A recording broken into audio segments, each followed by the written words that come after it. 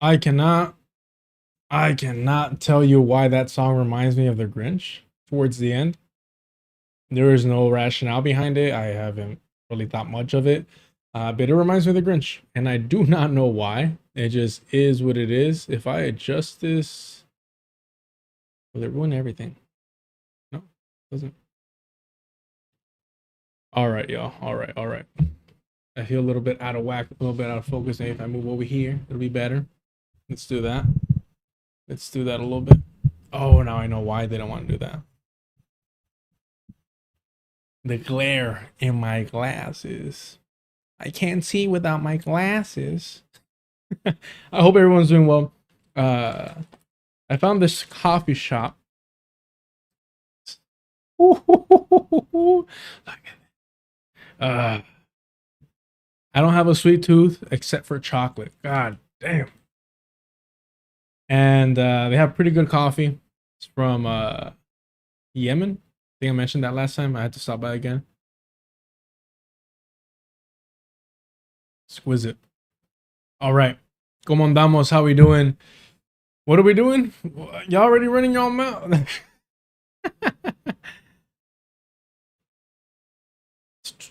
I didn't even put Hassan in the title. What are we doing? I fought the urge. He's full of sound and fury, signifying nothing. What are we talking about? Damn. There's a new FD video. I still need to catch up on finish watching Brandon Joy Gray talk about her like black pivot, which is like, bro, like you gotta admire the shamelessness of it all. And shout out to Dr. Gerald Horn, who does not need a shout out for me, you know, putting her on years ago at this point, saying, stop making excuses for these backward Europeans. No hacen caso, no hacen caso. But I believe we're live on everything. All right, cool. Awesome. Let's get this started. Let's get this going.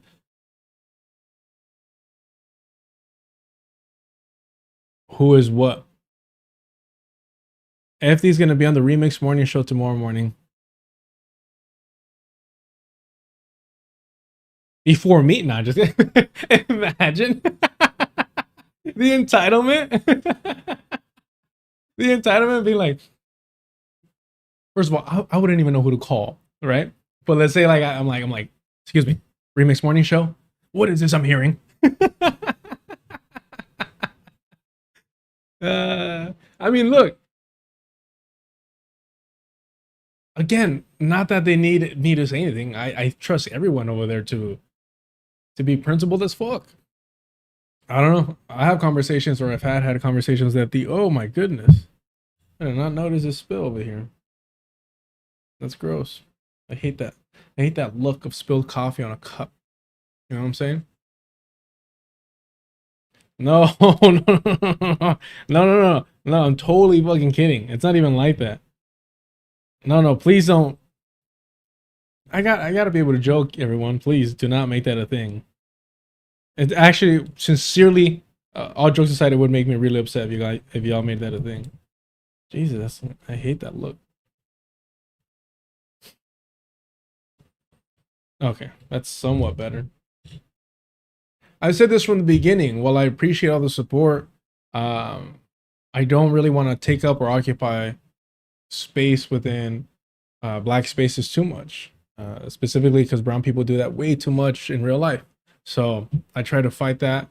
In fact, the reason why I ended up knocking out, waiting to see when I could jump into, Saturdays with Renee's, the anniversary show and the birthday show, was because I'm like, all right, where can I jump in where I'm not on this the whole time? Because if I jump in too early, I'm gonna want to stay and just, joke around and have a good time.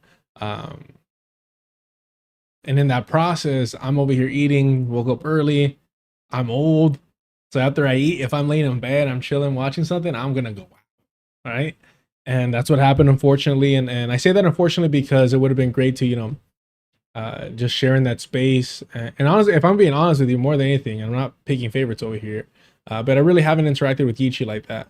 Um, and so that's something that I was looking forward to. More than anything is because somebody like Geechee, like I'm just impressed about like what type of like mental exercises they do in preparations for something like Earn Your Liberation. Is it a lot of meditation? Is it just kind of like I don't know, watching like the Golden Girls or something like that to really be like consumed by like a generational gap that is very some say impossible to fill? And so I had a lot of questions for Geechee. And again, I was gonna hog the mic. I was gonna hog the mic. Um, yeah. So, and also like, kind of like behind the scenes, do you have to make sure everyone took their nap? Do you have to make sure everyone had their pudding? Do you have to make sure that like everyone's well rested? That they got their walk around the mall. Like things like that. Um, can't think of an old show. I don't know what to tell you. But yes, as we know, Geechee runs the nursing home. Yeah, he's a one man operation over there. Actually, like, okay, yeah, we're live on both. Awesome.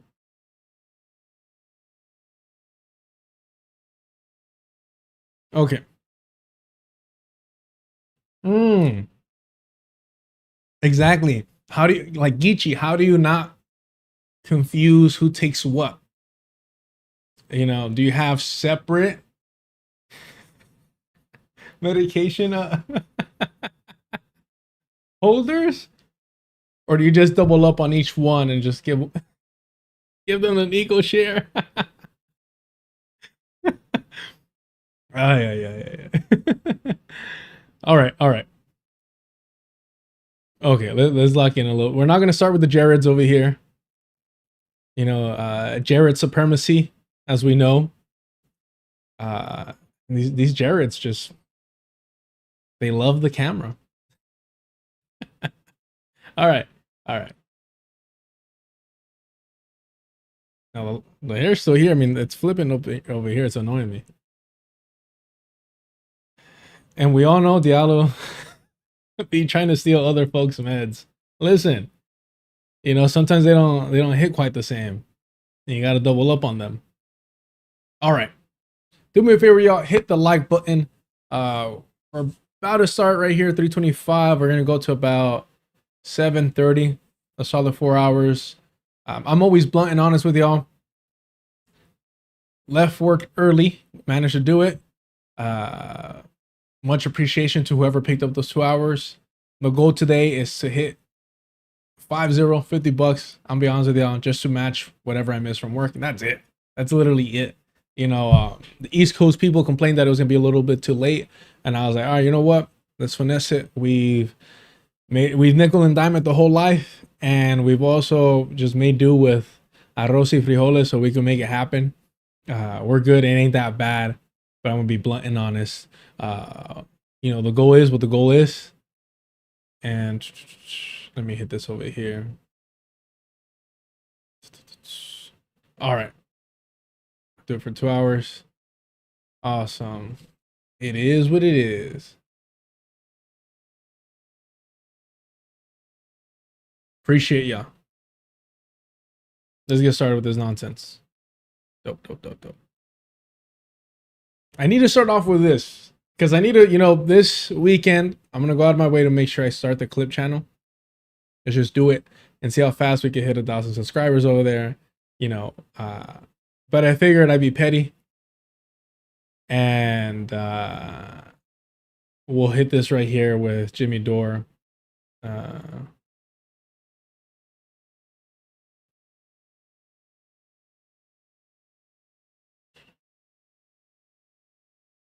What am I missing, y'all? What are y'all on?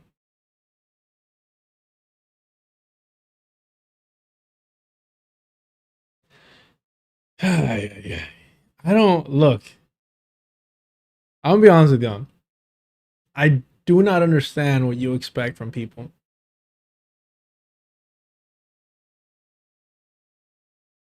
I don't. They've shown you who you are. I voted for Kamala Harris. You got a problem? Thank you so much, New Mexican, for the $25 super chat. Here's half. He says, "Shut your mouth." Yeah, cállate. That's what. Thank you so much for that super chat. Very generous. I appreciate it. Thank you so much. All right. New Mexi Bean, thank you so much. All right. Look, people are who they are. You got to believe them. And especially as individuals get older, it's hard to teach an old dog new tricks, you know? So my recommendation is just be realistic. And look, when things work for individuals, when there's a financial incentive, there's going to be limitations. You know, I don't judge people based on my expectations of them, right? Thank you so much, BT, for the 5 gifted memberships. Thank you so much. Thank you so much. I appreciate it. Thank you for that.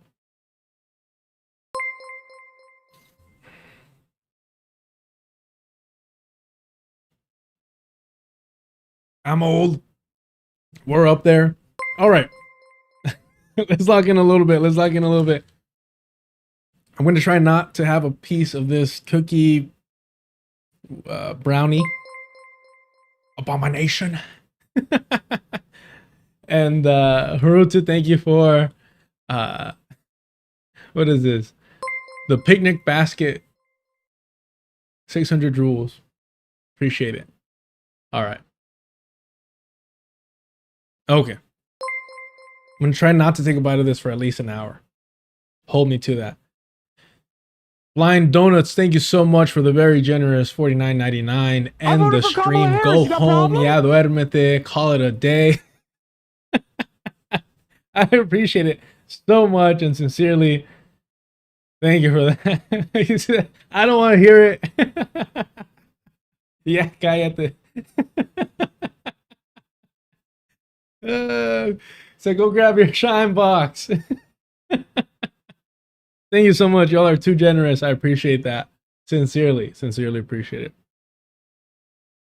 Ah, man. Thank you so much. Go get yourself something nice. Okay. PlayStation. So now do we get 50% more stream? Yeah, but it's gonna be like the Cheeto bags, you know, where it's like now like the bigger bags, but it's just more air. Which some can say all I do is blow hot air over here. So there we go. There we go. There we go. All right. I appreciate y'all so much. And shout out to the Discord for putting me on to making sure that I checked out both Second Militancy, Lada's conversation with Dr. CBS, which is amazing. And I mean, that's an understatement, but their chemistry together is just top notch. They're back and forth. As I've mentioned before, seeing Dr. CBS kind of get annoyed at having to like humor, let's put it that way, having to humor certain individuals is very evident. The doctor does not have a poker face. However, with Lada is like, boom, they're just bouncing off each other and just, it's wonderful to listen to. So shout out to that. And of course, we're going to be checking out a little bit of Millennials Are Killing Capitalism. There's a section there which I really enjoyed. It was actually my second time watching that, but I had missed the first half. So there's that. I voted for Kamala Harris. You got a problem? Deserts X Oceans, thank you so much. Yes, I will. I'm just trying to because I just finished eating. I literally, you have to understand, I was like finishing eating because even when I leave early, like to make sure everything starts up in time, which you can make the argument it hasn't. I'm just like eating whatever's in front of me, and it's so I'm not ready for dessert yet, believe it or not. Okay. All right. Yeah, I'm actually still not done with that psychic militancy episode, but really just so much to learn there. So much to learn. Let's do it like that. Okay. I listen to this. Oh, by the way, on a side note, before we get started, I've never been a fan of musicals. I believe it's the 10th anniversary for La La Land. Turns out that if I'm buzzed, musicals are actually kind of fun. But I don't think I've seen a musical like that where it didn't feel much like a musical, except the beginning almost made me walk out of the theater because it was so corny and cheesy. It was the corniness of musicals I cannot stand. But I was kind of stranded in watching it, and especially like one drink in to start off, and then the second drink throughout the movie. And I was empty stomach too. Didn't have time to get lunch. And listen, there's a lot to talk about in terms of a white dude in jazz, and at the end of it, the kind of normalization of men giving up their dreams. I'm gonna say it. I'm gonna go full red pill. Men giving up their dreams in the pursuit of quote unquote happiness and family, which I think, while sure it's the norm and expected of women, you know, that new kind of, not new, but a lot more modern pitch is like, hey, like, anyway, we're not gonna get into that. We're not gonna get into that. We're not gonna get into that because D5J already getting banned. Like it's wild. Already getting banned. That's the Lin Manuel in him. What is it? Immigrants, we get the job done. You know what it is too? I love a movie with a not happy ending. I love a movie where people do not end up together. I love that shit. Hell yeah. Real fucking life. I like that. I like that. I don't know what the hype was. Also understand, I hate musicals. You have to start off from that point. I hate musicals. 2 good drinks in. I'll give you, it's a little too sweet, but it's great. Frescas do like a vodka thing. It's great to sneak into theaters. Not that I would ever do that. But Frescas does a really good, like, I don't know what you call that, seltzer, right? I'm not a big drinker. And that's real nice.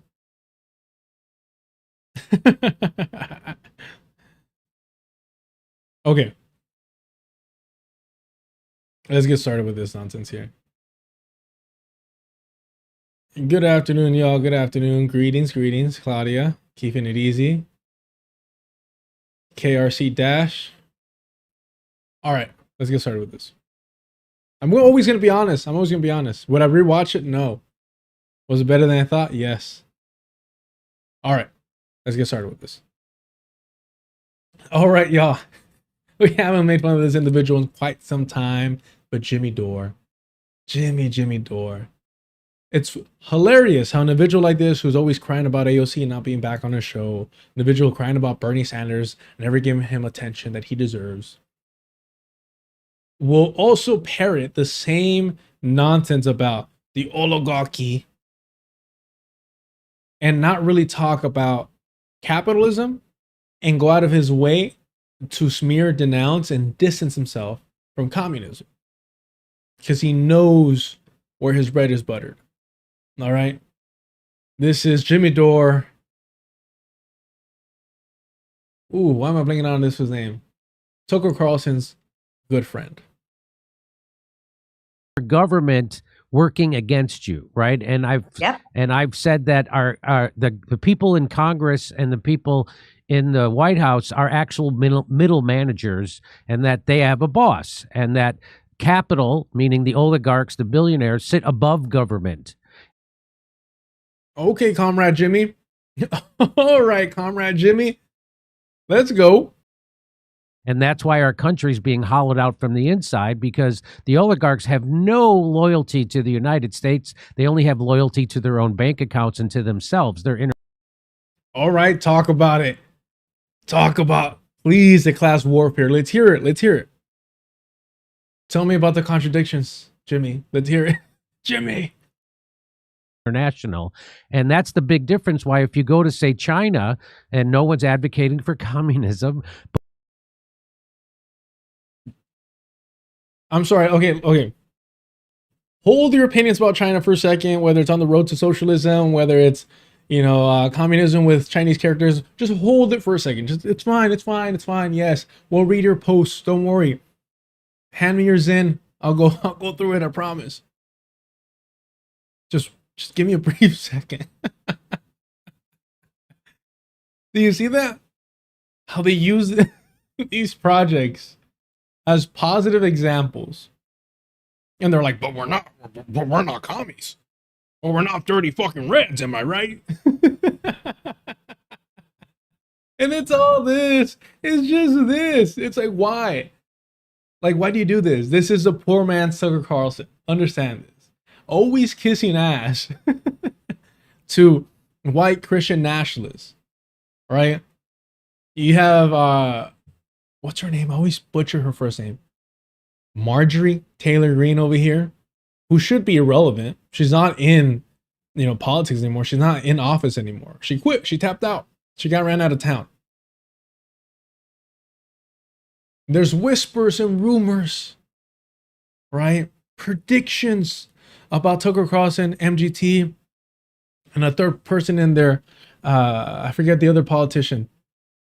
Supposedly starting a third party, a right-wing third party. And maybe collaborating with the libertarians, right? And at the end of the day, they're just gonna endorse JD Vance. Go for it. Go for it. If JD Vance, somebody who lacks so much charisma, because at least you can make the case for Donald Trump being a charismatic figure, right? But if JD Vance, someone who has no charisma, who is married to a brown woman, has brown children, is able to win, it's on us. And it's a wrap. Joe Kent. Okay, there you go. I, for the life of me, cannot see JD Vance winning the presidency in a fair election. No, but he doesn't have it. I don't think he has it. And if I am to believe in the fugazi and the circus and the distraction and the show running, I don't think it's going to be him. There's something missing about him. There's a weird uncanny valley about JD Vance that doesn't quite make it. And what I think it is, it's a stench of desperation. I think that's what it is. That you could smell it through the television screen. You could feel it. It's uneasy. It makes you uncomfortable. I still believe in the whole thing that voters who don't really engage in politics and aren't completely absorbed into the whole extreme polar opposites and buy into it all, at the end of the day, still go through this whole, oh, will I have a beer with this guy? They still embrace that. And I don't think anyone wants to have a beer with JD Vance at all.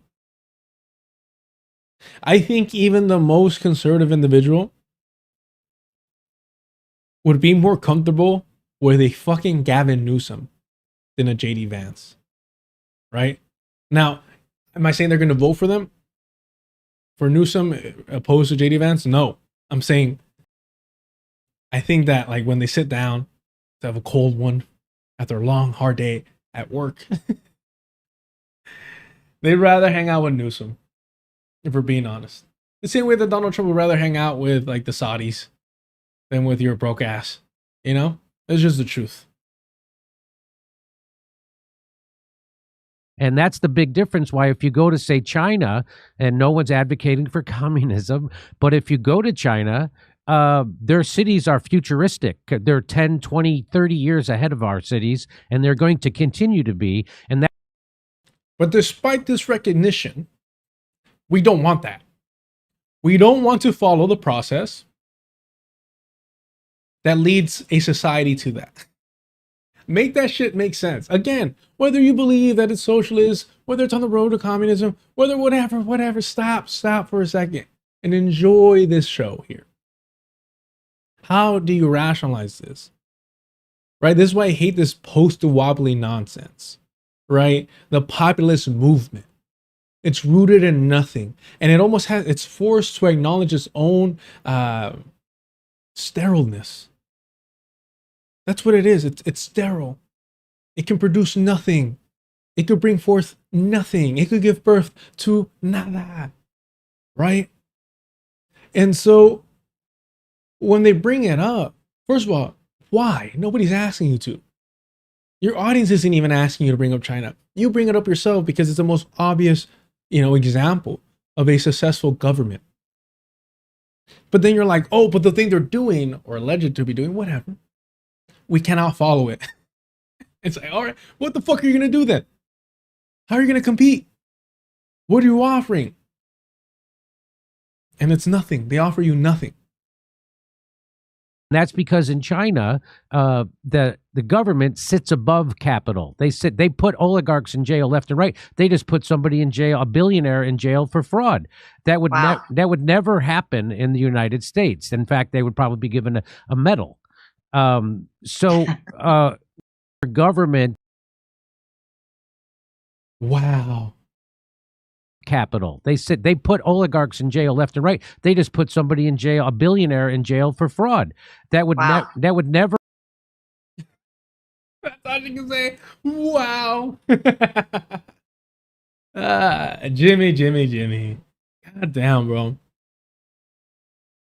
I mean, I wish this person could just fade into relevance, but I think that Jimmy Dore's always going to serve a role. And Jimmy Dore's always going to be, it's the whole Joe Rogan thing. Somehow these individuals, private school kids, can just play the whole fucking average Joe fellow character. It makes no sense. And you know what it is? It's that they're both mediocre as comics. So you kind of feel sorry for them. You're like, oh man, yeah, he's rich now, but he found a way. He found a way because his stand-up was not it. Have you noticed that? Joe Rogan and Jimmy Dore are not known for their stand-up comedy.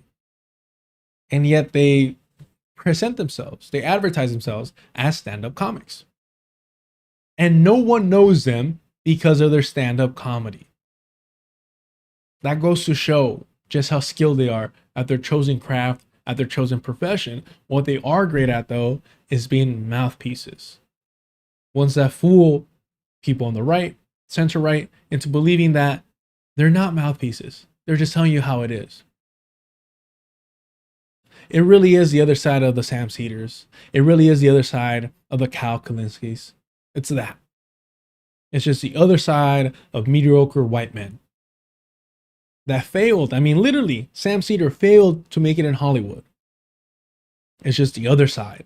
Why do you think Sam Cedar and Jimmy Dore had like this weird rivalry? They were competing to see who the most mediocre grifter is in the political space. The senior citizen division of the grifters in lefty quote-unquote politics. And I do believe that Sam Cedar had a true hatred for Jimmy Dore because Sam, like all good liberals, believes that he's the smartest person in the room. And it's like, bro, when you're competing against Jimmy Dore, anyone's the smartest person in the room other than Jimmy. But Jimmy had more success at the time, more viewers, and Jimmy was still pretending to be a comic where Sam can't, Sam will pretend to be an actor here and there, but he can't pretend to be a producer like he wants to be, a director like he wants to be, right? So he's to settle for shit. That's where the real anger, resentment was. It wasn't about politics. They don't give a fuck about politics. These white rich men have nothing invested in politics. Come on now. Yeah, Sam Cedar cares so much about politics that he left his show for 2 weeks to go do some secret ultra hush project. I don't know. Probably dig up the grave of Michael Brooks or something. Can't wait to see it. All right, let's move on from here. Ooh, look at this. Alejandra Ocasio-Cortez. AOC rejoined DSA this month after a 7-year absence. 7-year absence. Sheesh. The socialist standard bearer apparently forgot to renew her annual DSA membership when it expired in 2019. Dude, there is no standards over there. And I, for one, love it. I, for one, appreciate it. The more these politicians demonstrate that the DSA is a fucking joke, the happier I am. embarrass them, run them through the mud, leave them stranded. Do what you have to do to make sure that the rest of the fucking country knows that the DSA cannot do anything to these politicians. That all they're here to do is to cater to the politicians and serve as a fucking bumper sticker to their campaigns. Have some goddamn shame.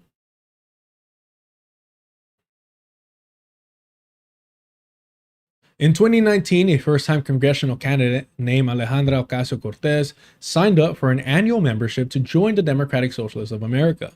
Over the next 8 years, AOC became the most famous DSA member in the US, breaking records for small donor fundraising and serving as a key endorser for other DSA candidates like Mayor Zohran Mamdani.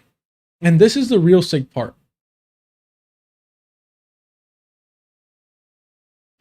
Breaking records for small donor fundraising. These are your fucking reverse Robin Hoods. They're literally stealing money from the working class, individuals who for them, $10 is hurting their pockets, is altering their fucking week. That's who Alejandro Ocasio-Cortez, Bernie Designates Sanders, you fucking name it, all these wannabe fucking leftists are taking money from. This is who they're stealing from. And this is why I say, like, individuals like this are no different than the pastors, the evangelical pastors, the prosperity gospel pastors. Same thing, same fucking thing. They're promising you a pie in the sky, but instead this pie will come through the Democratic Party if you just vote for them a little bit harder, a little bit more. But for much of that time, AOC was not technically a member of DSA. Her annual membership expired in 2019, and she apparently never renewed it. Now, some people expect her to be anti-Semitic and say something about AOC revealing that she's Jewish, and maybe the dues were a little too expensive because it's based on how much your income is. And now, she just, I gotta save where you can. Probably like 50% of these comments are fine. 30% are borderline. Like somewhere in the middle. Potentially yes, potentially no, depending on the intent behind them.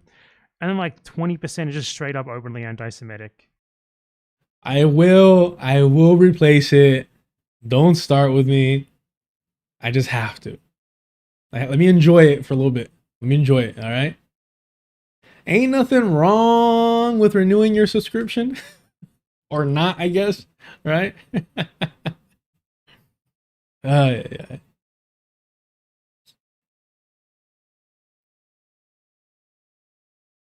A spokesperson for AOC declined to comment.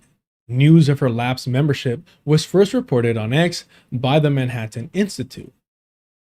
Democratic Socialists of America confirms Representative Alejandra Ocasio-Cortez is a member in good standing for our organization, having recently rejoined in August 2026. Oh, she's definitely running for president. Oh, that's fucking great.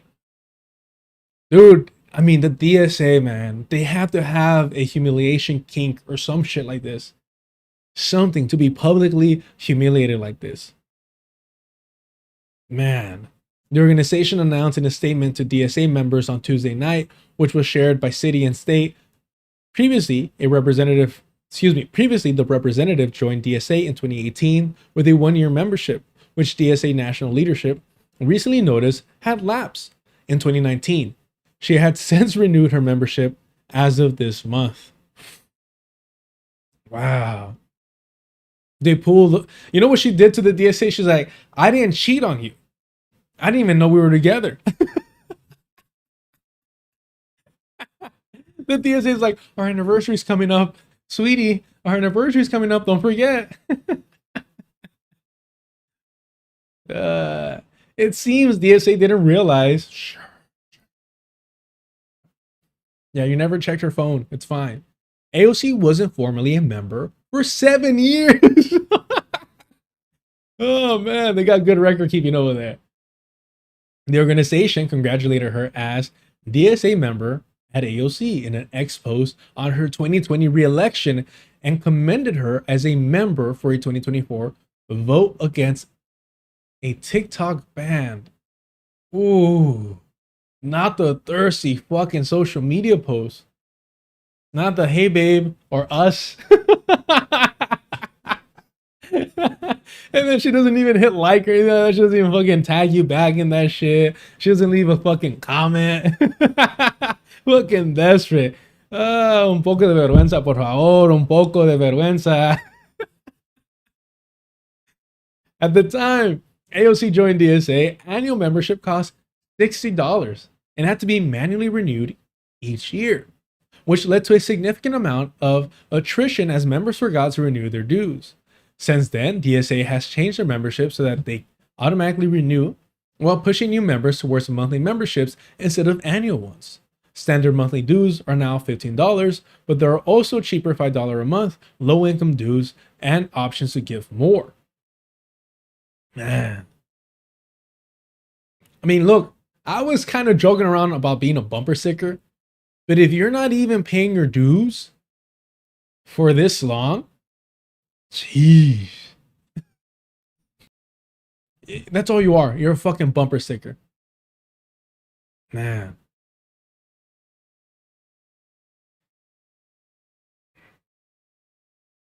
DSA decided to investigate AOC's membership after she was asked in an ABC interview whether she was still a member of DSA and said that she was only a member of the New York City chapter, but not the national organization. This answer perplexed her comrades. Wait, who are AOC's comrades? I had to know. Wait. This answer perplexed her comrades. Yeah, I'm sure. Nancy Pelosi's like, wait, como? Como que no?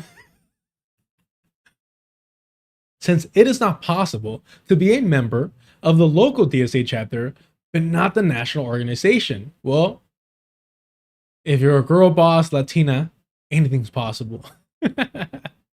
To be a member of the NYC DSA is just to be a dues paying member of the national DSA who lives in New York City. NYC DSA members can optionally pay extra dues directly to their local chapter, but that's on top of their national dues, not in lieu of them. Oh no. Oh, I forgot my chapstick. Give me a sec. I need this. Mind you, I bought like 2 of the 3 packs. No clue where any one of them are. My apologies. I need this though. Give me 1 sec.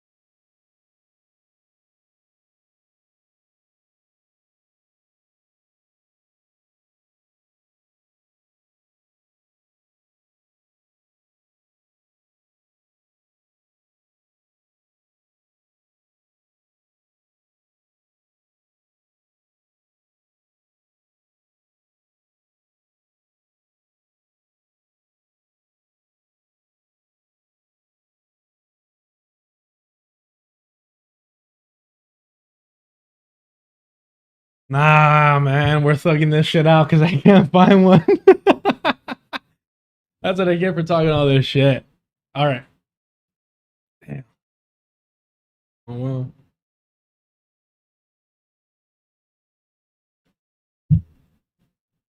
I'm having too much fun with this. I need to wrap this up. All right. Yeah. There we go. AOC certainly has a closer relationship to NYC DSA than to National DSA. Since 2024, she has only been endorsed by the local chapter, not the national organization, but she has never been a member of NYC DSA without also being a member of the national DSA. I like how I like how they just like had to spell this shit out quite literally. That you can be both. AOC is widely seen as a potential presidential candidate in 2028, and a growing number of DSA members want her to run. They're fucking cocks, bro. What the fuck is this? And I hate using like these reactionary terms, believe it or not. But what do you call somebody who swears they're in a relationship as they're watching their, significant other, their preferred candidate, if you will, not pay him any mind, not pay him any attention, not even pay them for a fucking cab fare, all right? Not even paying for their fucking meal. And they're still sitting there in the fucking corner and they're watching AOC lie for Kamala Harris, lie for Genocide Joe, and say they're working tirelessly for a ceasefire at the DNC. And there you have DSA in the corner, so proud of her, so happy, and saying, we want you for 2028. And it's like, bro, like, she's not into you. She's not into you. I'm sorry. It happens in life. And you got to lick your wounds. You got to get up. You got to find somebody that's actually attracted to you, that actually is invested in you, that actually cares about what you think, that wants to impress you, that wants to make you happy. It's sad. It's sad, but go ahead. Please. Ay, ay, ay. All right. I don't know. Maybe we actually are bordering along misogyny, so I'm going to pull back on this, all right? Jeez.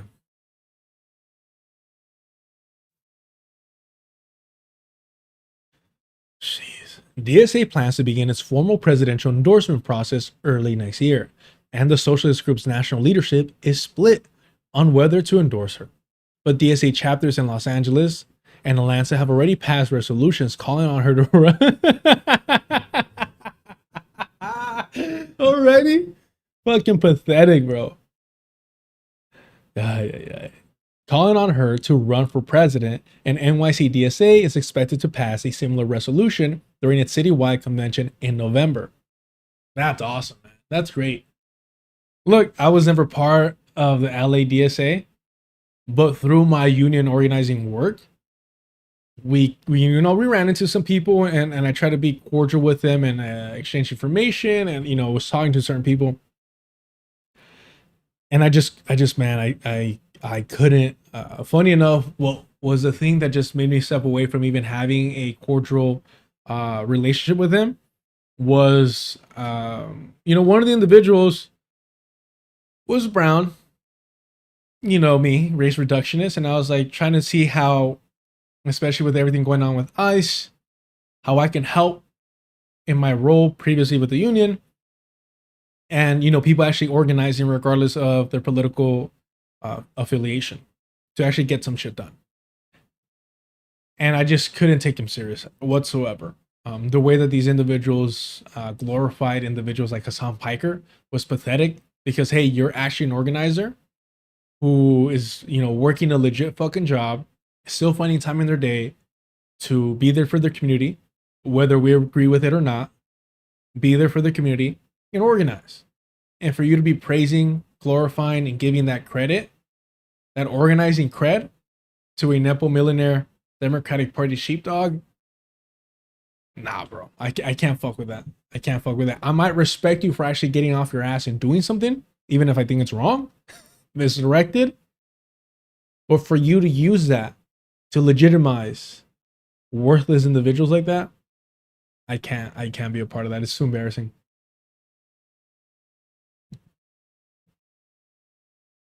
You can't hear anything? Maybe refresh it? Yeah, just try refreshing it. My apologies there. All right. In its statement to members, DSA said it decided to share details about AOC's membership history due to the possibility of her running for president. While it is atypical for DSA to address the membership status of individuals, ongoing discussions about the 2028 presidential campaign have prompted this release, with chapters and members campaigning to draft Representative Alejandra Ocasio-Cortez as a potential presidential primary candidate. We believe that the status of our membership is essential information for members to have in their deliberations and discussions, the statement said. Top leaders in NYC DSA have already met privately with AOC. It's a wrap. Ain't no fucking democracy around here in any fucking level. To encourage her to run for president. As City and State first reported and heard around town, one of the key behind-the-scenes figures in such a discussion has been Jeremy Cohen, the coordinator of NYC DSA's Federal Socialist in Office Committee. Okay. Definitely a Fed in some form or another, right? On Wednesday morning, NYC DSA conspicuously posted a photo on X of Cohen and NYC DSA co-chair Grace Macer and Gustavo Gordillo alongside AOC. Democratic socialism is the future, the post said. Wow. Let's see it.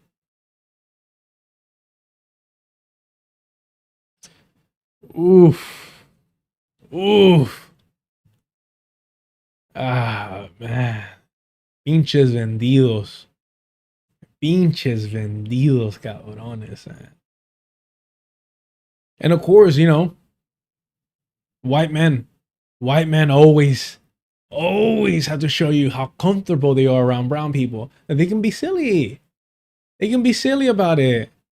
Yeah, they're so goofy. Oh my goodness. Yeah. Ha ha ha ha. Crazy, aren't they? Oh, what, they're so wild. Wow. Yeah, they're characters. Yeah.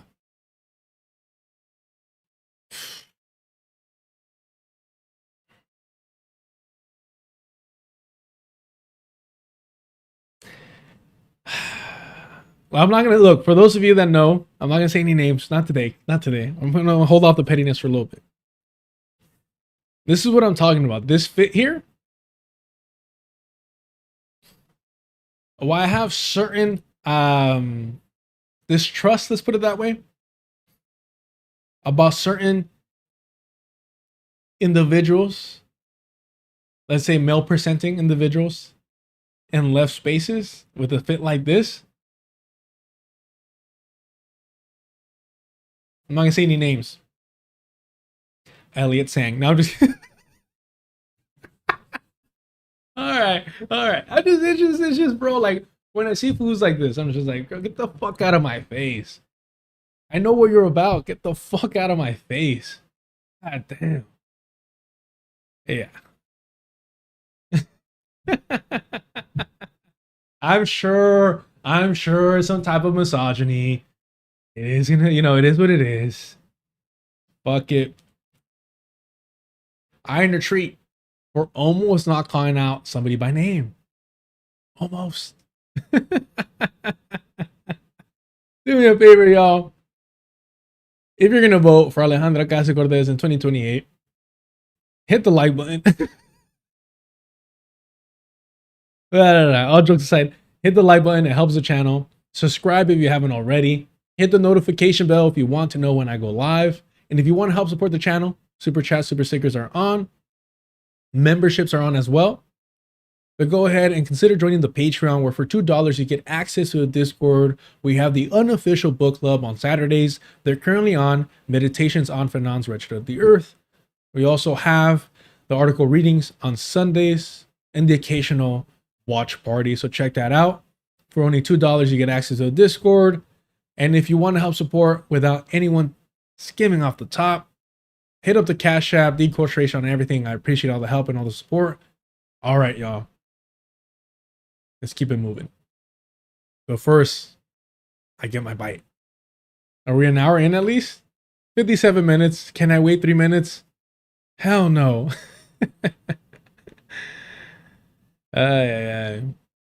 Simplistic Linguistics says, Zany white guy. That's exactly what I was thinking. I couldn't think of the actual like words. But yes, very zany white guy. You know? You guys are, oh my goodness. So good. Oh, but there's more. We're not done. That's right. Should we watch this at least for context? But by the way, just a quick definitional thing. What, in your mind, is the difference between socialism and communism? I think, to me, the fundamental differences, I mean, there's many. Yeah. One prevailing one is democracy. And I believe that democratic socialists are fundamentally pro-democracy.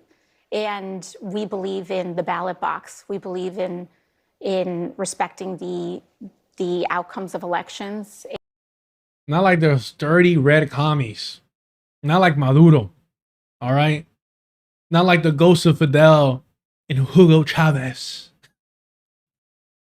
And governing democratically and ensuring that the ideas and policies that are implemented are won through popular vote and popular opinion. And so I think that's why so much of what we focus on is also making sure that we are providing for the majority of Americans, guaranteeing health care, raising wages, strengthening the right to a union. And I think that that's at its core what we're about. Are you still a member of Democratic Socialists of America? Of the New York City chapter. The New York City chapter, not the national. No. She doesn't claim you, homie. She basically said, it's complicated. She said it's complicated. You know? It's nothing official. All right? When they're in town, we see each other. When they're not, I live my life. And good for you, Queen. Good for you, AOC Queen. Ah, man. If only we're so lucky 2018 or 2028. Where am I at? Oh, 2018 is the last time she paid her dues. Is that what I'm thinking? Anywho, no, it's 7 years, not 10. Almost a decade. But all right. Now we can wrap up that section. And then we're just gonna edit that a little earlier. All right. What are we playing up next, though? Ooh. Is the East Coast in the house? Streaming early for y'all. But okay. Finally, I can take a bite of this.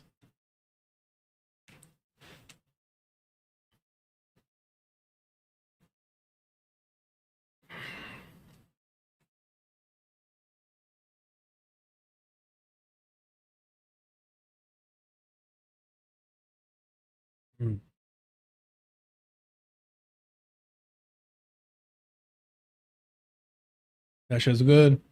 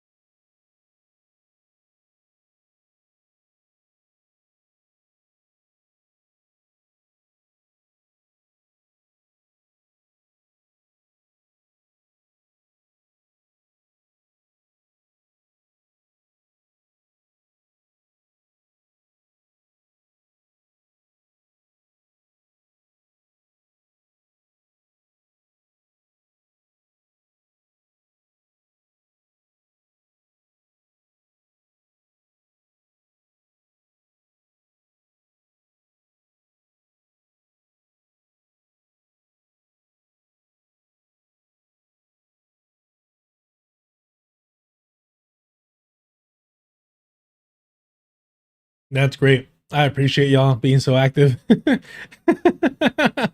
this what I have to do to get everybody busy in the chat? Is just bring up the day, the daily fit that Hakeem Jeffries is wearing.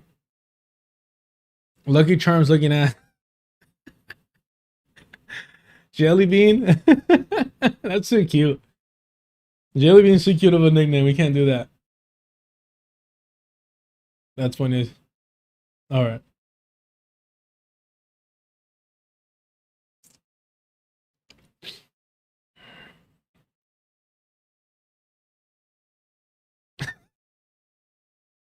Luigi broke cousin. Yeah.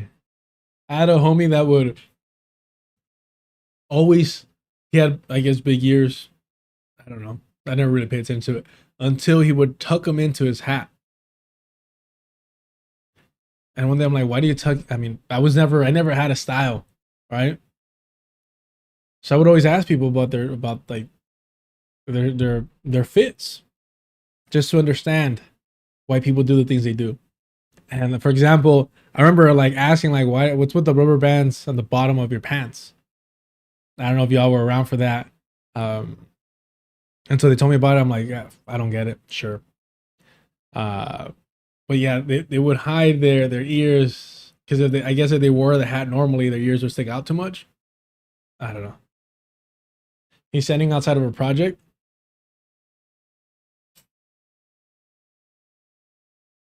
That fool always holds that shit down. He's always holding it down. All right? He's not bougie like you. You know what I think it is? And here's what y'all missed. Maybe I didn't see it in the chat. This is what fools with like color eyes do. This is the shit they pull off. He's doing anything to make his eyes stand out even more. That's what it is. They're unbearable. If you know a man with colored eyes, they do shit like this. They practice never blinking. Right? They stand in front of a mirror and they just like stare straight into it and they're like, ugh. So they could lock eyes and like win you over. And they'll just, and they won't blink until you're like, oh my gosh, you have colored eyes. And they're like, oh, you noticed? And they're just like fucking dehydrated, right? Hell yeah, I'm a colorist. Get them blues and then greens out of here. There's a brown eye town only. Hell no, bro. Look. With my bad eyesight, even when I'm wearing sunglasses, they're prescription sunglasses. And so like, it's still kind of hurting my eyes, to be honest with you. And so can you imagine if I had one of these mutations, if you will, right? These regressive genes, ugh. Right? The blues, the greens, God forbid one of each, a true abomination, right? No, thank you. I tell you what, around these parts, brown eyes rule supreme. All right. Yeah, none of these muties, none of these mutie freaks. All right. Yeah, all right. Let's hear what he has to say, though. Let's hear what the leader, everyone, chat. Can I get a leader? Can I get a leader in the chat, please? We're about to listen to leader Hakeem Jeffries. I want to give you a little real talk on this Jared Kushner.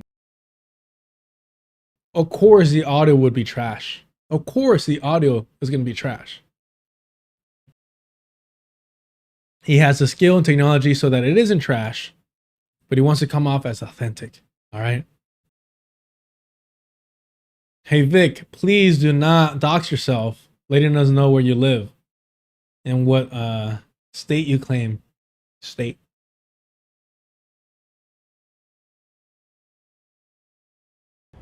I want to give you a little real talk on this Jared Kushner situation. Everyone sit down, take a knee. All right. If you can, sit in your chair the other way around so that the youth know that you're really about it. In fact, fuck it. Do I have a green hat? I don't have a green hat. I actually do not have a green hat. Damn it.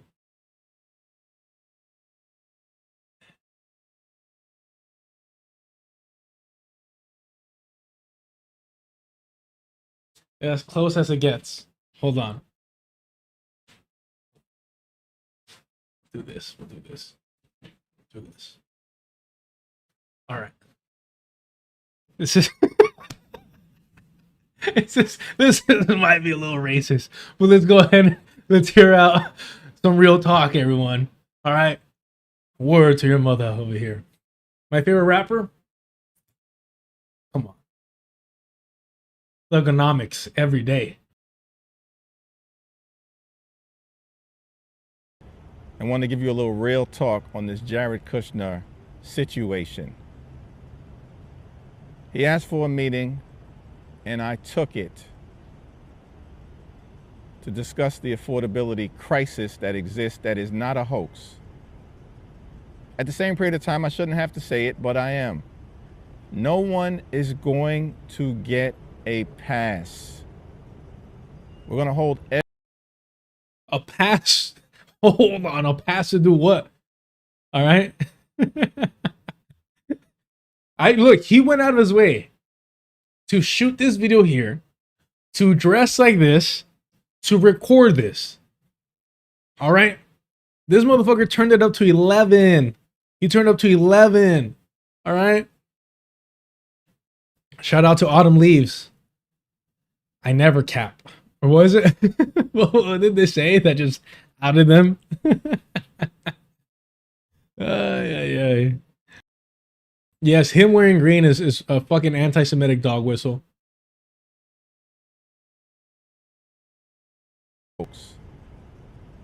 At the same period of time, I shouldn't have to say it, but I am. No one is going to get a pass. We're going to hold every single member of the Trump cartel accountable, beginning on day one. I want to give you a little real talk. Well, that's enough of the real talk over there. Yeah, I don't cap. That's what it was. Yeah, pathetic.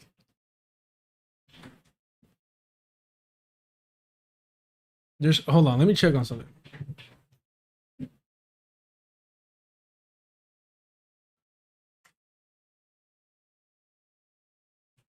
I guess that's how hot it is out there. You know his pants have a crease. They fucking better. That shit better look fucking Feedman, bro. I better pull out a fucking ruler. You know? All right. So let's check this out here. Actually, let's skip. Now let's watch a little bit more. Oh, see now he's toned it down for CNN. Now he's toned it down for CNN. Now we got the muted colors. You know what I mean? This is helping him, you know, his complexion look a little bit lighter. He looks a little bit safer. You know, we have a whole Tiger Woods angle going on here. All right. Definitely wearing some like Crocs or maybe like some socks with sandals. Some shorts. Yeah, you know, we're just going down to the golf, you know? Yo, hey, yo. Okay, all right, relax.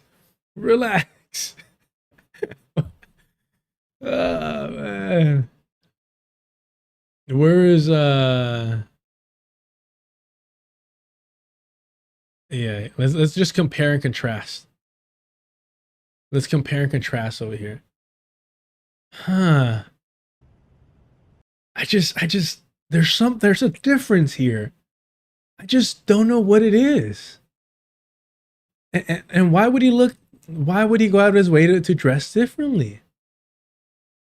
Huh. Chat, can somebody chat? Look. Any other black folk want to engage in radical activist language in this fucking chat? Can anyone help me to distinguish the difference here? What's going on? Explain it to me, please. You know, I just don't understand why he didn't wear the hat. Oh, maybe he didn't have like a salmon. A salmon, is that the color we're looking at here? A salmon New York hat? Maybe that's the problem. Yeah. That's what it was. Surely. No, we're gonna get real talk here. He's gonna tell Wolf Blitzer, the fucking lifelong Zionist, if he's ready for some real talk. Joining us now to discuss this and more in an exclusive interview is the House Minority Leader, Hakeem Jeffries of New York. Leader Jeffries, thank you so much for joining us. Can you explain? Homie, you don't gotta tell me he's from New York. I can see it, all right? I can see he's from New York. With that fit, I know he's from New York. Come on now. Redundant ass. What was the specific objective of this meeting you had with Jared Kushner in New York? Well, good morning, Wolf. Great to be with you. And as we've repeatedly indicated as House Democrats from the beginning of this Congress, we're committed to pushing back against the extremism that has been unleashed on the American people every day, every week, every month, year after year, until we can end this national nightmare. At the same period of time, of course, we have a responsibility to solve problems.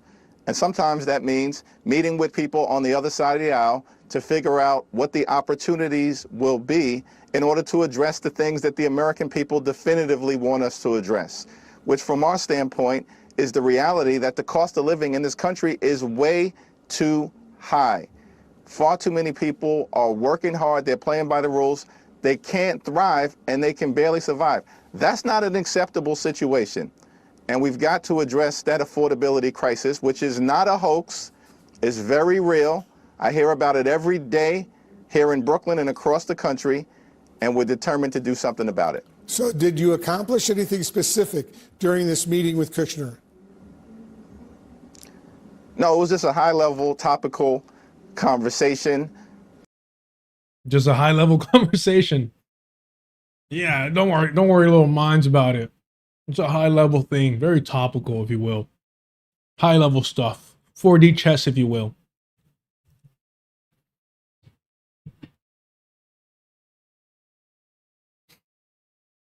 Particularly focused on affordability, as well as the housing bill that was recently passed and enacted into law as a foundation for the type of thing that perhaps can be built upon moving forward.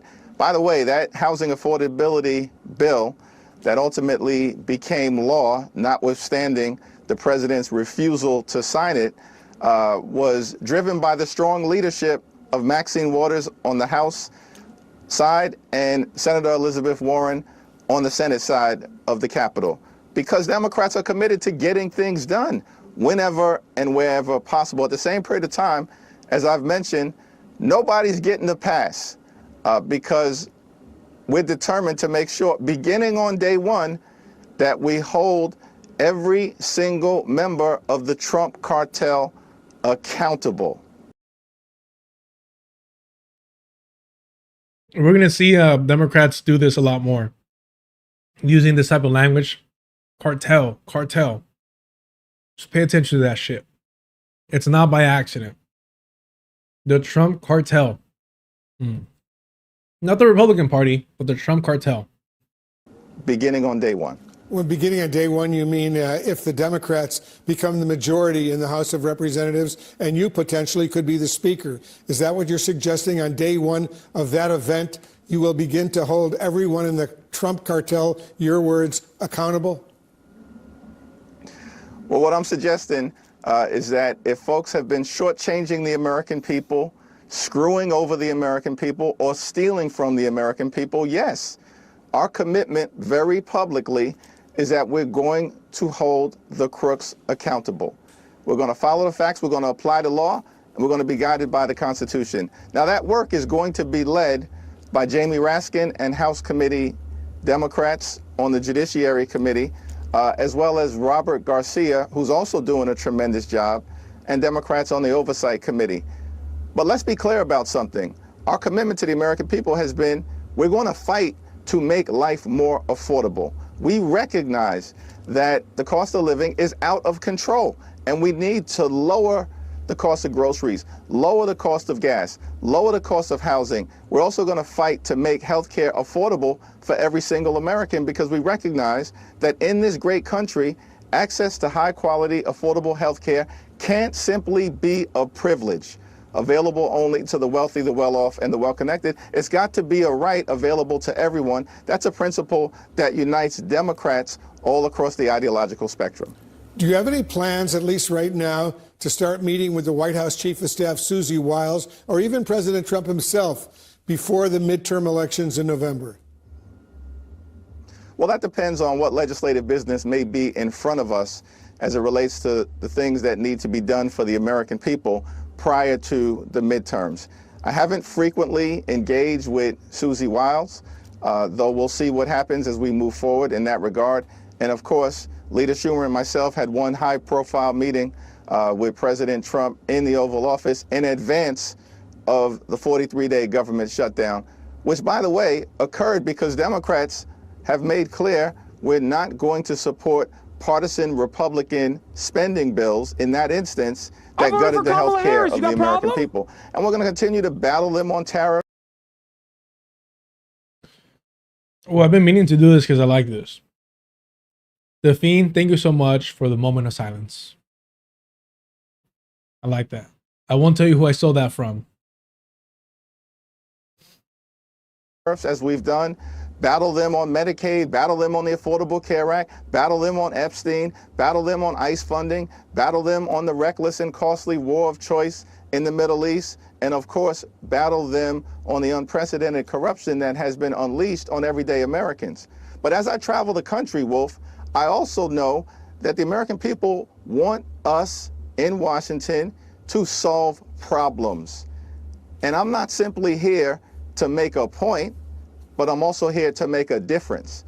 And we have a commitment to the American people to make a difference in their lives so that they can live an affordable life, a comfortable life, and live a good life, which we know what that should look like. It's a good paying job, good housing, good health care, good education for your children, and when it's all said and done, a good retirement. I know you've argued. It's so embarrassing how, and we saw this all throughout the last Democratic presidential debates, obviously not where Kamala got anointed, but prior to that, we saw how all these Democratic politicians were signaling or flirting with the idea of universal health care, Medicare for all, and immediately started walking that shit back. And we see here leader Hakeem Jeffries doing the same fucking shit, where he's talking about affordable or access to Medicare. It's just like, understand, man, we're never getting it. And the sooner we get comfortable with that reality, the sooner we could start using that as a reason, and I think it should be a bedrock reason, to push people to the left, to make them socialists, to make them communists, and dare I say, if they choose to, anarchists. But in all seriousness, because it's like, if during a global fucking pandemic, the Democratic Party will refuse to even hold a vote for Medicare for all, if the so-called squad, who that was their big thing, Alejandro Ocasio-Cortez, Medicare for all, Medicare for all, Medicare for all, if they're not willing to fight for it, or at least pretend to be fighting for it, it's never going to happen. I'm out here in California. It's a blue fucking state. Democrats left and right, DSA members in position of power left and right. It's not going to happen. There's too much money and corporate interest for it to ever happen. So they will watch us die, just how they watch us perish one by one during a global pandemic, and still refuse to provide universal health care. It's never going to happen. All right, this isn't me being black pill. This isn't me being a pessimist. This is me acknowledging the reality of the Democratic Party. They're a capitalist party beholden to corporations. And for that reason, it's never going to happen. Oh my God. Hakeem literally looked like a serious Patrick Star right now. Yeah. that Democrats can indeed address the issue of affordability, that crisis that's unfolding, and take on President Trump's tariffs while simultaneously conducting oversight of this Trump administration. Let's watch what you said in a video posted on social media just yesterday. Listen to this. No one is going to get a pass. We're going to hold every single member of the Trump. Who the fuck is that? Who the fuck is that? Wait, why are they pulling up this video of this notorious individual here when they're talking to our good friendly neighbor Hakeem Jeffries? What the heck? Who's that? Sweetie, get in here. Who's on the TV screen? In the ghetto. Oh, bro. If only I would have known. Look at this. No, man. No. Yes. Look. Fuck, I'm nah, man. This is bad. This is bad. We need to move on from this.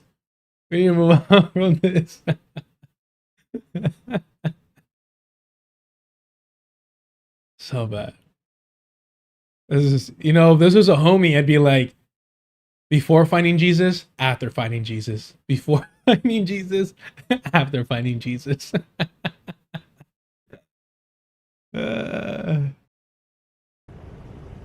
We're going to hold every single member of the Trump cartel accountable, beginning on day one.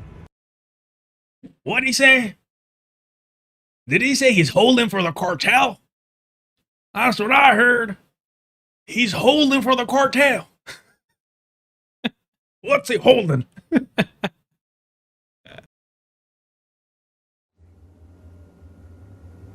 So what exactly does it mean, and what do you suggest it means when you use the phrase Trump cartel? Well, listen, Donald Trump has conducted himself like an organized crime boss. These people have unleashed unprecedented corruption on the American people. And here's our problem with that if you got people in high office that are so focused on enriching themselves, their family members, their friends, and their donors, then they're not focused on actually making life better for the American people. And so our commitment to combating corruption and to holding the crooks accountable beginning on day one is a commitment actually to make sure that we've got people in government focused on doing the things necessary to address the affordability crisis, to make sure that health care is affordable for every single American. There it is again. Affordable, that they have access to it. It's fucking pathetic. It's absolutely pathetic that they're trying once again to normalize this language to get you to accept the fact that medical insurance companies are just going to forever be willing to put your life on the line over fucking profits, man. To fix our broken immigration system, to restore the damage that's been done to voting rights in the United States of America, including by passing the John Robert Lewis Voting Rights Advancement Act, and of course, to ending this reckless and costly war of choice in the Middle East, which, by the way, has skyrocketed gas prices on everyday Americans, while at the same time putting Iran in a stronger position. So there's a lot of challenges. While at the same time putting Iran in a stronger position. This is not the party of peace. Man. Wait, hold on. Chittimaka, free Luigi? Now you better be talking about the homie Hakeem Luigi and not Luigi Mandilileoni. All right? Let him out. Let him out. You know what this reminds me of? Hold on. Where is it? Where is it? Where is it? This reminds me of was it? Was it? Well, if this is all real, then this gun is real. Then the bullets in this gun are real as well.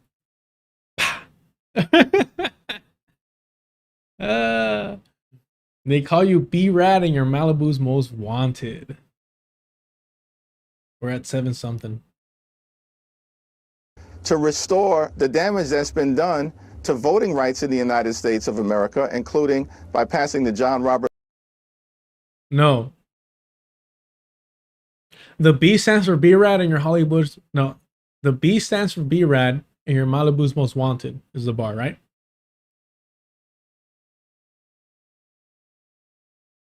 Go fetch...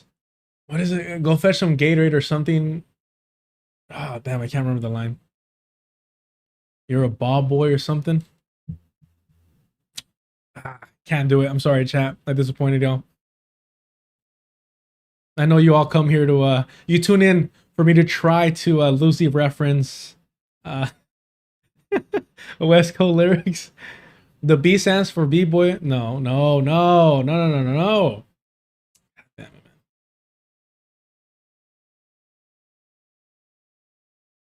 B-Rad. Oh. Is it? The B stands for rabbit? Malibu tea?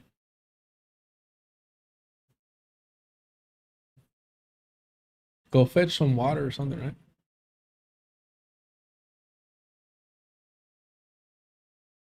How does it go?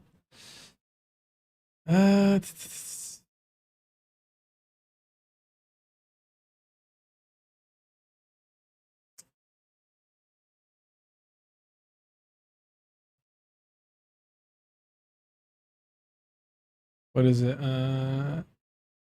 Oh, the B stands for and your Malibu's most wanted. That's what it is. Oh, but you see, because you don't understand. I'm such a devoted feminist. I'm such a feminist that even in my mind, I don't say the B word. All right. So this whole time, I'm like, B stands for B-Rad. B stands for Rad. What does the B stand for? I'm like, no, it has to be B-Rad because in my mind, I don't disrespect women like that. You have to understand. So like I'm different. All right. Like I read bell hooks, right? But I don't just read her. All right. I understand the struggle that a black woman has gone through. Hold on for a second. No, that's gonna be disrespectful. Hold on. I was gonna grab a book and it was gonna be mad disrespectful. Never mind. That bit dies there. The bit dies there. No, actually, the books that I do have written by black women are actually black women that I respect. So no, I can't do that. Yeah, nope, never mind. Cancel the bit. Retreat. Yes. Tactical retreat. Or is it fine? Oh, here it is. Ain't that something? Ain't that something B-Rad stands for? And your Malibu's most wanted. Yeah, you a ball boy fetch Gatorade or something. Since 2009, I had this jumping. All right. Hashtag ally. That's what it is.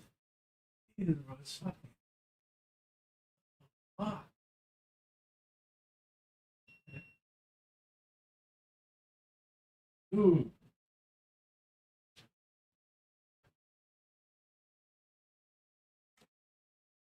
Bro, I'm telling you right now, it's barely like not even fresh, like cool in here.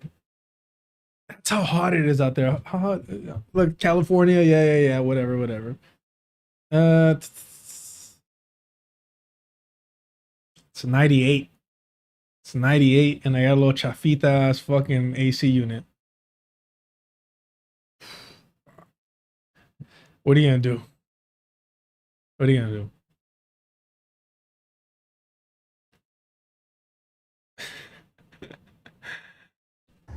to fix our broken immigration system, to restore the damage that's been done to voting rights in the United States of America, including by passing the John Robert Lewis Voting Rights Advancement Act, and of course, to ending this reckless and costly war of choice in the Middle East, which, by the way, has skyrocketed gas prices on everyday Americans, while at the same time putting Iran in a stronger position. So yeah, let's think about the gas prices and not, the countless of lives and children that we have assassinated, murdered in cold blood. But no, let's focus on, the gas prices instead and how that's only benefited Iran, for sure. And again, understand that Democratic voters, whether they're DSA or whatever the fuck they want to call themselves, the reason why they want a Democrat in office is not for world peace. Is not to give you any true fucking equality, right? It's not to challenge capital. It's to have somebody that can manage the empire more efficiently. They're offering you efficiency. They're embarrassed of Donald Trump. They're embarrassed of the Republican Party being so fucking backwards. They're trying to move this country forward, right? That's what they want. It's no different than like Bernie Sanders being embarrassed of Benjamin Netanyahu and all the reactionaries in the Knesset, right? Bernie Sanders, Prime Minister of Israel, 2028. Let's make it happen, y'all. So there's a lot of challenges that we'll continue to confront as House Democrats through the balance of this Congress and, of course, into the next Congress. If you become the leader or the Democrats become the majority in the House, are you open to pursuing impeachment of President Trump, or are you ruling that out?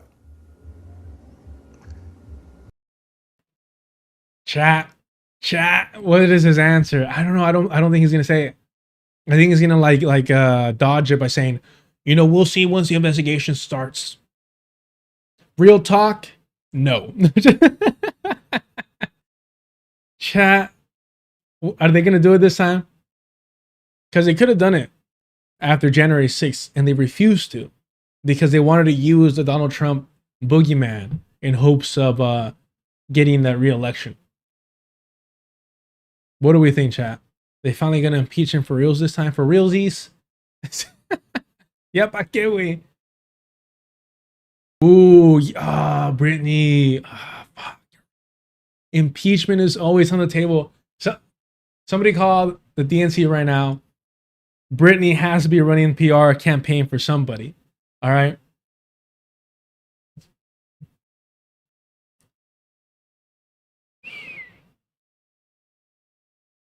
Let's see. Well, we've made clear we haven't ruled anything in and we haven't ruled anything out. Oh, what a spineless fucking hack. Bro, miente. Just fucking lie. You can't be held accountable. Nobody's gonna remember this. Look, even Donald Trump was like, ugh. What a coward. What a loser. We haven't ruled anything out. Oof. See, Brittany, here was your problem. You didn't aim low enough. You didn't aim low enough. You didn't. That's your problem. Because Brittany said, what is it? Impeachment is always on the table. See, that's too bold. That's too much courage. Aim lower. All right. The first time I shot me at Kendrick, what was it? I aimed too high? I don't know. We'll stop. I'll stop. My apologies. I don't know what's happening to me. We'll stop.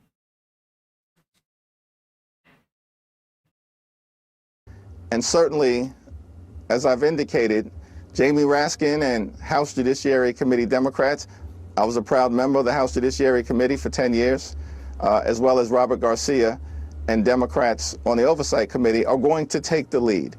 And as we've done in the past, whenever there have been moments of accountability that we've had to lead on, we are guided by three principles: follow the facts, apply the law, and be guided by the United States Constitution. On another important issue, Leader Jeffries, you issued a statement yesterday slamming what you called the malicious claim that American Jews are inviting violence against themselves as, quote, dangerous and anti-Semitic. Before we got there, the lyrics I was referencing was, the first time I shot me a Drake, the homie told me to aim it this way. I didn't point down enough. Today I'll show you I learned from those mistakes. And to me, that always came off like I wasn't petty enough. All right. Let's talk about anti-Semitism. Woo!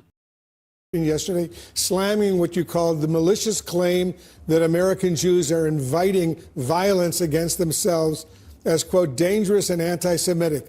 Was that in reference to far-left influencer Hassan Piker and his recent very controversial comments?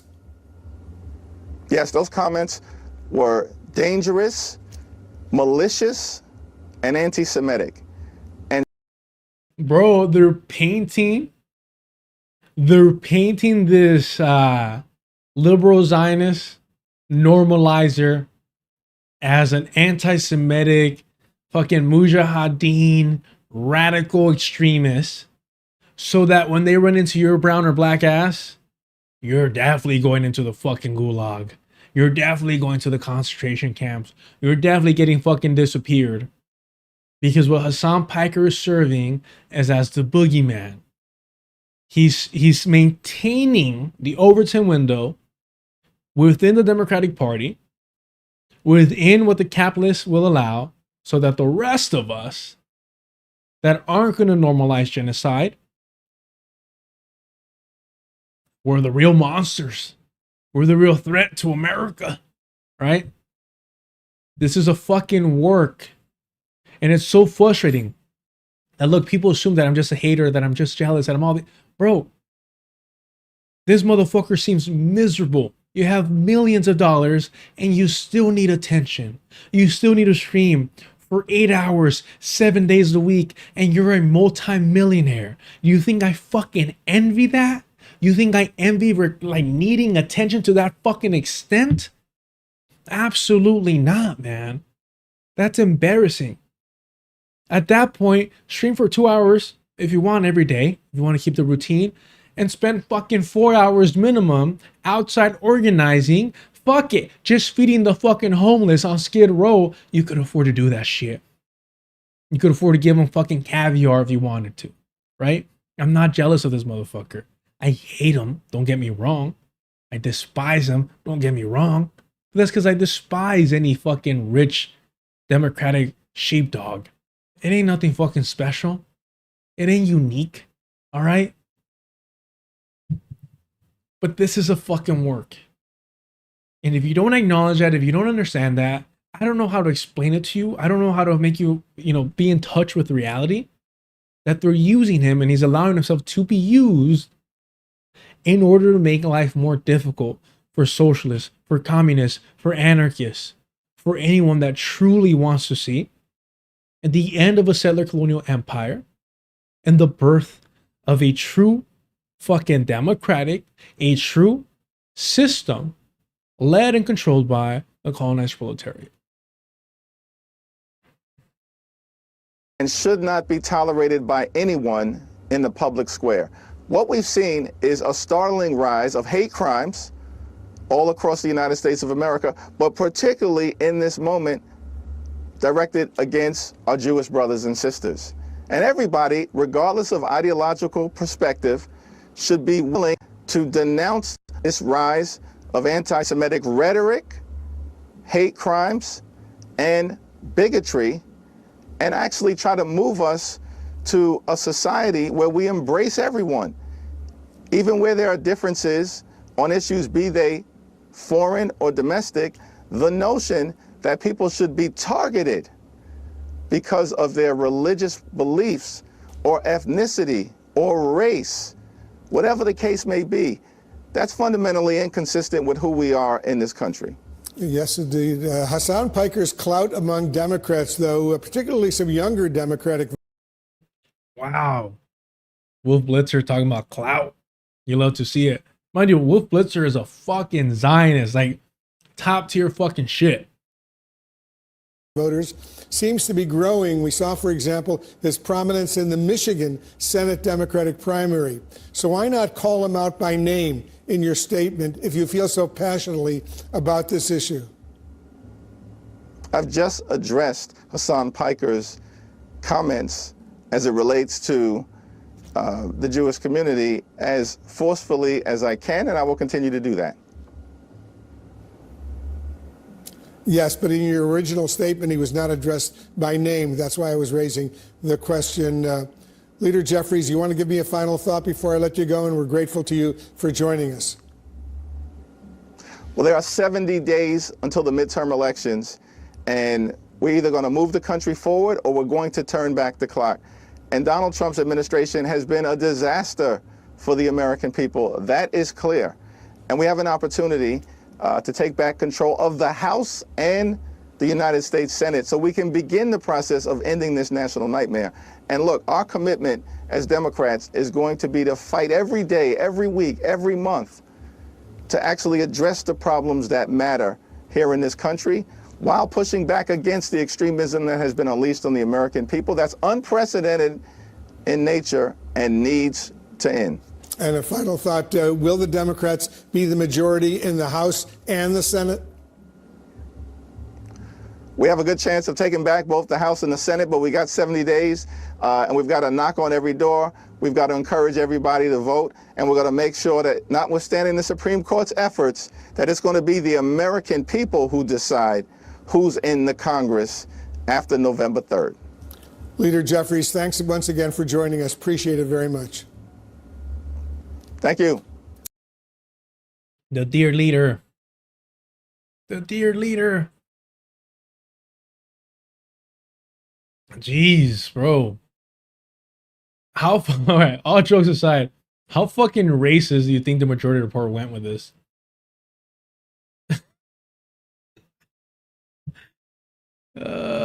Man.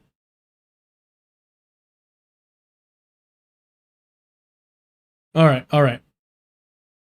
We'll double back and we'll get to Hassan Piker.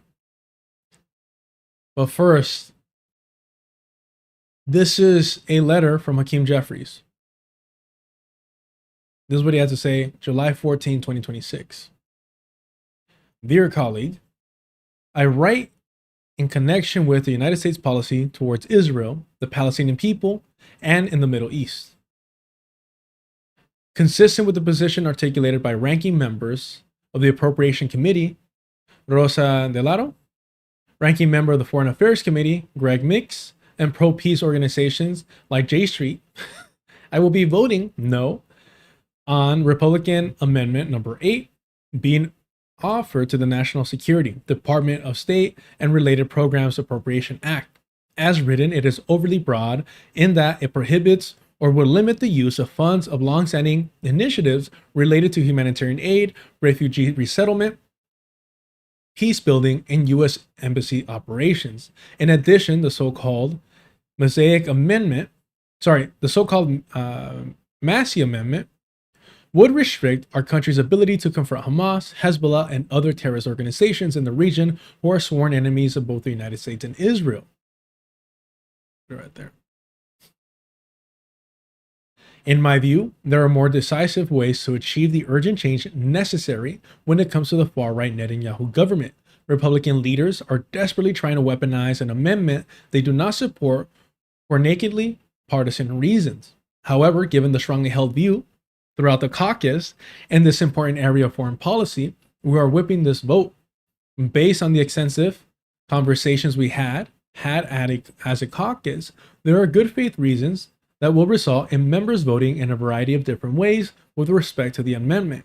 Moving forward, it is my strongly held view that for the good of Israel and the Palestinian people, an afterthought of course, American policy in the Middle East must change. Commitment to a just and lasting peace. The far-right Netanyahu government has isolated Israel from much of the world, severely damaging its standing in the US, jeopardizing normalization efforts in the region and repeatedly undermining prospects for peace. A major reset is necessary based on two core principles. Keep in mind, Chuck Schumer was talking about a regime change in the Zionist project. To begin with, America's commitment to Israel, right to exist as a Jewish and democratic state and homeland for Jewish people, must remain ironclad.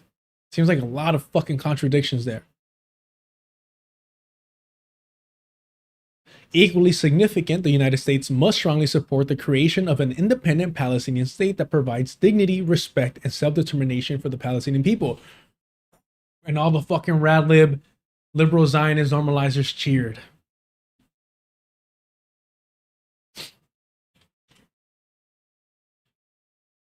A process to achieve that goal, ultimately including regional partnerships similar to the Abraham Accords, should be set in motion forthwith.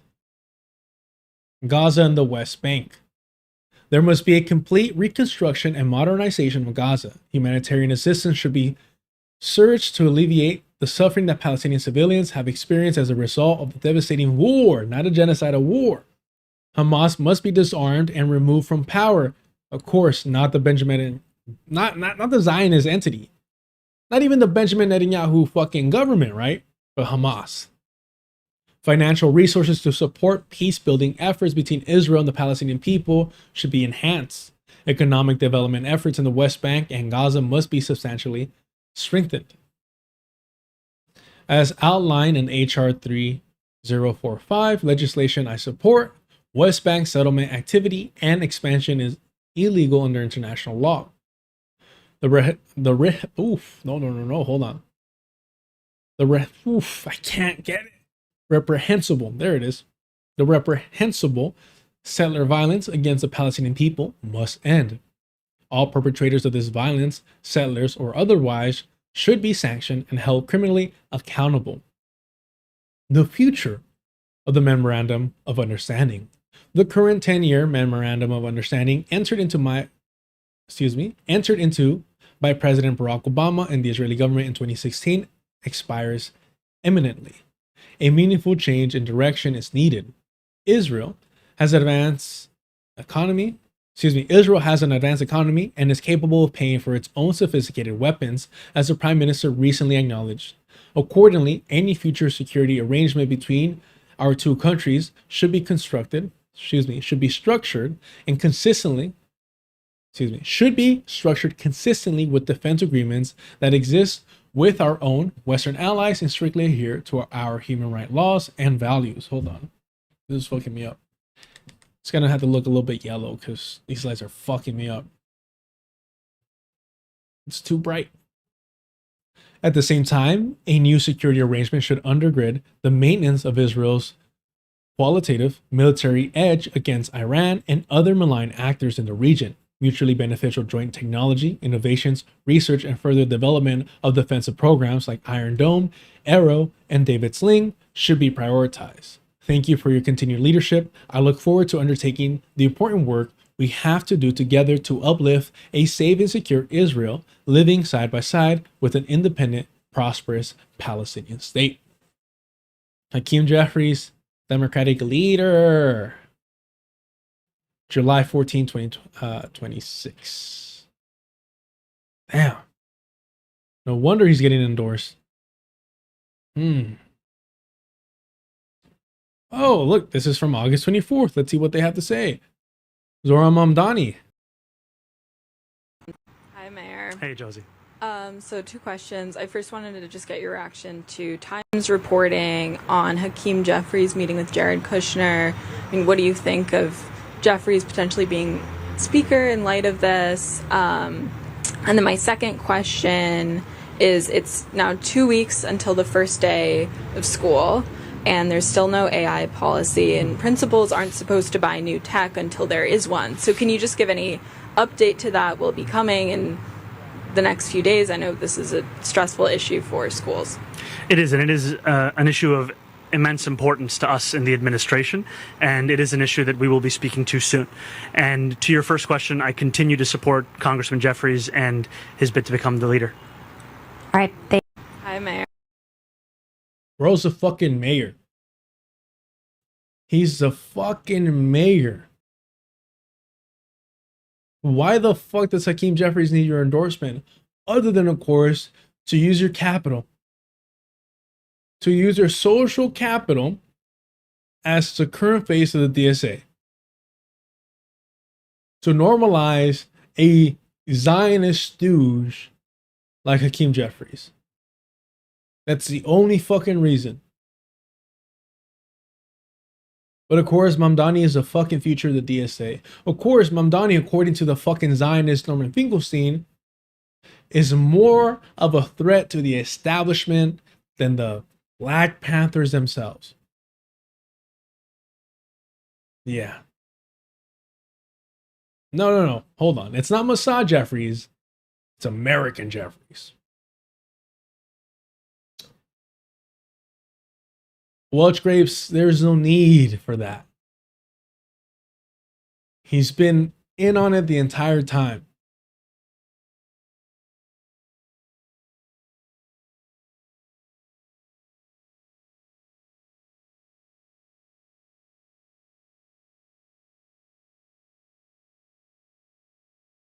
Should we even cover this? Yeah, we'll do it briefly. Only because it's so fucking pathetic, and I guess it leads to something funny. All right, let's check this out here. From DSA Watch. And you want to know why? Because people don't fuck with Israel any longer. And if Jews in America keep putting this idea out there that they are singularly invested in Israel, eventually someone's going to come around and take action, not against the state of Israel, mind you, but against American Jews. Okay? We're teaching people the wrong lesson. I don't know how people don't recognize how dangerous this predicament is, how dangerous this is for Jews. You're running around basically tying your entire identity to a country that inevitably will be seen as basically Jewish ISIS. And you're saying, as Jews, this is all we care about. You're making anti-Semitism worse. And you want to know why? Jewish ISIS.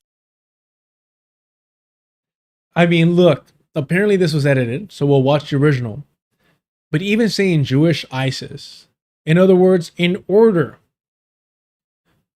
for people to understand how evil Zionists are, we have to compare them to extremists, fundamentalists, Muslims.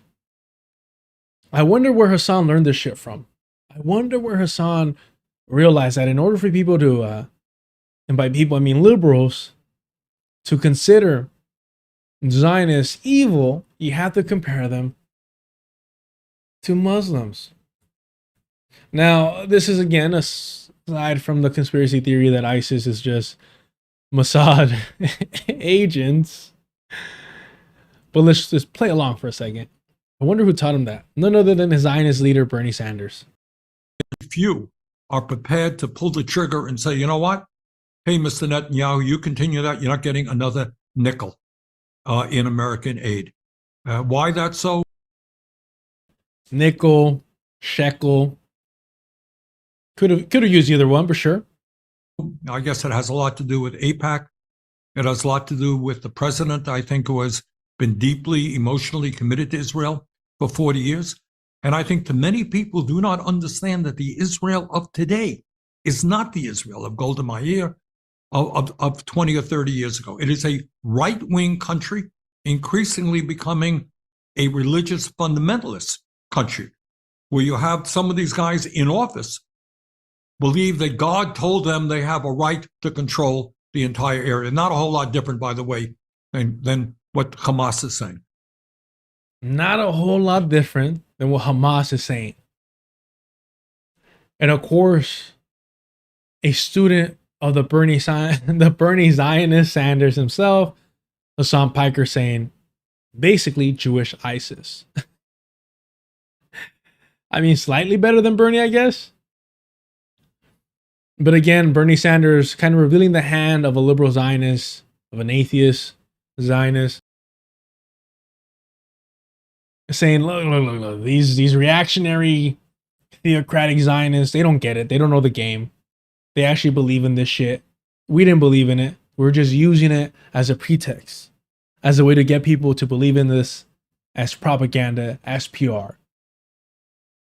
But the original Zionists, they didn't believe in this fucking shit at all. They hated being Jews. Again, look at Theodor Herzl, promising the Christian Europeans, allow us to raise our children to be Christians and abandon the Judaism stuff. But then you have the true believers ruining things for the liberal Zionists, like Bernie, like Bernard. But apparently this was taken out of context, but it got a response from Mike Rogers, who said, more calls for violence coming out of the El Sayed campaign. Here is his running mate, Hassan Piker, saying that if American Jews support Israel, they will be violently targeted because of it. This is all in reaction to Michigan Democratic congressional candidate Jeremy Moss, who happens to be Jewish, say he is unsure if he will be able to support Abdul for these very reasons. Absolutely disgusting. If Abdul El Sayed had any courage at all, he would call this out and disavow Hassan Piker once and for all. We're waiting, Abdul. You gotta like how many times he has to say his name, Abdul. I mean, that we're waiting, Abdul, is like, we're waiting, boy. We're waiting for you, boy. That's what he's saying right there. Now, I would use another term, but I can't on stream. Not. No, never that. All right, never that.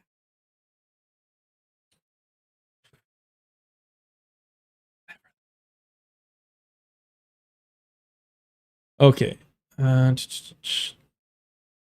Here's why.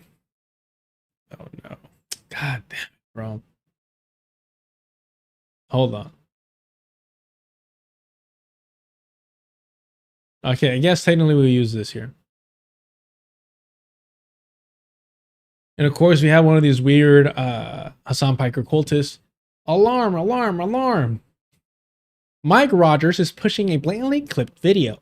In the full clip, Hassan never called for violence. He was discussing Jeremy Moss's refusal to endorse Abdul El Sayed, and that the worst anti-Semitism comes from those who conflate all Jews with Israel.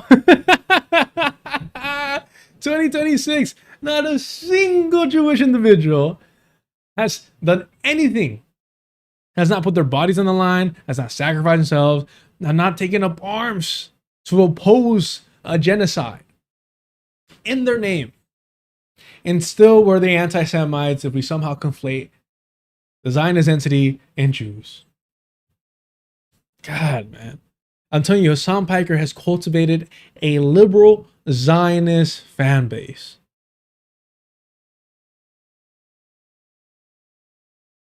I wonder what he has to do to gain the support of Oakland County's Jewish community. Yeah, he has to drop his critiques of Israel. That's what it is. Now, is Oakland County's Jewish community in unison making this demand of Abdul El Sayed? No, of course not.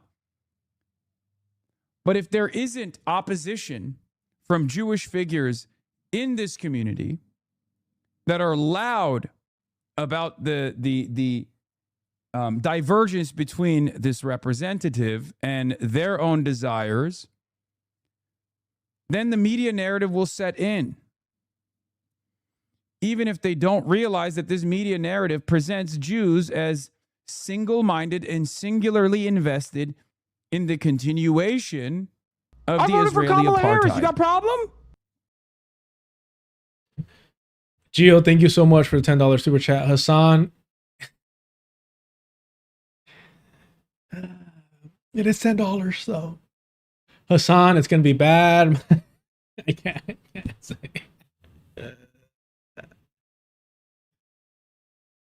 Hassan, it's gonna be bad, my Jew Piker. I get it, bro. Can we please use Drew with the A at the end so I can feel comfortable?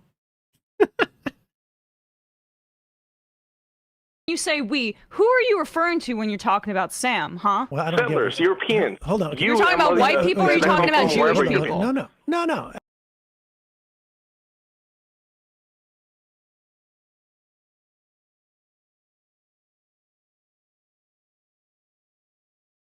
We can't have anything nice around these parts. Thank you so much for the super chat, Gio.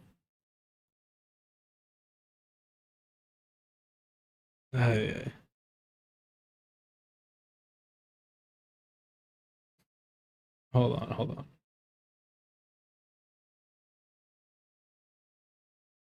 It's not gonna happen. It's not gonna happen. Unfortunately, let's continue with this. There's so much to nitpick over here, though.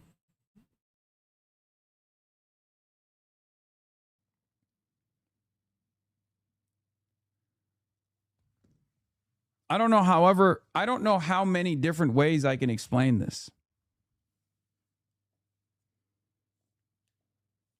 I don't know how people don't recognize how dangerous this predicament is, how dangerous this is for Jews.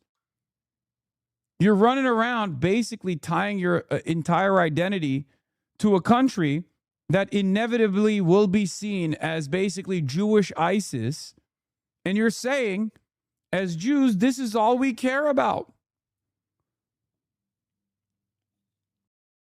It's almost as if that's fucking true. It's almost like that's fucking true. You're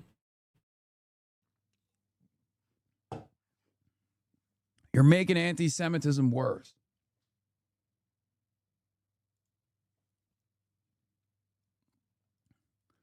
Republican U.S. Senate candidate Mike Rogers is endorsing a one-year moratorium on new data centers. Look at that. Look at that. They are positioning themselves and reacting to the popularity of our policies, our positions. Look at that. Yeah, Ben Jacobs says... I'm sorry, but if the Democratic Party can take your positions, your arguments, your policies, they're not radical enough. They're just simply not. They're not fucking actually on the left if they can adopt them that fucking easily. Ben Jacobs reports on Jeremy Moss's take. Adam Johnson says, I'll translate for those unfamiliar with these serious outreach threats. Moderate on Israel, support apartheid and the arming of genocide, albeit some mild scolding about Netanyahu, or else I will withhold my support and help Rogers. This is a variation on Hakeem Jeffries' further conversations thread. There are pro-genocide uncommitted movements everywhere for those with eyes to see. That's precisely what is going on here. These guys are shamelessly saying that they are uncommitted. They're uncommitted to Abdul al-Sayed because Abdul has an anti-genocide position that is broadly popular, and these guys can't contend with that reality.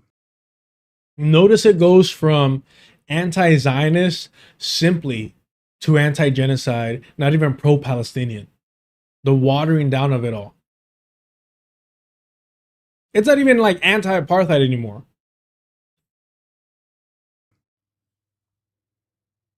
They want Abdul to take a less popular and immoral position, a position that he does not hold. It's totally ridiculous, and we should not let these people forget. We should not let others forget what shameless positions that they are holding on to in this pivotal moment where the Senate majority hinges on this seat, and they are casting that aside. Because while not all Jews in Michigan are single-handedly or single-mindedly in unison holding up the continuation of Israel's apartheid as a major reason as to why they will withhold their support. Again, there it is. Apartheid. How many times do I have to say here? Apartheid is not the primary contradiction. Apartheid is a tool of settler colonialism. if you remove the apartheid, or at least the aesthetics of apartheid, you don't win shit. All you're doing is replicating the conditions of South Africa. That's all you're doing. And that's all these fucking white rat libs, national socialists, the DSA advocate for. They want to make sure that they no longer have to pretend to care about Palestinians, the same way they don't have to care about South Africans, while feeling comfortable knowing that civilized people, that colonizers, are still in control of the capital, the resources, and the majority of the land. There are those who are doing that. And we must not let people forget that reality. So fucking pathetic, man. Absolutely fucking pathetic. I wonder what he... There's one more post. Maybe it's this one. Yes, here it is. So, of course, the capitalist himself, Dr. Abdul El Sayed says, my statement on Hassan Piker's comments regarding Jeremy Moss. I believe all Americans deserve the right to advocate for what they believe without fear of violence. This is particularly true for communities that have been intimidated for their beliefs in the past. My commitment to Jewish safety is the same as my commitment to the safety of my own. Again, bro? What the fuck? Again? Dude, how many fucking times is this motherfucker gonna sell his own fucking daughters down the river for the Zionist entity? How many times? Dude. I mean, man, I hope your daughters just fucking disown you once they're old enough to realize what a fucking disgusting opportunist you are. Spineless fucking hack. Your own daughters, bro. Meaning you'll take a fucking bullet for these Zionists. Anti-Semitism is a scourge. Excuse me. Anti-Semitism is a scourge, and we need to address it in all its forms. And I stand against any rhetoric that puts the community at risk. But I want to be crystal clear. Nobody, and I mean nobody, speaks for this campaign besides me, my Lord and Savior, and my campaign spokespeople. Well, people is kind of a lot. People is kind of, I thought you were going to say, campaign spokesperson. So it's like, 1A, 1B situation. But people's is a lot, bro. And while politicians and pundits try to make this race about a Twitch streamer, now he's just a Twitch streamer, sure, but okay, all right. Isn't this the guy that claims that he took you from like the bottom of the barrel to like number 1 or some shit like that? Hold on. What is this? Like Hassan Piker claims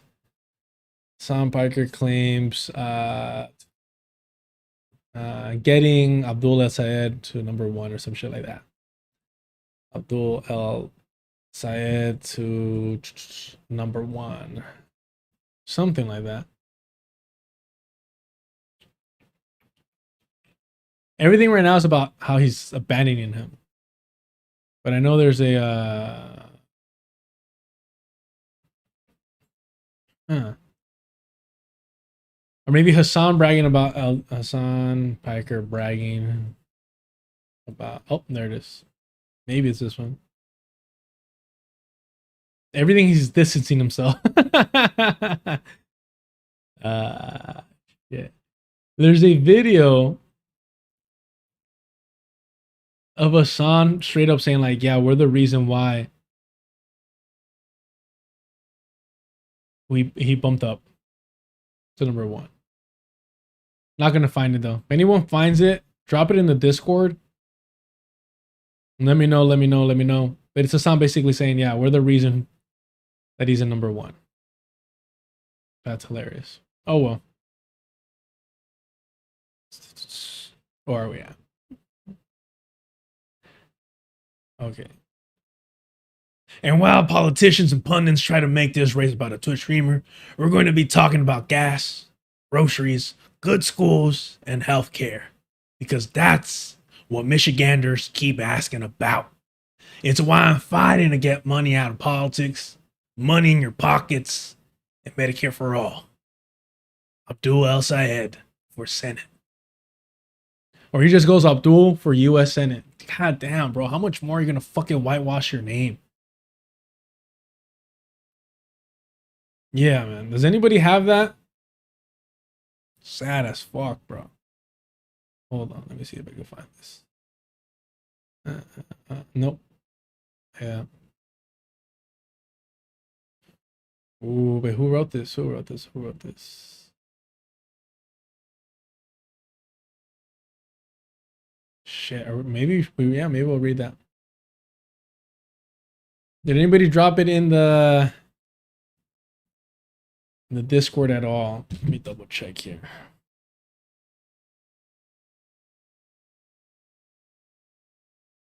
Nope.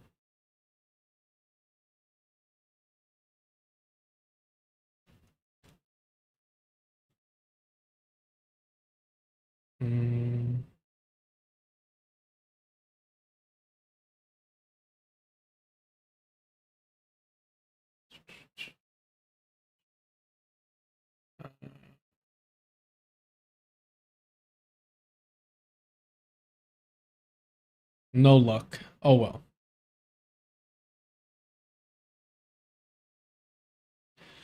So what does Hassan Spiker respond to this statement? Here we go. And of course we have Lynn Stack's bestie, Lynn Stack's homegirl. Ooh, that's rough. All right, all right. What do they describe? What's their bio? Unaffiliated, unethical clipper of Hassan streams and interviews. Jesus Christ.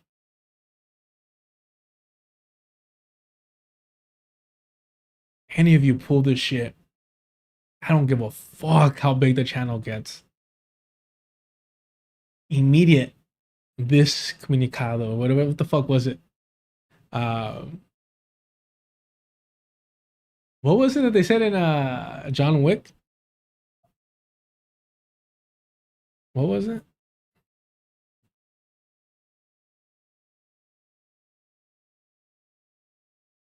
Oh, excommunicado. Oh yeah, like the actual church. I thought they made up their own name. Vaya con Dios. The only issue I have with the neutral statement is that it legitimizes. Well, I have a couple issues with it, right? He's trying to do the same thing that he's done over and over again, even though these attacks they're not going to let up, which is my statement's my own. Bro, the head to shoulder ratio is just fantastic. And you know, somebody this like superficial and subconscious will never stop thinking about it. I mean, dog, the perks of collecting CTA as a kid is you're comfortable with a fucking mug like this.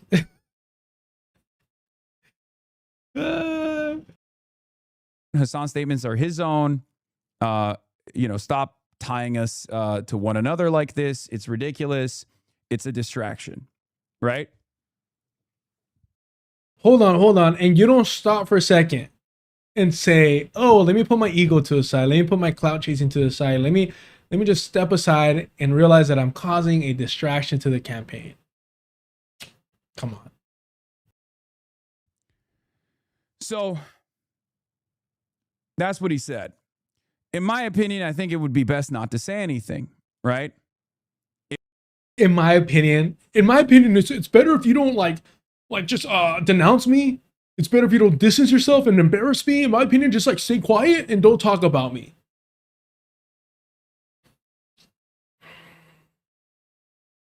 Like how you did your ex, who you called the cops on for ignoring you. You want to shut her up. You want to shut up Abdul El Sayed. All right. Well, at least it's not a woman this time. It would be best not to say anything at all, but obviously there's probably a lot of people in Michigan politics that are, saying like, dude, what the fuck are you doing? This is ridiculous. You got to say something. The only issue I have with this is not this statement in and of itself, because it's exactly what he said over and over again, but it was this. Tying it back to Hassan Piker's comments regarding Jeremy Moss. Okay?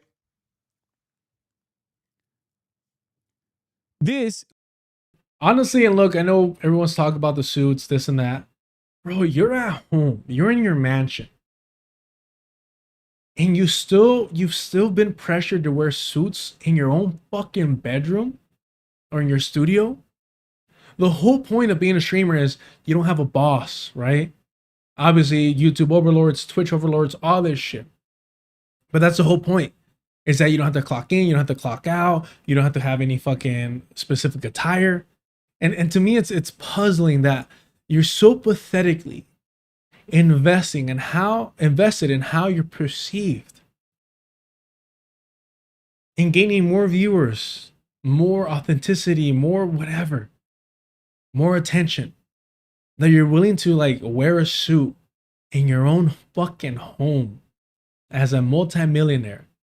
To me, that tells me you'll do anything and everything for more attention, for more access. They're telling you how to fucking dress. They're fucking dressing you. Grown ass adult, multi-millionaire, already born fucking rich. And they're still telling you how to dress. At what point do you have like a spine, any fucking self-respect, and say, nah, enough is enough? I don't understand it. Why would anyone want this life? You can't even be your own person with all those fucking riches? Legitimizes the smear, unfortunately. And it also doesn't make anybody happy, right? There are going to be a lot of people who are already questioning Abdul al-Sayed's sincerity on these issues that will then turn around and say, oh, he's moderating his position on Israel, all this stuff. I don't think he is. Okay. I will say this. I am literally the person that is being dangled. And I'm going to tell you once again, he's not moderating on his perspective on Israel. Or they're sacrificing me. I'm the martyr here. Yeah, man. So fucking pathetic. I'm the victim. You don't understand. Look at this shit. I believe that Jewish Israelis and Palestinians have equal rights to peace, dignity, and self-determination. I believe that the colonizer and the colonized have equal rights. That Jewish Israelis and Palestinians have equal rights to peace, dignity, and self-determination. And I often struggle with the question that people... Bro, what are we doing here, dog?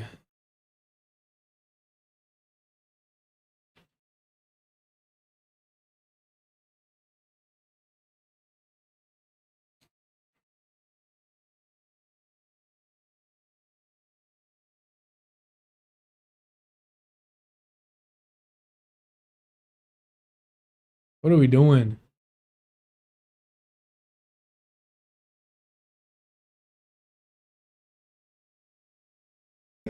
I believe that Jewish Israelis and Palestinians have equal rights to peace, dignity, and self-determination.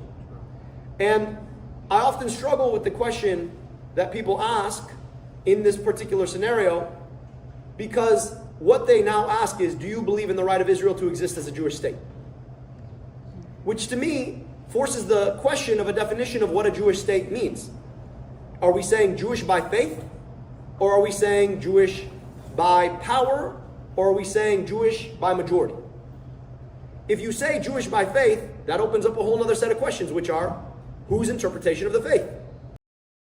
Bro's trying to intellectualize, avoiding saying that the Zionist entity does not have the right to colonize Palestine. Oh, well, depending on who and how you defined it, and he's just yapping until you lose track of what the subject is and the fact that he's not taking a fucking position. He looks like he's selling you something, bro. He looks like he's telling you, like, you just have to believe, achieve. You have to imagine it. Is it Hasidic interpretation of the faith? Or a conservative interpretation of the faith? Or a reform interpretation of the faith? Or a humanist interpretation of the faith? A humanist colonization of Palestine. Fuck, man. And when I say that they're bringing out these Muslims, Abdul Sayed, Zora Mamdani, Hassan Piker, to help whitewash a genocide, to help normalize liberal Zionism, I'm called a conspiracy theorist. They've done it with us. They've done it with the black community. They've done it for queer people. You don't think that now is the time for these Muslim compradors to shine, to earn their fucking keep? Come on now. The beast plays the same fucking game, it just updates it a little bit. And do we believe in theocracy generally? Right? And I would say that I do not believe in theocracy generally. And I choose to live in the United States of America as a Muslim because I want everybody to have the right to pray as they choose to pray or not pray at all. And there's an internal conflict about how you define Judaism here in the first place. Okay, if you're not saying it's Jewish by faith, then you're saying it's Jewish by power. Then the question becomes, how do you sustain democracy if you don't have a Jewish majority? And then to say it's Jewish by power, are there particular offices that have to be held by Jewish people? If so, what kind of Jewish people? Hasidic Jewish people, Reformed Jewish people, conservative Jewish people, humanist Jewish people, and also... Jesus fuck, he's still talking, bro. He's still talking. Hold on. We gotta do this right. Hold on. We gotta do this right. Hold on. We gotta do this right. We gotta do this. Fuck. Hey, donate to the stream because I'm not gonna be able to monetize this. Here we go. Let's mute this. Let it play, and then we'll do this.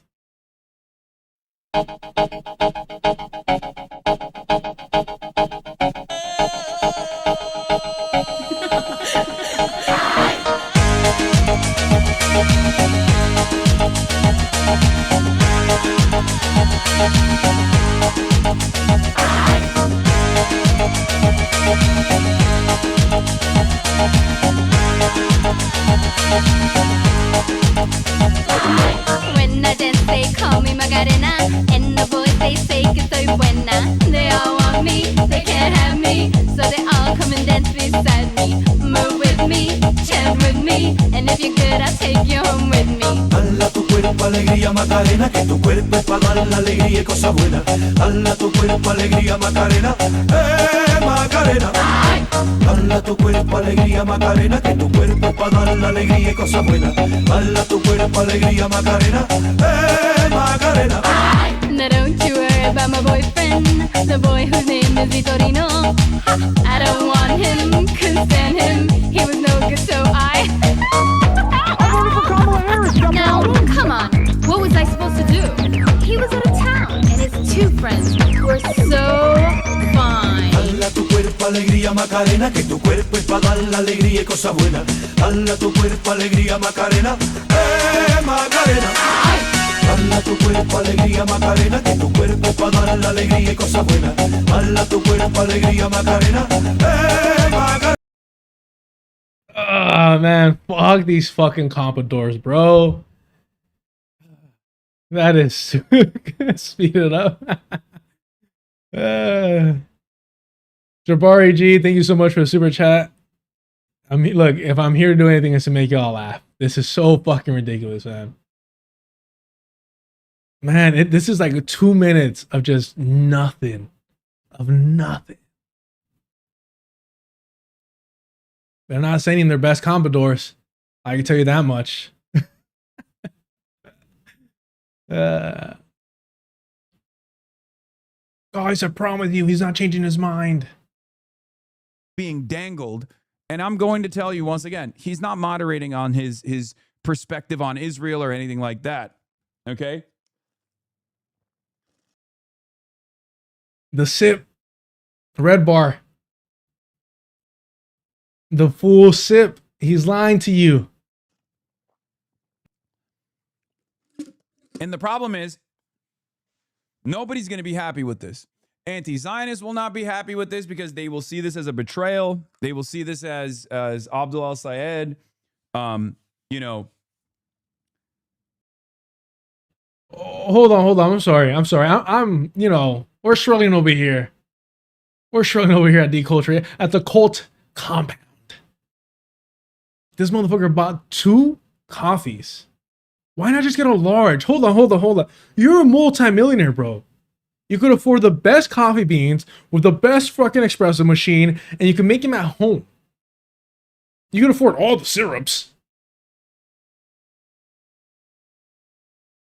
God damn, I fucking hate him, bro.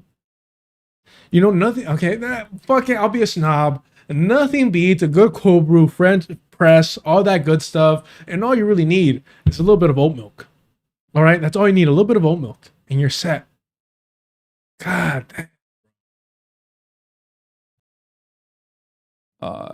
Taking advantage of the popularity of the pro-Palestinian cause, and then you know, in the general, turning around and betraying the pro-Palestinian cause. That's not the case. Okay, that's not the case. I don't think that is the case. But also, the overwhelming majority of people who fomented this this crisis, this manufactured outrage, they did it for this reason. Because none of them are going to turn around and say, wow, Abdul, it seems that you have distanced yourself from Hassan Piker. It seems you have disavowed his comments.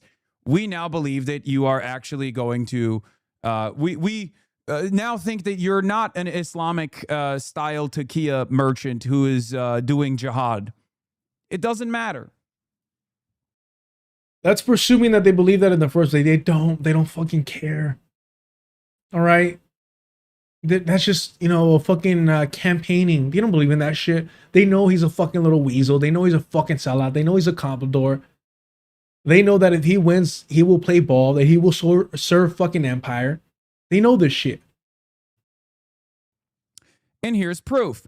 Dems for Mike Rogers immediately goes, another fake condemnation from Dr. Abdul al-Sayed. Notice he never actually condemns Hassan Piker's calls to violence against Jeremy Moss. Abdul continues to avoid condemning Hassan Piker's calls for violence against Jewish Americans. Is shameful. Abdul is too extreme for Michigan. All right, enough of this. I'm over this shit. We got a lot of reading to do.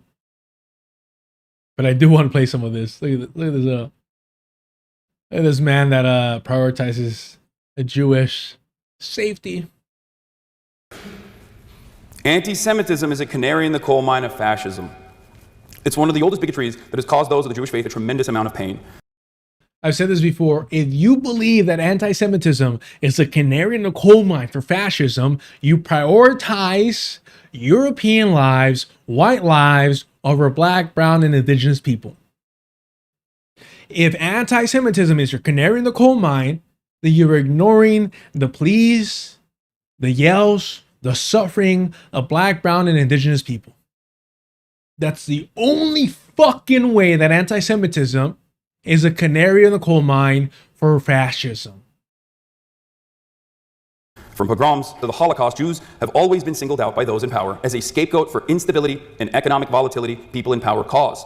A resilient, nascent anti-Semitism is a constant threat, especially as economic instability makes those in power seek out old targets. They're not very creative, usually. They just always rehash the same propaganda over and over again. This is precisely the reason why I am terrified of the conflation of anti-Zionism and anti-Semitism. The conflation is dangerous. Valid criticisms against the state, especially as all of the violence is unfolding, and everyone can see it. Valid criticisms against the state committing these atrocities and tying it back to Judaism is a cynical ploy to stop all matter of conversation is truly terrifying. And I think it directly causes anti-Semitism to fester. I will always call out anti-Semitism. It's gross, it's immoral, it is a hate crime. There is no space for anti-Semitism is a hate crime? Like just in my room, me being anti-Semitic, as I've been called by Emma Vigeland, is a hate crime. Wow. All right, chat. You've all committed hate crimes. Congratulations, you've earned your red laces. anti-Semitism. So when I hear from those who have never even cared about anti-Semitism coming in here to no, talking about anti-Semitism while having a fucking video clip of Bernie the Zionist Sanders. To always call out anti-Semitism. It's gross, it's immoral, it is a hate crime. There is no space for anti-Semitism. So when I hear from those who... That's wild, man. All right. The good old Golda Meir. Golda Meir was my lover. have never even cared about anti-Semitism coming in here to like use it, to deploy it cynically, and to say this nasty thing to someone like myself. And oh yeah, by the way, Hassan Piker over here saying like all anti-Semitism is a fucking hate crime. But yet, if you privately are fucking anti-black and racist, he's always given a pass to that. Isn't that strange? Isn't that unique? How it's fine to privately be anti-black, that's allowed. But if you say anything anti-Semitic, it's a fucking hate crime immediately, according to this guy.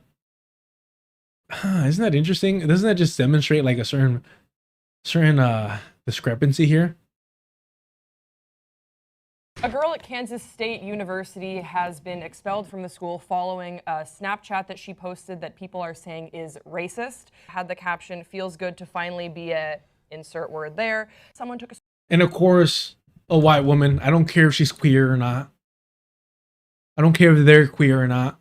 People are saying that this blackface image with the N-word might be racist. Who fucking knows?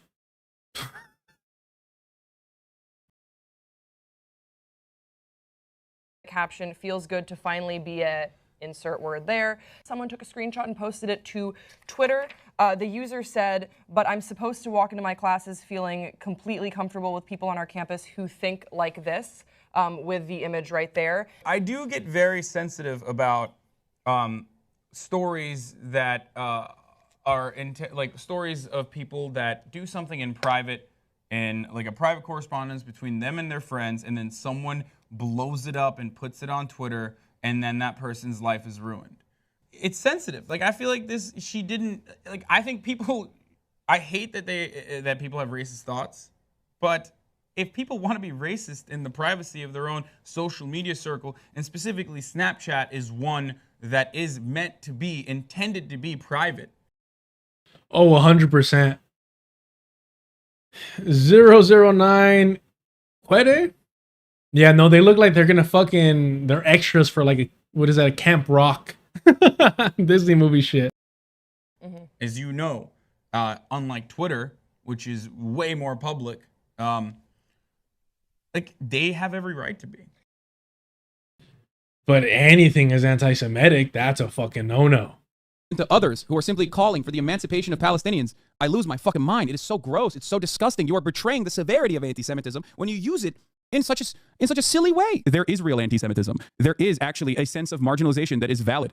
There is actually a genuine impact of anti-Semitism that is a canary for fascist ideology. So when that gets diluted with anti-Zionism in a very nefarious cycle that tries to associate all of the actions of Israel with Judaism, you are literally, without recognizing, telling people something that is objectively false, okay? Just like Saudi Arabia and its actions have nothing to do with Islam, okay? Or the rest of the Muslim world, Israel's actions have nothing to do with Judaism, or, you know, how American Jews or Jews wherever they live in the world and their day-to-day experiences. It has nothing to do with... Nothing to do with the people lobbying, fundraising, buying Palestinian land. Nothing to do with them at all. This is disgusting, man. I'm done with this, y'all. Do me a favor. Hit the like button. Subscribe to the channel if you haven't already. Hit the notification bell if you want to know when I go live. Support the channel. Super chat, super stickers, memberships are on. Check out the Patreon where $2 gets you access to the Discord. Check it out. We have the unofficial book club. On Saturdays, they're currently on Meditations on Pronounced Wretched of the Earth, as well as the Sunday article read-alongs and the occasional watch parties. Appreciate everyone being active in there. And if you want to help support without anyone skimming off the top, hit up the Cash App, deculturation on everything, description, and all that good stuff. All the info is there.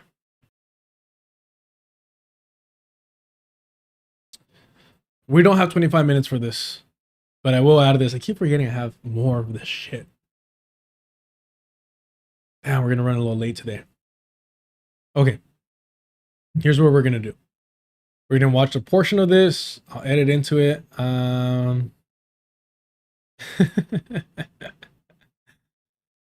Here's what we're gonna do. All right, I know what we're gonna do.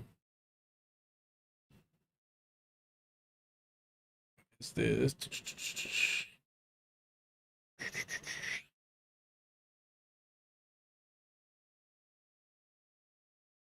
Wait, yeah. Atole. I'm not trying to be rude. How do you spell it?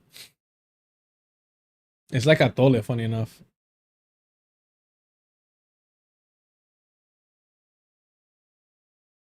Oh, here you go. Or are you glad the Ayatollah is dead? Are you glad the Ayatollah is dead? Hold on. No spoilers, no spoilers. Chat, have you seen this? What do you think is his answer? In the comments section, please let me know your guess. Just pause it, take a breath, take a minute. Put yourself in the mind of a comprador. Being interviewed by this reactionary Fox News, another one of these failed actor types. Jesse Waters, pathetic individual, pathetically unfunny, asking Abdul El-Sayed, are you glad the Ayatollah is dead? What is the Hassan Piker endorsed candidate, the DSA recommended candidate, the future of the Democratic Party, and the man that we should all be supporting? What do you think he's going to say?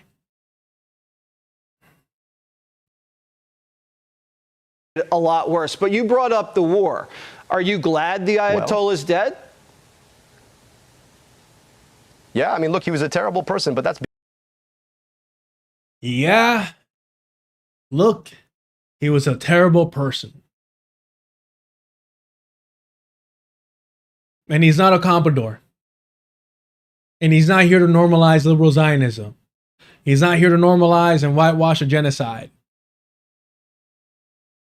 Yeah, sure, the leader of Iran was a bad guy. I'm glad that he's gone. I'm an American after all. I'm a patriot after all. Now let me change the subject real quick. Let me redirect the conversation.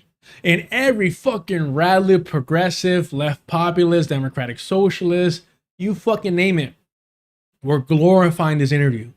Like, oh my gosh, he did so well against Jesse Waters. Against who? Against who? Against Jesse Waters. That's how low the fucking bar is. That's how coddled these fucking fascist collaborators truly are in the bubble wrap world that they live in. The reason why they need to have Hassan Piker be the leftist boogeyman is because they don't want you around. They don't want to fucking hear you. All right?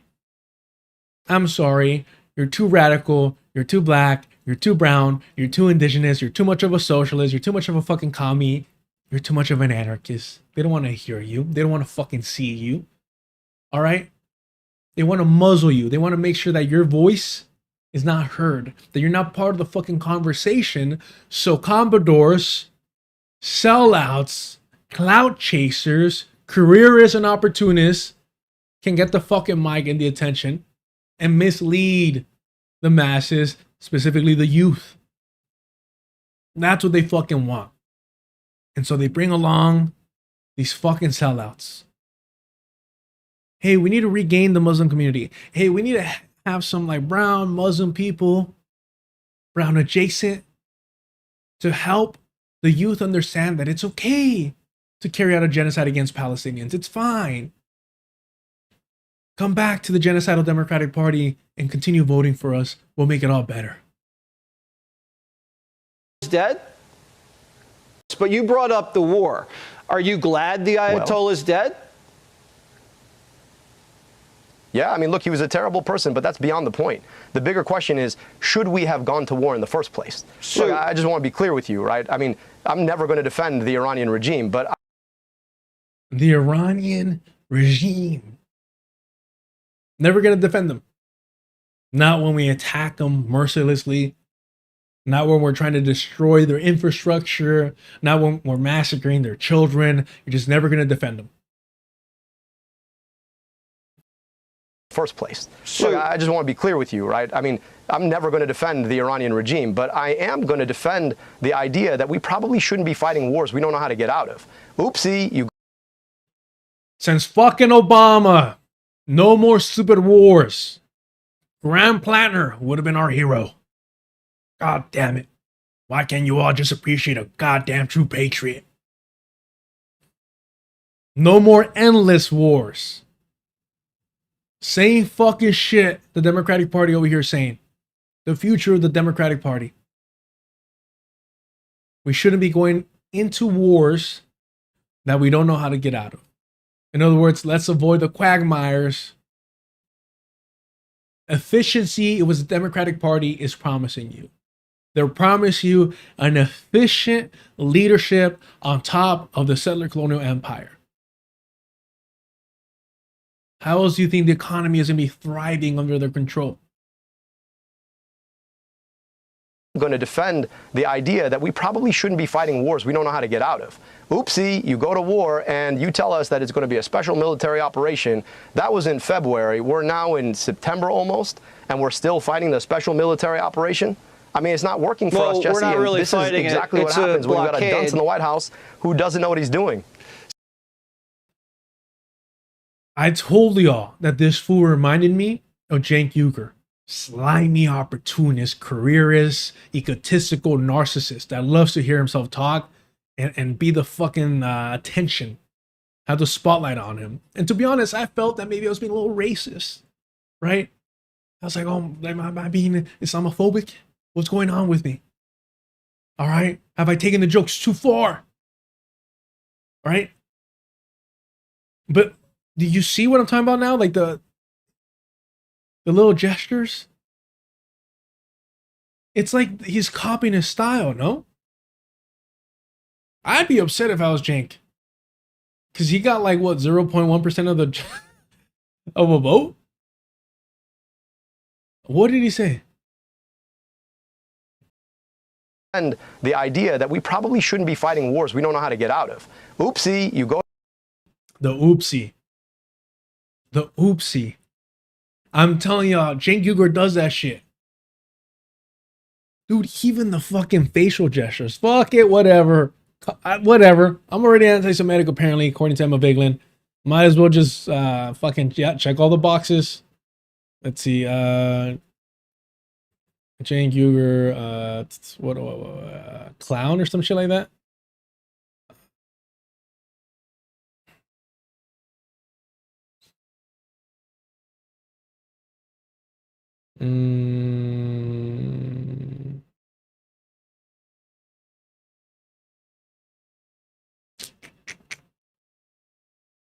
No, something like Cenk Uygur. Maybe whoopsie? I don't know.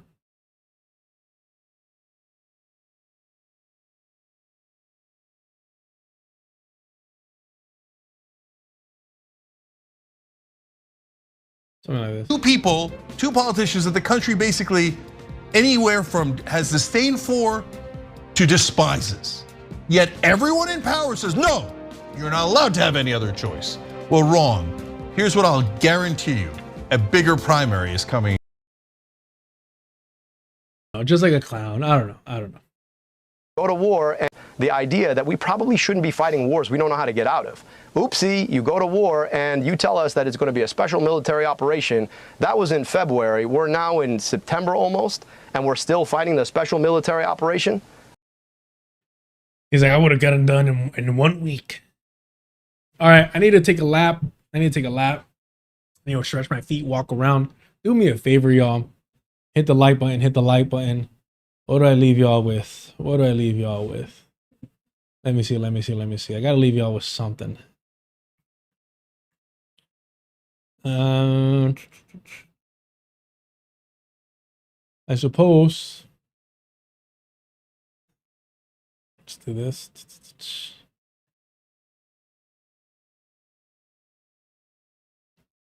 Yeah.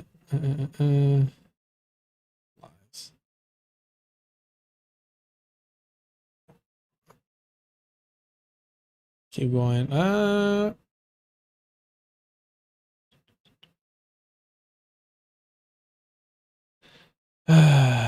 don't even know what the hell to put on.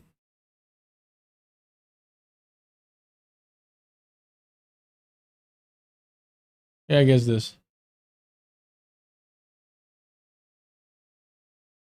He's like, well, you know, Noam Chomsky's, that the people kind of that aren't going to be, pushing the needle too much are automatically going to rise to the top. Then I guess you're right. You could say that. And I'm like, yeah, that's literally what I'm saying. And because I'm not fucking wrong. And so the second time that I called in, I was a little bit more aggressive because I realized that even when he acknowledges that he's wrong and that you're correct, he will try and work his magic. I don't know if that's an anti-Semitic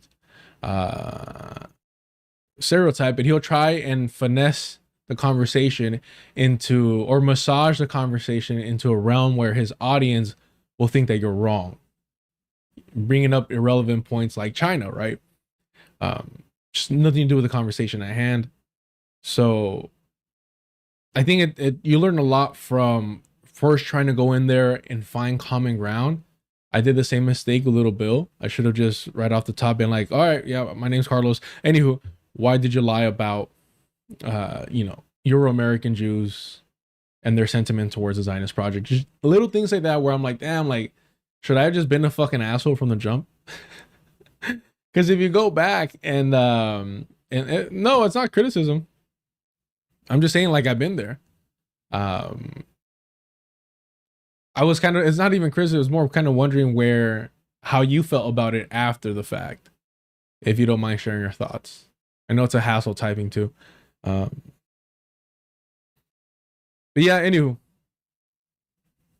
Good times. That was a great conversation that you had there.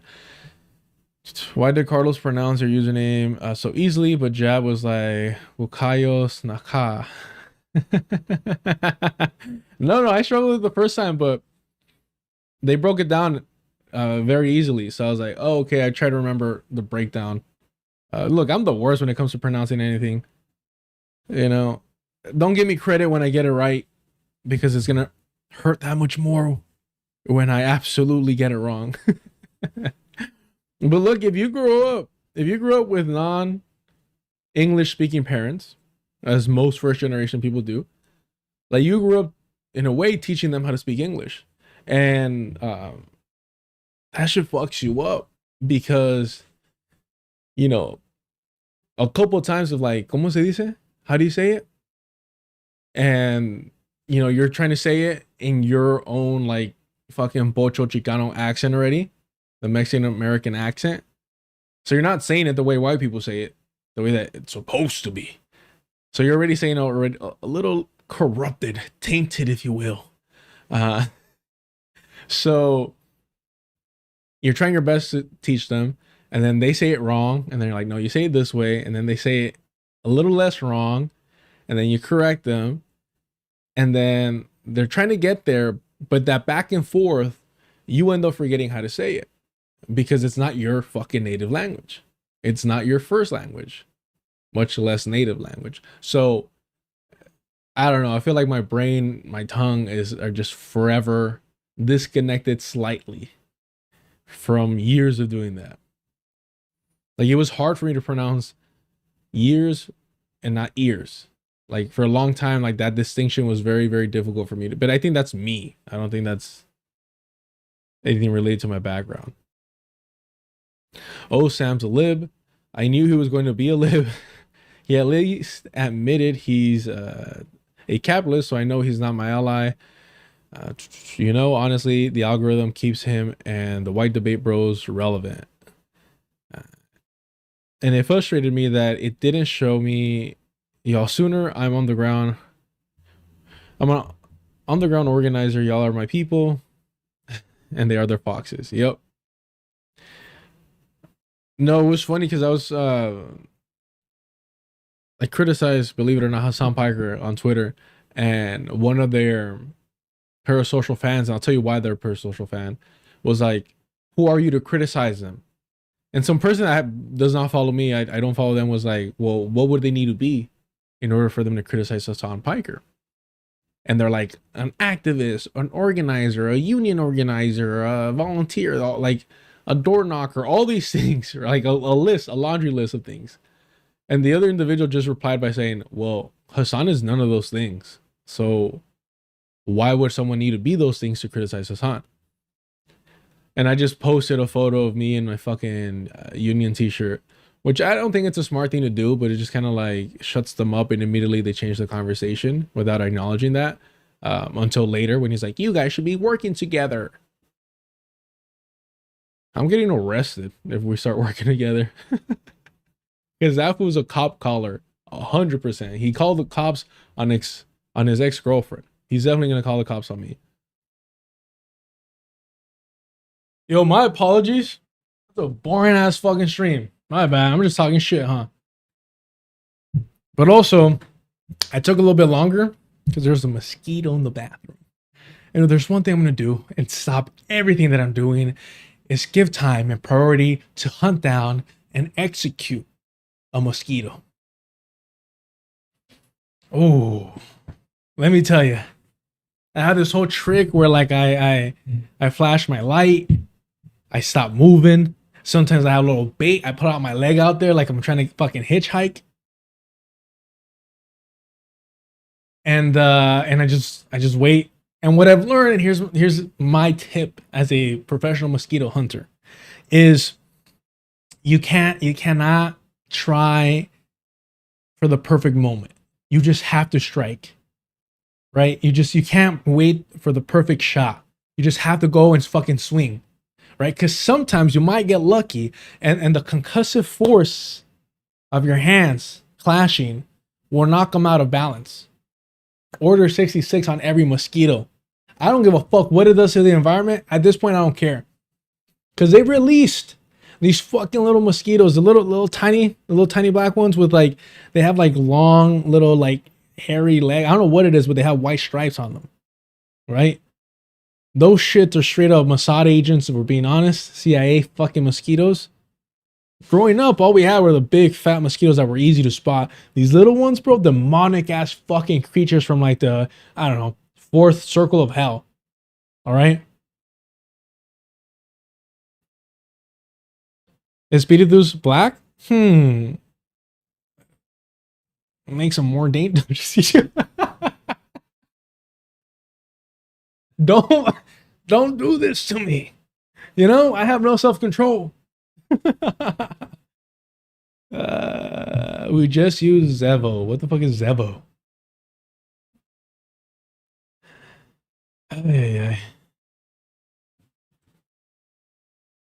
Oh yeah, to kill every mosquito. Yeah.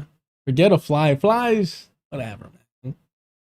You know, mosquitoes. Death machines.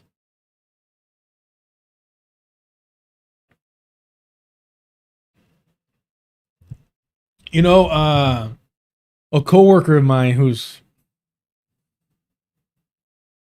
just, man, just needs a lot of care. Asked me that today. He's like, hey man, do you do call-ins? And I'm like, why the fuck would I do that? So that you could call in and just breathe heavy into the fucking phone? And he just starts fucking dying. It's like, I would do that. I would probably do, I mean, honestly, and this is going to sound like I'm just, you know, pitching the Discord.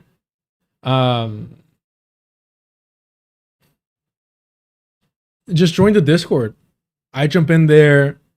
Motherfuckers talk shit to me. I'm disrespected. Which I adore, which I appreciate. Yeah, just jump on the Discord. You know? I'll do the pitch, fuck it. It's $2 a month. Check it out. And you know, we talk shit in there. I'm trying, and I hope that it's noticeable that I'm trying to be more proactive there.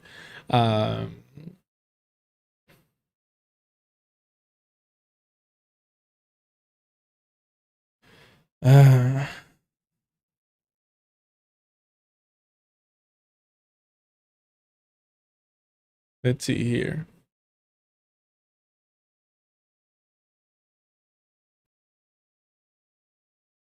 All right. The link to the Discord is in the description. Dude, it's 6. I was trying to tap out at 7. And again, thank you so much for hitting up the Cash App. I just saw this.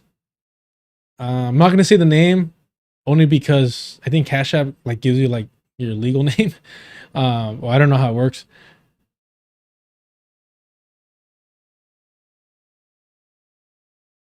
I appreciate you. That was very generous. Also, the one on Sunday, I appreciate you. Fuck it. We'll go to 8. We'll go to 8. We'll go to 8. Who needs sleep? We'll go to 8. You know who you were. Hitting up the Cash App. I appreciate that. Very generous. We'll go to 8. Fuck it. All right. I ain't cheap, but I am for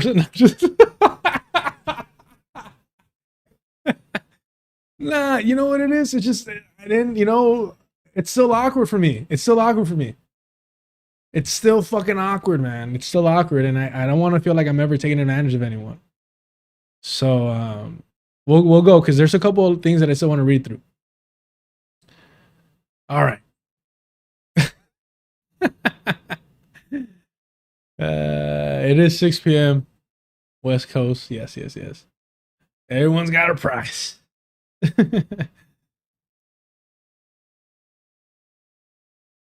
Yeah, librarian. I'm gonna end it at 6:01. Yeah, but you know who you were, and that was very generous. Thank you so much for that. I appreciate it. So we'll wrap up this else head. This is just nonsense over here. So super. It's wrestling. It's wrestling. All right.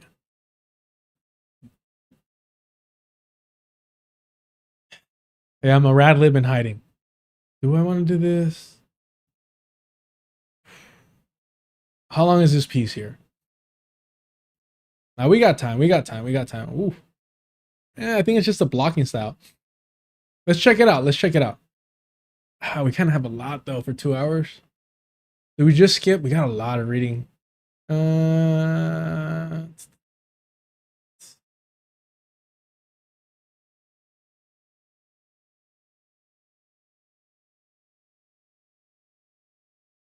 It is about Black Lives Matter. So I think we should channel the spirit of Alejandra Ocasio-Cortez and skip this. No. We'll read this. Okay, I'll be honest with you. I got 2 hours left in me. All right. We have to read this. It's a short, but we have to read this piece related to that. That's a combo. Not too bad either.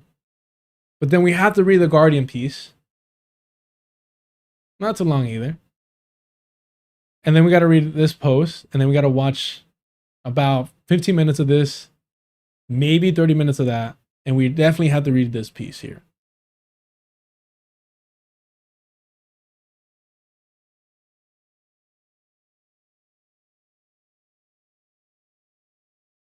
Ain't nothing wrong with skipping this article.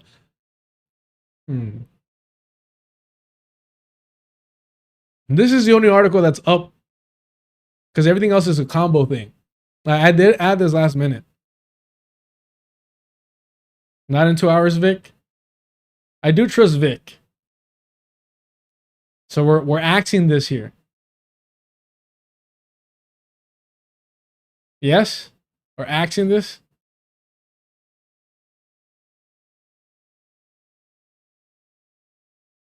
I just feel like this is a good lead into this. Fuck it. People of Earth. I need your energy. All right. This is by Alec K. Because we don't respect Polish names around here. Around these parts. When the left distanced itself from Black Lives Matter, far-right policies win. Just 6 years after millions of people across the country took part in racial justice uprisings after the police murders of George Floyd and Breonna Taylor, politicians and pundits of all stripes, from reactionaries like President Donald Trump to progressives like Alejandra Ocasio-Cortez, have turned against demands to decrease funding for police.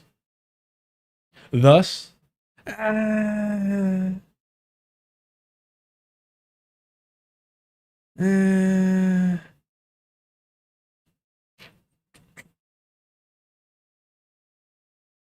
right, all right, all right. Fine, fine, fine, fine.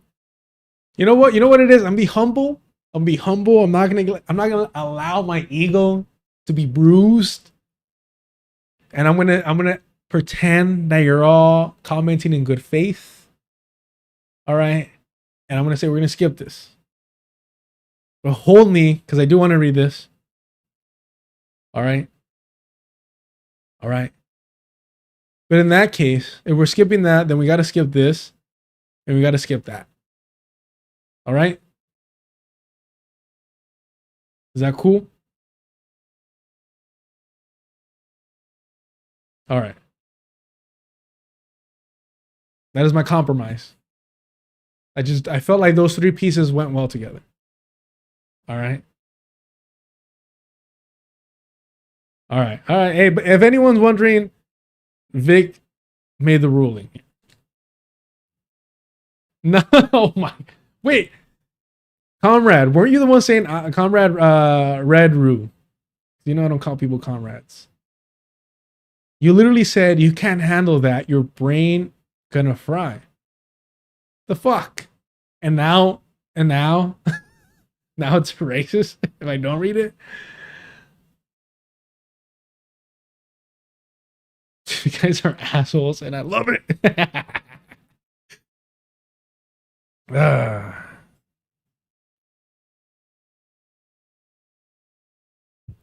All right, let's lock in. Let's lock in for this shit. Okay. Priorities.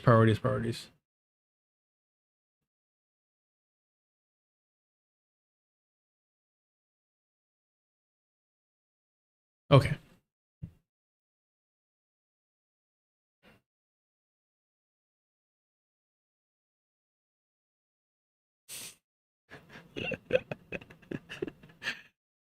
Hey, with mods like this, who needs trolls?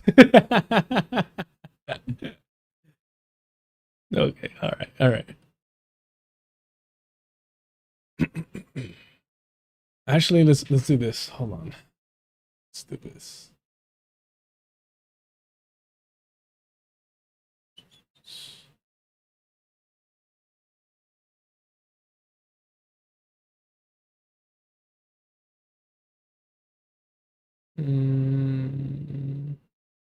This one?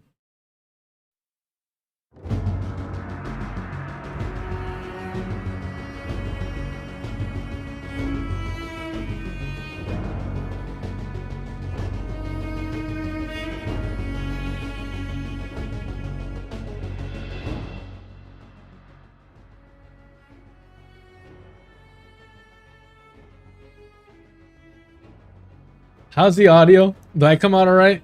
Do I sound all right? I just want a little bit.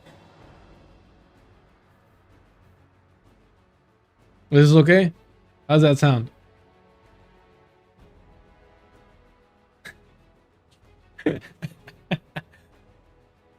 Is this fine? Is the audio good? That's all I need to know. Sounds good? All right, let's get to this. To Iran's political prisoners, trapped between two blades of a scissor. Unopened.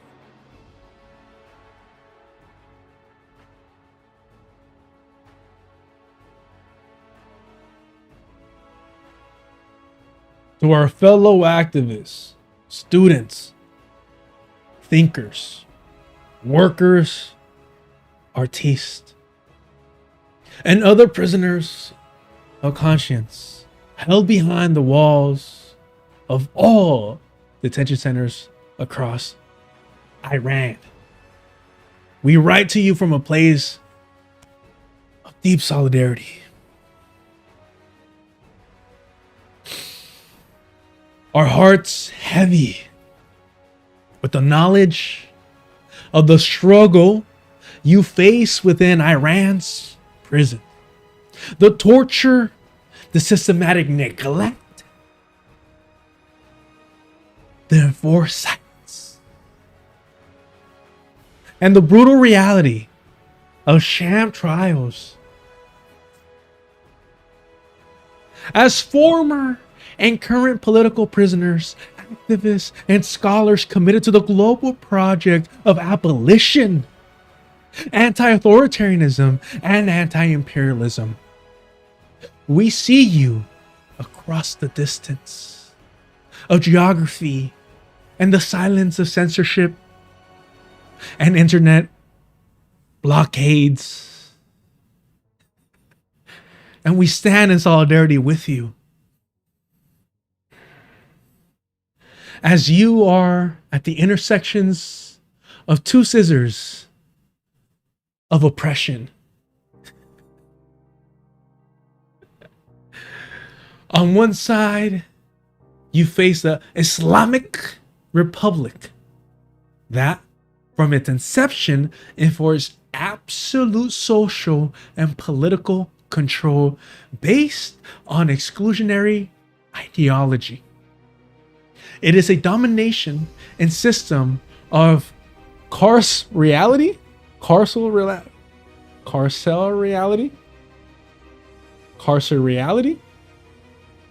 I don't care.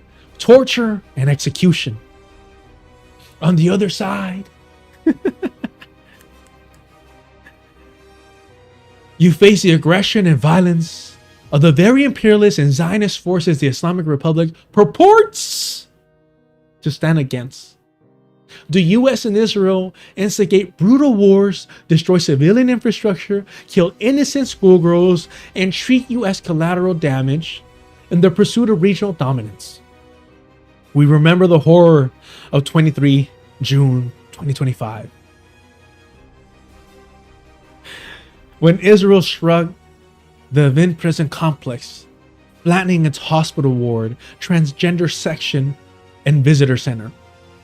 You best expose this dual oppression when you voice that you feel stuck between the two blades of a scissor, an evil regime that imprison and torture you, and a foreign force dropping bombs on your heads in the name of freedom. In the past year, we witnessed two blades of the scissors sharpened.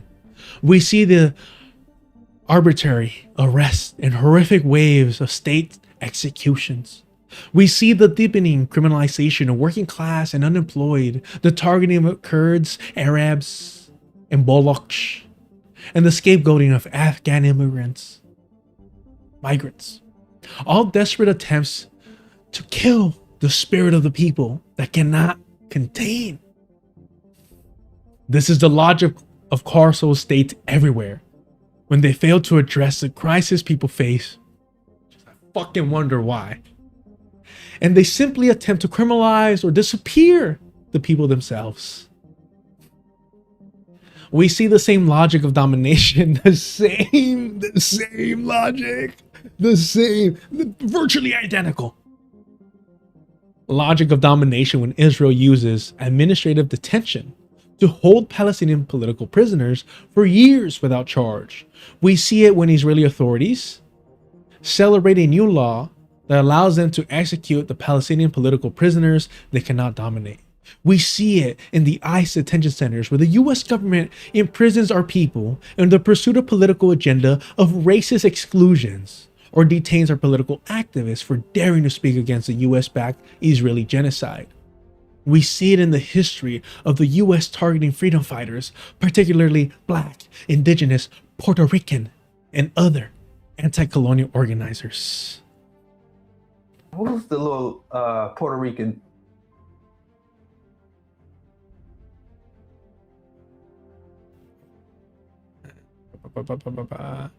Locking them away for decades to crush movements for national liberation and sovereignty. And we see the connections between these carceral systems. I always say that wrong. Sharing intelligence and governance techniques, such as when the USP Myron prison in Illinois became a blueprint for prisons built in Iran and Israel in the 1960s. Whether it is a border wall or a prison gate, The goal is the same: to silence people through fear, domination, and isolation. Your struggle is as global as our collective dreams of freedom and dignity. We stand with you, and we reject false binaries of imperialism and hollow anti-imperialism. We invite global civil society and anti-imperialist activists and organizations to extend their unconditional support and solidarity to all incarcerated kin fighting for our collective liberation, to build relationships with Iran, political prisoners, and uplifting their voices, to put pressure on the Islamic Republic by challenging its narratives, and to call upon that government to immediately stop all executions and free all political prisoners. Yeah, the literal fucking Mossad agents. Okay. The Iranian authorities must stop their inhumane practice of death and incarceration now. And the US and Israel must end their barbaric wars and brutal sanctions that knowingly devastate our communities. In solidarity, y como siempre con mucho, mucho amor, Alberto Toscano, Angela Davis, Bernardine Duran, Bill Ayers, Cherry El Moraga, Dan Berger, Hosum El Hamalwa, Joris Bonaggi, Jason Stanley, Judith Butler, Keegan Yamata Taylor, Michael Lowe, Michael Mansfield.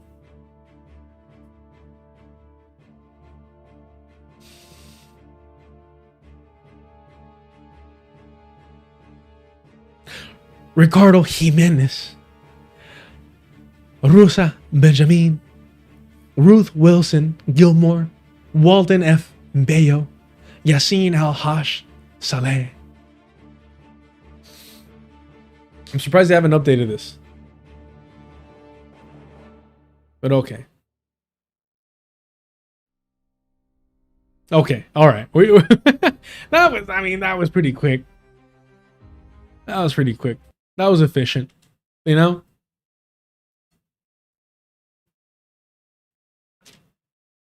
I'm gonna tell you right now, I ain't the best around, but I'm pretty fucking good, and I promise you, no one has read this piece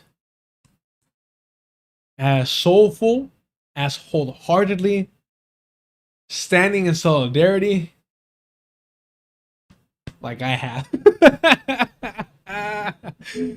That's when you know you feel it from the fucking heart, all right? I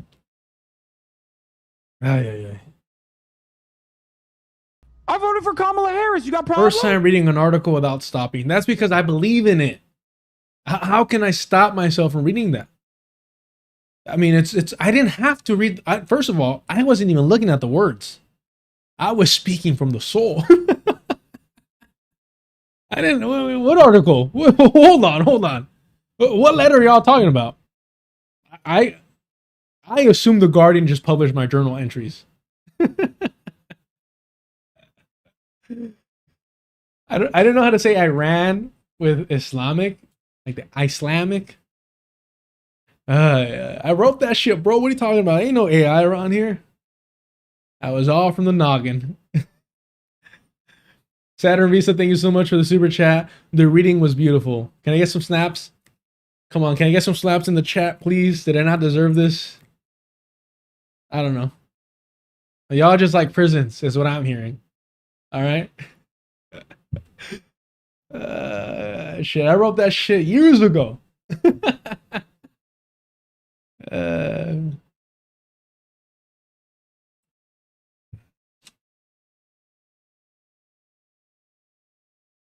Shit, man. All right. Hopefully that allows me to win the spoken word tournament. Let's get a little serious. Enough of my personal writings and my manifestos. All right. And my apologies, in all sincerity, I am gonna try not to butcher your name here. Helia Dotai says, moving beyond the critique of the letter itself, which has been already addressed by colleagues, friends, what has become visible over the past few days goes beyond the failure of one letter or the outrage surrounding it. It reveals something deeper about the political and intellectual order that produced it. One, the decay of Western left intellectual authority. Woo. Listen, I'm a blue collar worker. I ain't one of these ivory tower intellectuals with their PhDs and their masters, all right? You'll see them around these lefty parts. Some are professors, some are public intellectuals. Me, I'm, stuck in traffic racing to get here to speak to y'all from a working class perspective to working class people, all right? That's all I'm saying. All right, that's all I'm saying. That's all I'm going to say. You'll never hear me crying about tenure. No, but in all seriousness, in all sincerity, yeah, there's, for all intents purposes, and one would question when we're looking at the intellectual authorities of the West, the ones that come to mind immediately, Noam Chomsky. That's the first one that comes to everyone's mind. If we're going to follow it up, and if we're being honest and sincere, James Baldwin. Not a radical in any sense that would threaten the establishment order. There's a reason why they're pushing it forward.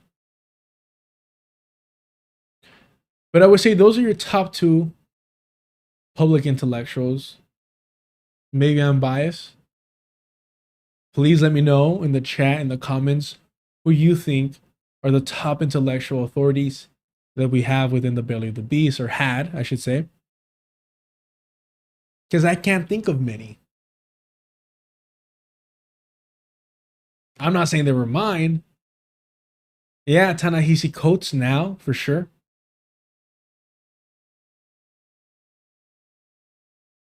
Oh, 100%. 100%.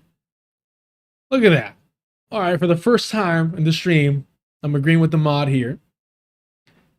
You woman, you says, James Baldwin would have signed the letter and removed his signature. The question is, would he have removed it during his honeymoon vacation or anniversary vacation?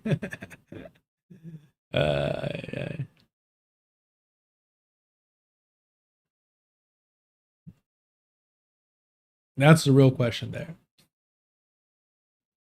But yeah, I mean, we've had the death of the American left intellectual for decades. And again, if we ever had it.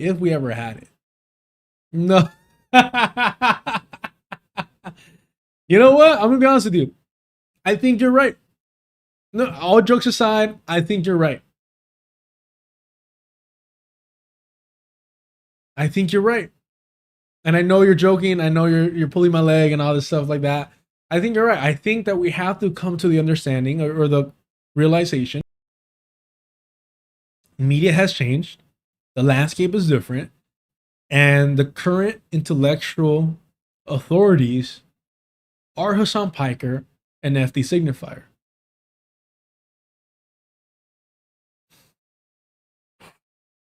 It's rough. It's rough out here. Damn, why'd you have to say that though? Because I think you're joking. I think you were joking, but I think you're correct. I think you were more right than you realize. And it's making me fucking sad. Ah, bro. God damn. We're in a bad fucking spot.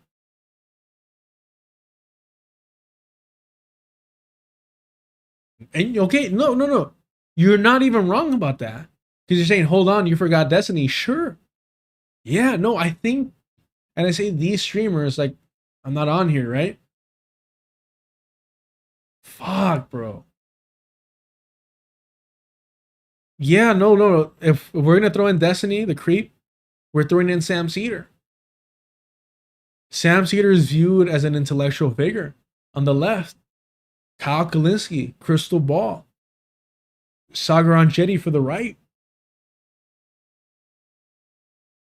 Dude, am I going to have like an existential crisis right now?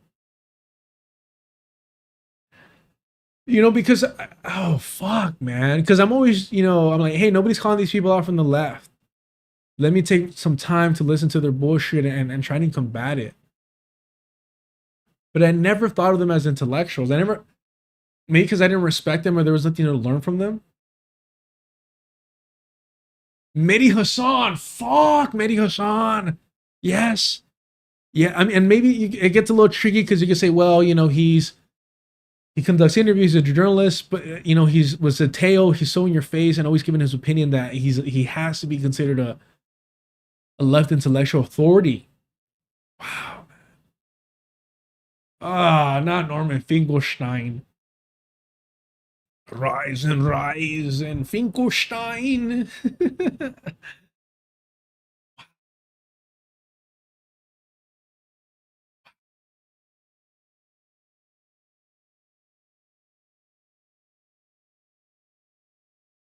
Culture wants to fight with the chat, and I will say I think there's an age gap there that needs to be filled, and then compare them age-wise, and I'll give you that.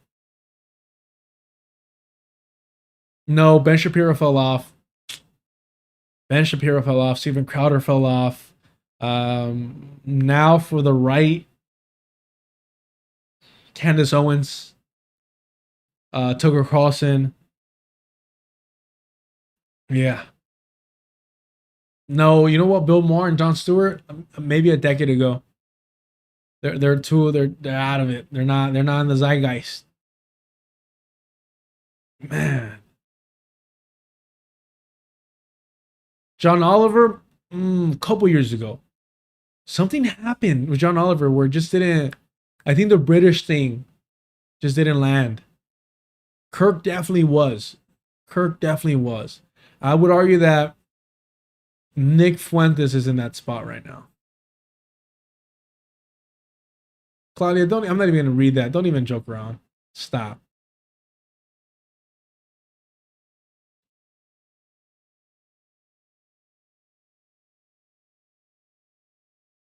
I'm not going to lie to you. Comrade Redo says, because he's dead. I read that, or I heard that in the Drake voice. You're dead. Corny ass shit. Giannis, yeah, Giannis for sure, but he's a foreigner. He ain't an American. Okay, let's log back into this. Shout out to Latino primo Nick Fuentes. All right.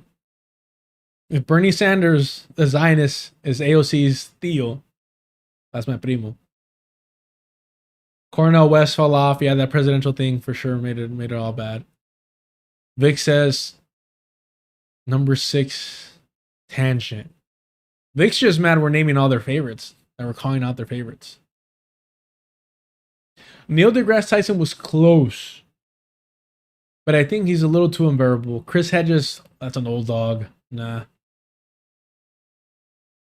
Okay. For decades, the prominent Western left intellectuals have spoken with an authority that assumed their analysis could shape movements and political public consciousness. The extensive scrutiny and rejection this letter has received shows how such authority is eroding. The Guardian and the wider mainstream media, even when furnished with the left cover, increasingly struggle to manufacture the moral consensus they once could. Humanitarian language, progressive abolitionist credentials, and calibrated condemnations and declarations of solidarity remain available, but their power to confuse or persuade the masses is diminishing.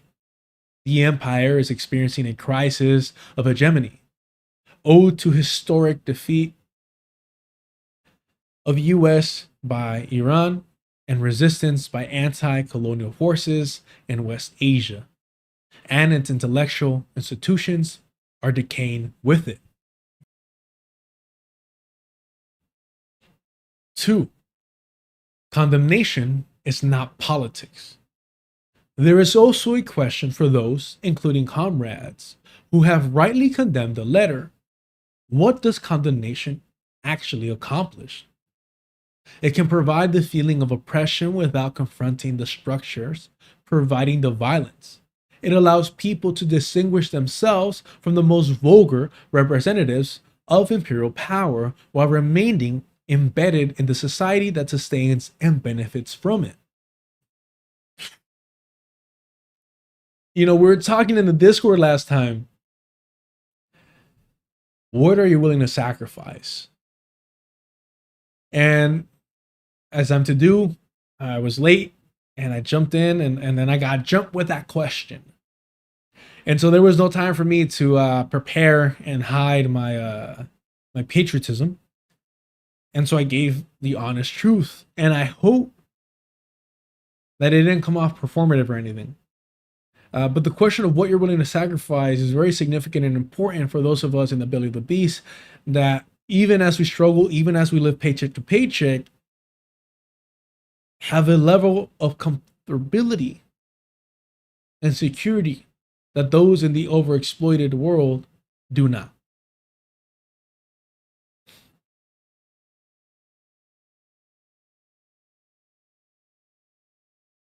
Thinking, analyzing, and announcing matter, but they cannot become substitutes for political transformation. The heart of the question is, therefore, the harder question is, therefore, what kind of movement continues to reproduce intellectual authorities so detached from the material anti-colonial struggles of the people they claim to stand beside?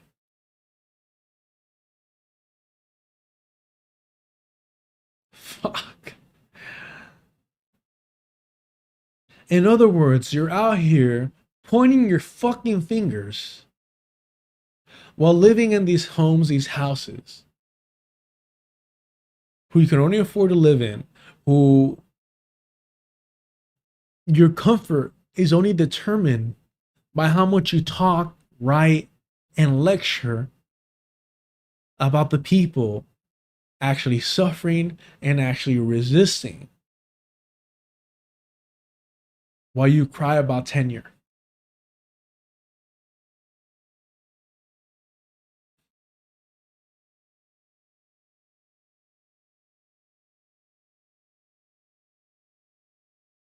And don't do shit. Don't do shit beyond that. And how have Western left intellectuals who took disastrous positions on Syria retained legitimacy and institutional authority with so little accountability for the violence to which they contributed? Everyone's forgotten about Syria. Everyone's forgotten about Syria. And no, the tenure thing is not a dig at Dr. Ball. It's the other Jew. No, just that's an obvious dig at Norman Finkelstein, y'all. Has Dr. Ball not gotten tenured yet? Because that at an HBCU, that's colorism at its finest. Reverse colorism.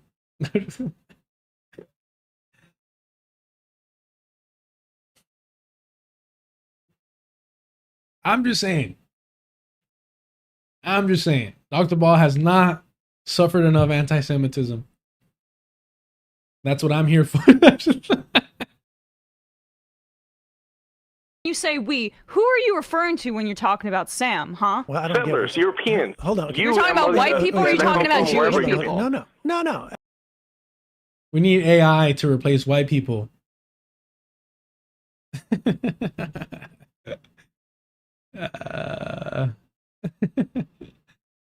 To be clear, and I would appreciate if my mod can at least quote me correctly, I said reverse colorism. Never get invited back. Yeah. Where are we at? Okay. Yeah, everybody wants to sweep Syria under the fucking rug. And you could, I mean, I don't know what the intellectuals were saying at the time in regards to Libya. That's the other one that is just fucking memory hold.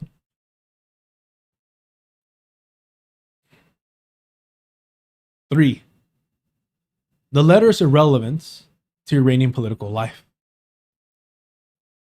Perhaps the most revealing fact is what has not happened. I have been closely following Iranian spaces from inside Iran. Universities, classrooms, women's collectives, labor spaces, and political discussions.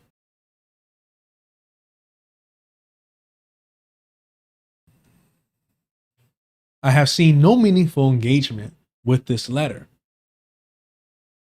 That shit ain't even worth fucking wiping with, bro. Its circulation has been overwhelmingly concentrated in English language media and Western political spaces. A letter that appears enormously important in the West has little discernible significance among the people whose lives it claims to address. Well, that's just because the prisoners have no voice. The censorship. We can't hear them. That gap exposes the distance between the political imagination of the imperial center and the material reality of those living under its consequences. God damn, bro. Woo. One more time. That gap exposes the distance between the political imagination, you motherfuckers are just playing pretend, of the imperial center, or is it century? And the material reality, meaning the real fucking world. Come outside and see how shit really is. Of those living under its consequences. You have not faced the consequences of imperialism. Sure, you might face its oppression within it, but not outside. You might get shot at, but you ain't getting bombed.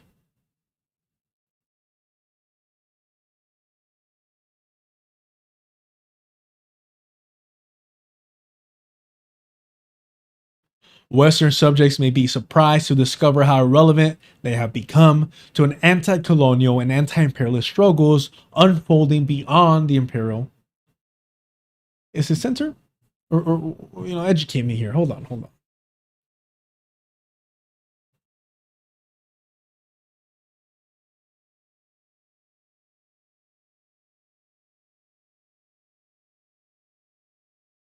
Oh, it's just a different way of spelling it. Oh. Center.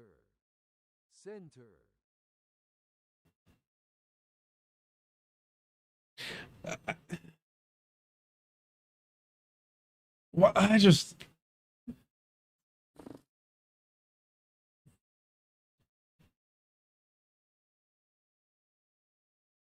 If I was gonna, fix anything about myself, it should be my eyesight. But I think I would forego that to nick my dyslexia. You know what I mean? Or just the way that I just se me traba la lengua, my whatever speech impediment I got going on, or whatever the connection to the brain, and whatever that might, maybe that.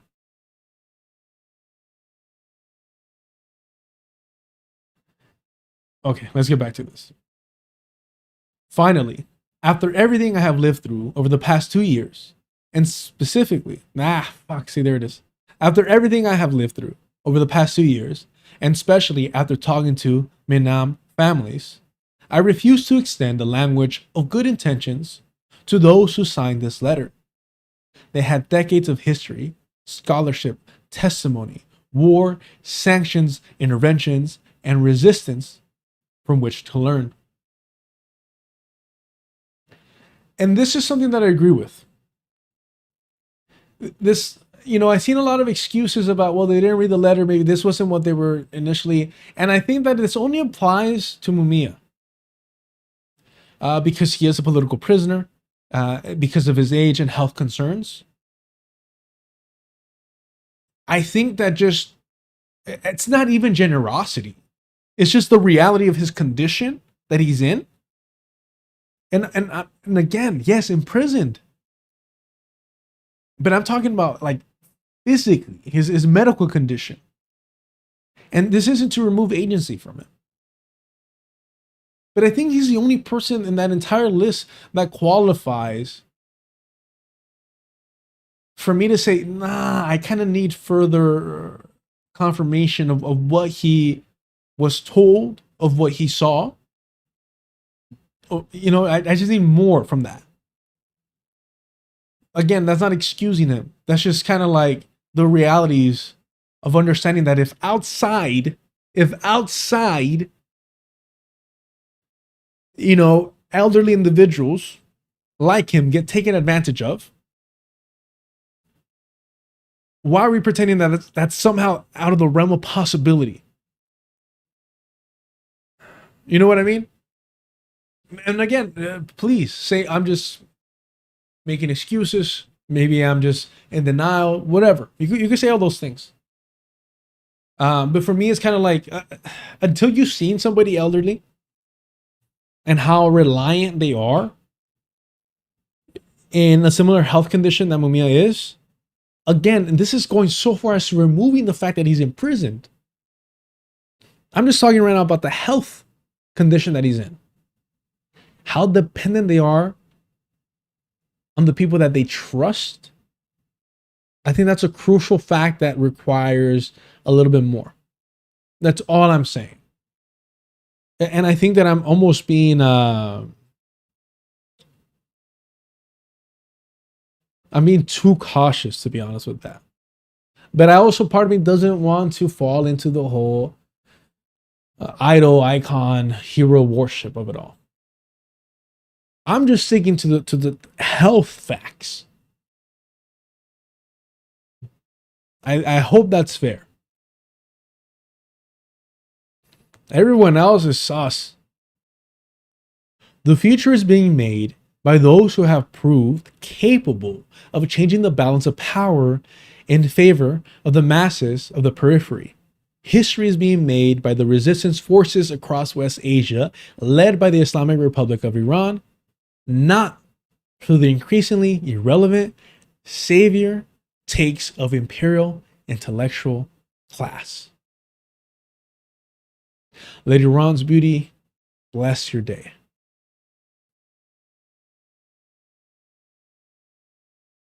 This is my favorite part of the whole thing because it's so beautiful and it's such a fucking flex to be like the biggest, baddest imperialist force is attacking us, is trying to strangle us, and look at me sitting here drinking a little cafecito. Not sure what it is. I don't know if it's tea. I'm an uncultured swine. But look at that beauty. Look at that beauty. We don't got that here. We don't got that here. Look at this.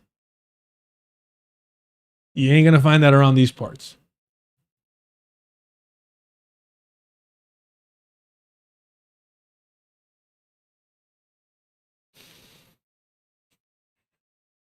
I don't agree with that, though. Angela is consistently being used by rad libs to justify electoralism. She's not being used by rad libs. I'm sorry. She is a tool of the Democratic Party.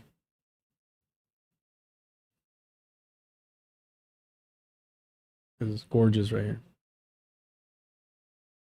And to be honest, I'm not a big carpet guy. Mainly because it's like, I think they require a lot of upkeep, a lot of cleaning, you know? Give me some nice tiles.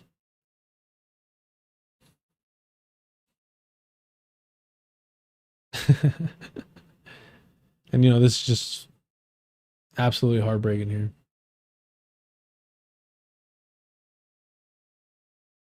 I thought this was a absolutely wonderful and very cohesive quote.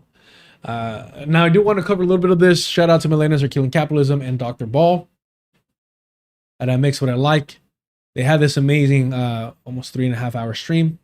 Rookie numbers, if you ask me, but hey, no, the content of this is just amazing. I believe I got to somewhere. No, yeah. Did I see homie with glasses here? I want to say I got. Yeah. I'm like somewhere over here towards the end. I'm still not done with it though. Okay. Let's listen to this here, because this was nice. Oh, let me hit the like button over here. Come on, let's not be hypocrites. Without further ado, we will bring Arlene Eisen now to the stage. Arlene, it's good to be with you. So Arlene, yeah, reintroduce yourselves. I know that we had you on to talk about your book not long ago, and shout out to that, folks. Please visit iskrabooks.org and check out the worldwide the worldwide family of militant women. And it's an excellent book. You can check out the conversation that I had with Arlene that was co-hosted by Nora Barros Friedman, Electronic Intifada. But yeah, introduce yourself briefly to our audience, and then let's get into.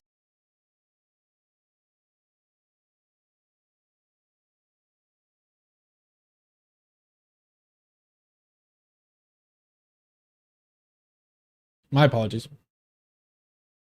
This is Arlene's book in the Worldwide Family of Militant Women.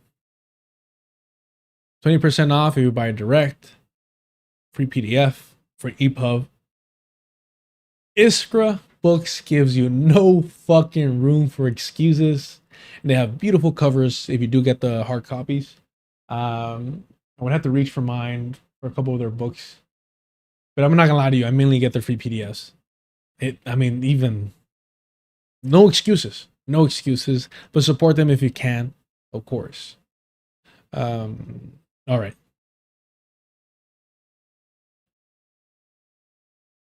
To what you have to say for us today. Thank you to Jared's, and congrats for this great investigative reporting you've been doing on this latest counterinsurgency travesty. I've been Look, y'all know I do not watch a lot of Millennials Are Killing Capitalism on here. I do not watch a lot of I Mix What I Like here. Mainly because, those guys, we're talking about egos. We're talking about needing attention. Those guys, they're everywhere. You know what I mean? There's like, all right, tone it down. But we got to put up with them every now and then. The reality is we share a lot of audience overlap, and I never want to like double dip too much or kind of take advantage of the generosity and the constant like platforming of me. I don't know what I'm doing. I don't know what's right, what's wrong. But I do feel that Arlene I was listening to this, coming from work, stuck in traffic, and I was like enthralled, just completely fucking captivated. And you know how ages I am. So that's how you know it was good. a militant in anti-imperialist movement since the 1960s, mainly inspired by the Black, Cuban, and Vietnamese liberation movements. I also have been a writer and a teacher. I did solidarity work in Venezuela, Palestine, Cuba, and New Orleans. And I also wrote a study that was published by the Malcolm X grassroots movement called Operation Ghetto Storm, also known as the Every 28-Hour Report. Operation Ghetto Storm? Jesus, fuck. Oh, man. Sorry. Fuck. My eyes are just fucked right now.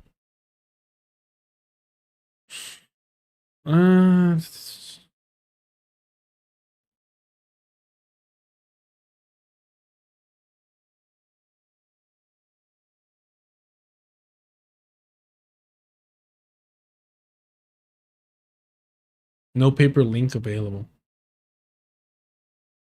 Hey, if somebody has this, please share it on the Discord. Appreciate y'all.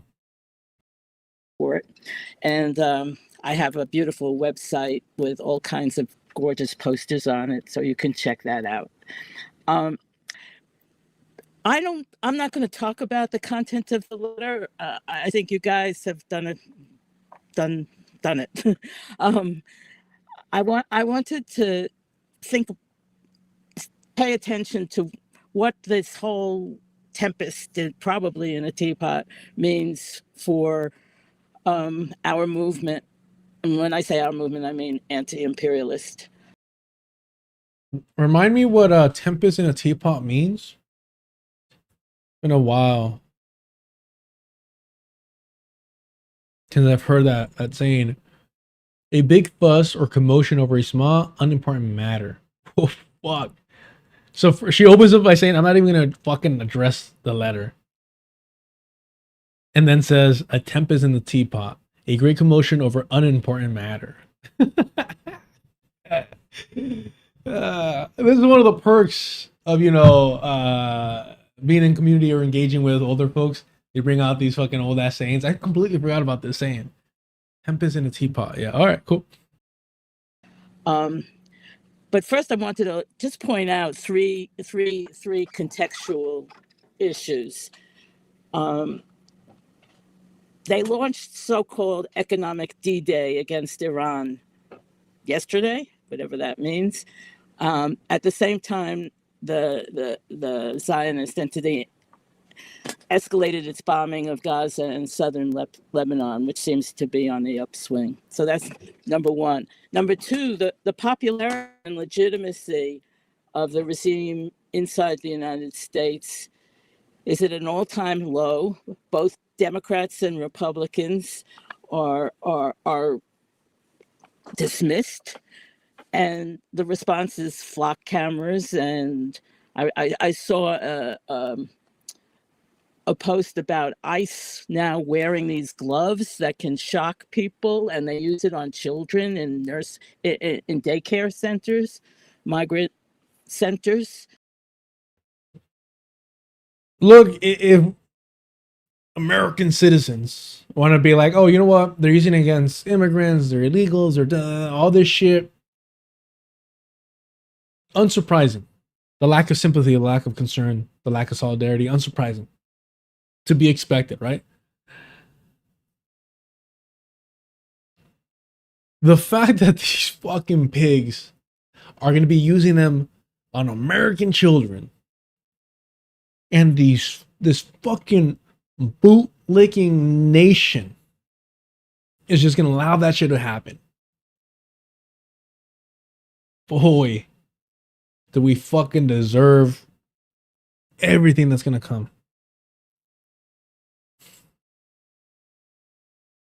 They don't give a fuck about their children, bro. They view their children as little criminals that need to be fucking corrected by the state to attack dogs to be fucking compliant little fucking drones. Oh, but got a fucking vaccine? God, a vaccine? Oh, you ain't putting that in my child. There's mercury in that. What is this? Communism? A pig stationed in your fucking school's high school that can fucking sexually assault them, physically assault them, pepper spray them, straight up fucking pull the trigger on them. And now these gloves that don't leave fucking marks, apparently.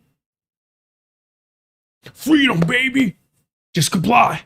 I teach my child to follow the law and to comply. Homie, get rid of us. We'll step aside. Get rid of us. Fuck it. And let them do to your kids once we're gone what they do to ours. And these pathetic little fucking emperors will take it. They'll take it. Don't believe they have this revolutionary spirit in them. Don't believe them. All these fucking Europeans, motherfuckers were like bred to be fucking peasants. All right? To be fucking obedient to a fucking throne. All right? They didn't start no fucking revolution for democracy, for freedom. Fuck no. They wanted whatever crumbs the fucking capitalists were giving them. Lemmings is what they fucking are and have always been. They stop wasting their time trying to fucking garner their support to teach them how to be fucking human beings. All right? They're never gonna do it. They're never gonna, they don't fucking respect us. They don't value our fucking lives. It doesn't matter where they're from, bro. This is how fucking Europeans act everywhere, man.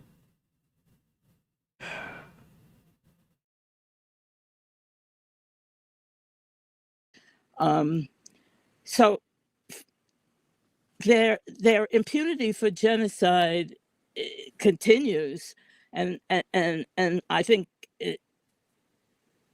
and so does their repression at home. And as we become more and more of a threat to them, the repression is going to escalate.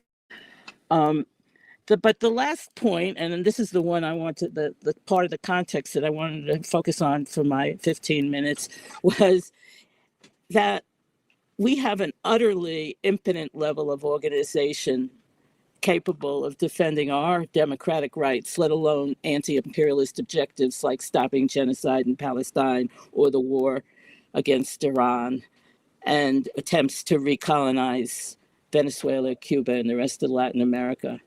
I'm just as pissed as anyone else about the betrayal of our basic anti-imperialist solidarity and the fucking Orientalist arrogant hubris expressed in this letter. But I think... Hold on.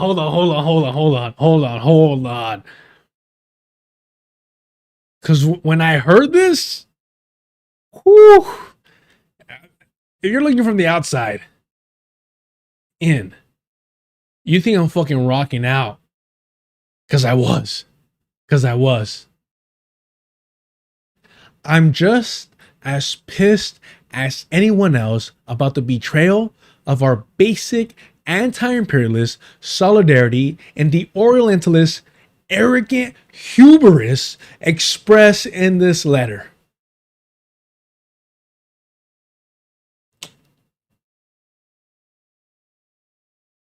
Exactly it. What the fuck do you add to this? What do you add to this?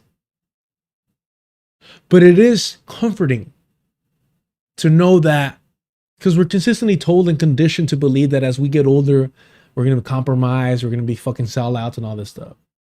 And to have Arlene, move this over here. Yes. Be like, nah, I'm still fucking pissed. It's comforting to be like, oh, okay, if I make it that long, I can still be angry. I can still be hateful and petty and resentful towards my peers, colleagues, towards my class. Oh, baby, yes, something to look forward to. All right, maybe getting old won't be so bad after all. Thank you for that, Arlene. Thank you so much for that. I think we need to direct the energy of our outrage towards building anti-imperialist organization rooted and accountable to oppressed people.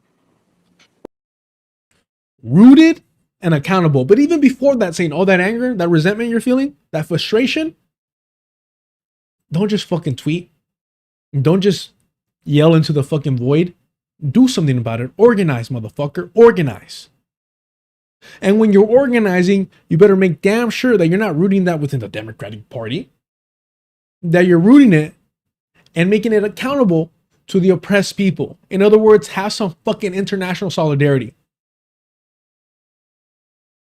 The fact that this has to be said in 2026 shows how fucking far removed we are from where we need to fucking be. These people that consciously, which is basically all of them but one in my book, sign off on this letter, should have been terrified, should have been fucking shaking, putting their name on this.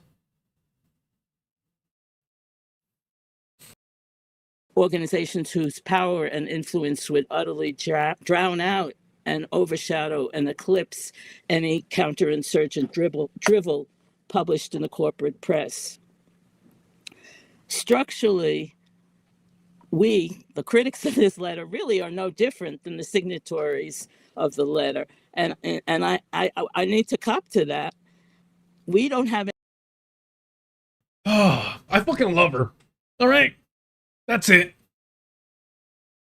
All right, what's the situation here? Can I call you abuelita? Abuela? Are we doing like the Nan? Gma, something more modern? What is, I don't know. Believe me, bro, I do not know. This is the shit I fucking love, though.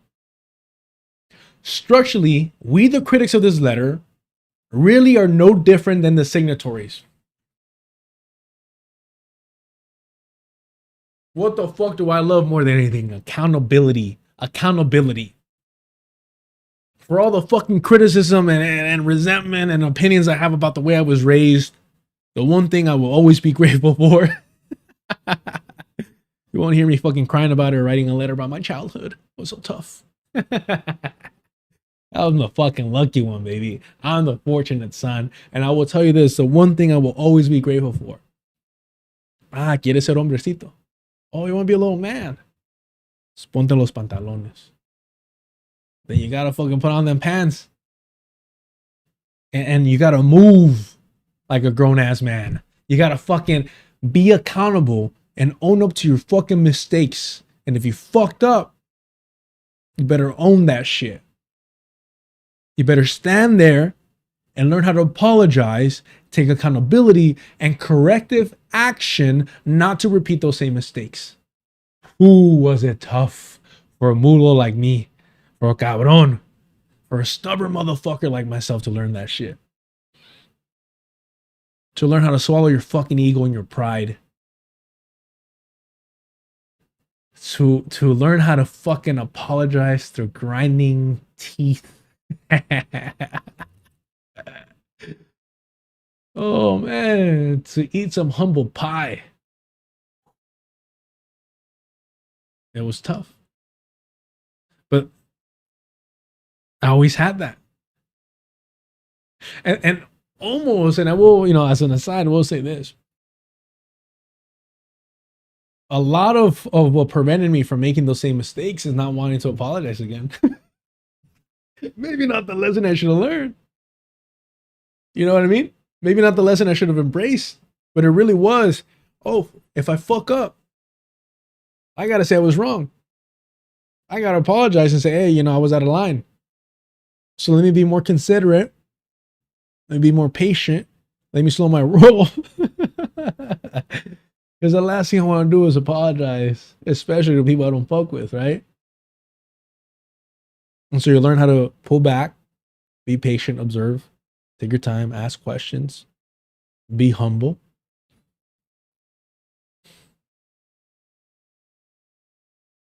But I love this here. Back to this. I love this here.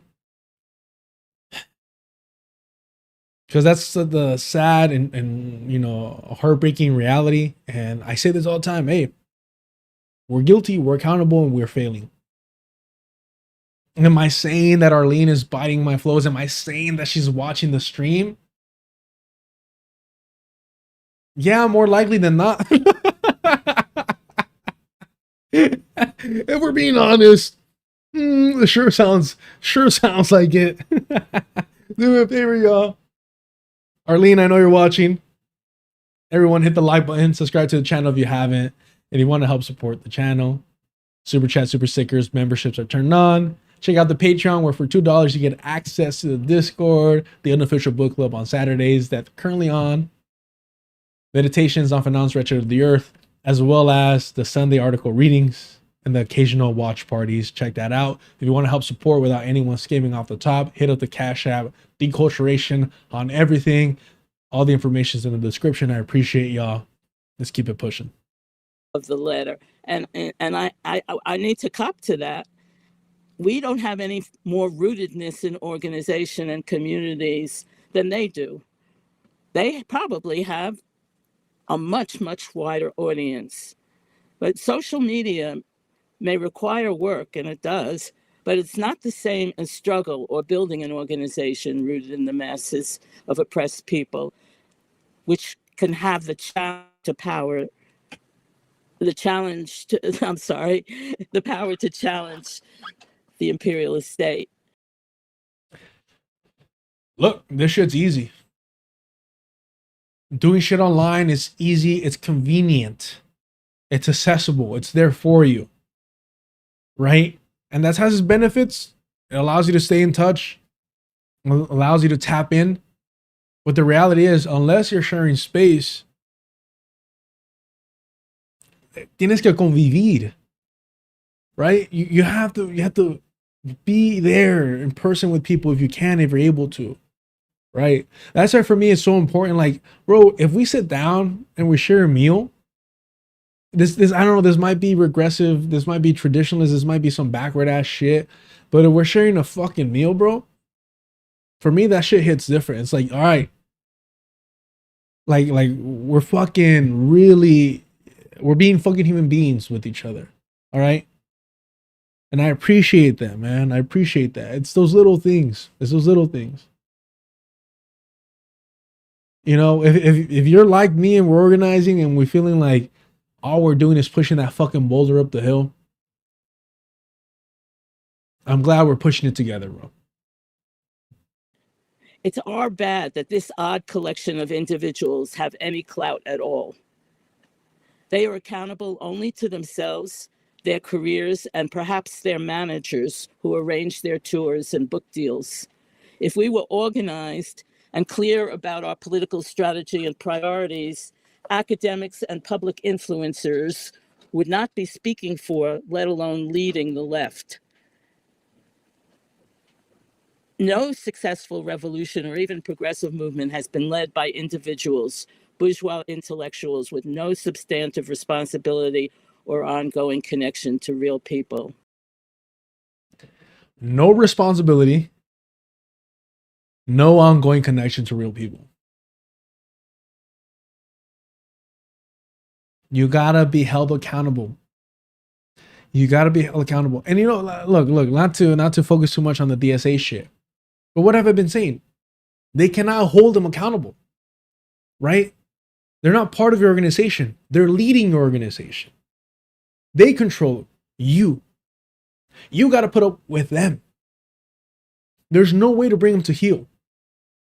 If you're leading and working and engaging with the people, guess what? Te pueden agarrar de la oreja. Te dan un zape, right? They can grab you from the fucking ear and fucking give you a little fucking knock you on the side of the head and be like, nah. Get right or we don't need you. Get right or we'll replace you.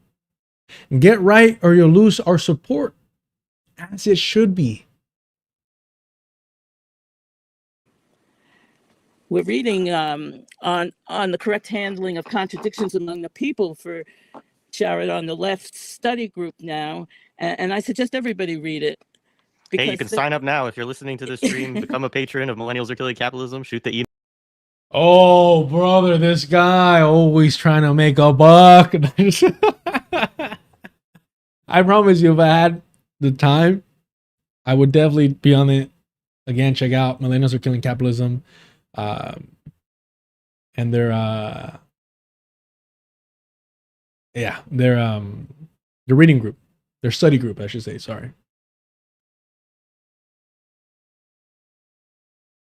Email and you can join us up. I'll put the link in the chat. Thanks for the plug, Arlene. Go ahead. Okay. So just to emphasize my point, I guess his gray hair is useful for reminding people a little bit of history. Howard Zinn, who was a professor, a real people's professor, may have advised SNCC from time to time, but it was SNCC cadre who always made their own decisions. Although they were only a few blocks away from UC Berkeley, the Black Panther Party studied Fanon and Mao collectively on their own, without any intervention from professors. Even our student-based movements for free speech or against the Vietnam War were not led by professors. They didn't attend our meetings. We didn't consult them before deciding strategy. At times, we may have asked them, with some trepidation, I might add, because they were always to our right, to address a teach-in or rally to add legitimacy or support. And that's how it should be. It's a little scary and frightening. As I get older, to me, like younger individuals who are to my right, and now, of course, this is because of conditioning, this is because a lack of education, right? A real education. And having to like recognize the fact, like, damn, bro, like, it's getting bleak out there. Especially like if you were around like, you know, younger men in the whole like Andrew Tate wave, that was rough, man. Like the peak of it. Because Andrew Tate was so like amusing, right? Charismatic. And so it was hard to really combat that red pill arc that a lot of young men, especially during like the COVID era, were embracing. The fresh and fit, all this shit like that, the Sneeko. Yeah, man, it was interesting seeing such a reactionary embrace. The misogyny was working double time. But we never relied on them for insight and leadership. In those days, most faculty were the enemy. In fact, Black studies, ethnic studies, Chicano studies, women's studies, the home Chicano studies mentioned of many of these spokespeople, only grew in the soil of our movement, and they lost relevance and touch with communities and struggles after those struggles waned. This letter has all the hallmarks of a counterinsurgent programs, no different from COINTELPRO, that murdered Black liberation leaders, divided the Black Panther Party, or the CIA ran corporations' maneuvers in Iran in the 1950s and 1960s and 1970s, in Latin America, Vietnam, Mozambique, and so on. And I just wanted to close by giving two examples. I really feel like the United States and the Zionist entity are integrated in this counterinsurgent effort to destroy all opposition to their do or die objective of world domination. Israel's budget now includes a $730 million line item for public diplomacy. And that, by the way, that's a 5 times increase over last year, which is 5 time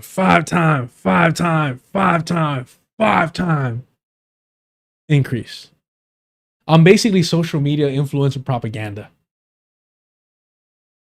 Again, this Hassan Piker crying about Judaism and Zionism conflation. Bro, shut the fuck up. It's a wrap. It's done. It's over with. All right, go cry with Sam Cedar. All right, about the Bundes or whatever the fuck. All right.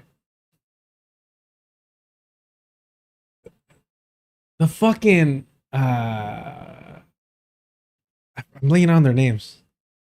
Edelsteins? Oh, how do you say their fucking name? That are buying Paramount, about TikTok. All of this shit is being done to coordinate the information that you have access to and what you can post without getting censored or shadow banned. Ellison's, thank you. Anti-Semitism moment. Stack them up.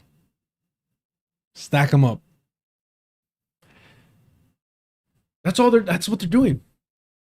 But that's what capitalism offers them the opportunity to do. right? It's not some fucking Elders of Zion bullshit. It's not Zog. It's capitalism. It's capitalism, right? There's a recognition of how much their image is in the toilet. They've retained at least 6 firms to sway public opinion in the United States, and their contracts underline Gen Z as the target. They've hired a guy named Brad Parscale, a former Trump campaign manager, to produce 100 pieces of content per month for Instagram, YouTube, and TikTok. We can't beat that. We got to go in a different direction. At the same time, and this is just example. And you know, that's the sad part. That's the sad part. Something, and you know, I got to push back a little bit, like, oh, you're covering Hassan too much, this and that. And even like today with this stream, the title of the stream, I was gonna just put it like, I don't know, Abdul said denounces Hassan Piker, or something along those lines, to make it more catchy and stuff, right? And sometimes I overthink shit, and I'm just like, nah, just make it what you want. Don't think about like what's gonna get views or clicks and stuff like that. Just, you know, do your own thing. The problem with that is, and I've talked about this before, and me and Jared have spoken about it, is there's a lot of shared viewership. And because I'm younger, I'm more fashionable, I'm more, you know, with knowing what, you know, the youth are into. I got a full set of hair. You know, I got a good tan going on. Because of those things, I watch anime. You know, I'm with the pop culture. You know, I can jump. I'm so athletic. You know, those kind of things. You know, youth is on my side and whatnot. I'm more fit. Yeah. You know, those things. Because of that, I feel like it's my responsibility compared to the senior Jareds to to reach out, you know, to reach out and be able to bring in other people that may watch Hassan Piker, that may watch Destiny or Hutch or Pisco or all these other individuals, and kind of push them and push them to watching Millennials Are Killing Capitalism, Black Liberation Media, I Mix What I Like, Psychic Militancy, you know, Why Is It Dome TV, you fucking name it. So while sometimes it might seem like I'm on the same bullshit, like I'm being petty or I can't let shit go, the reality is half the time I'm just fucking around and talking shit about these people with the hope and intent to push people in the right direction, and to the people that have influenced me and motivated me to continue running my fucking mouth, at least online.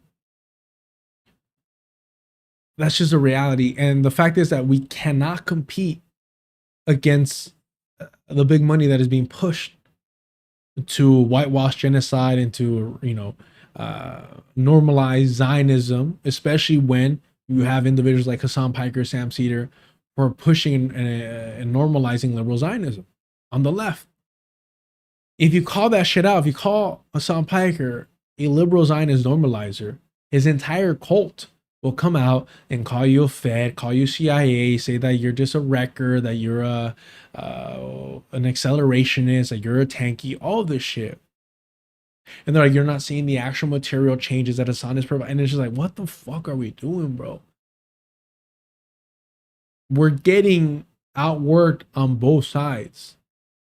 The reactionaries and the fucking liberals that you gotta scratch to see their fascism. And that bar, I don't know why I'm on it. I haven't even bleed him yet. Can I bleed him? That's where I'm at. I haven't even got it started on breaking these motherfuckers down. Right? I just don't have the time to dissect them the way that I want. We'll get there. And I appreciate all the support.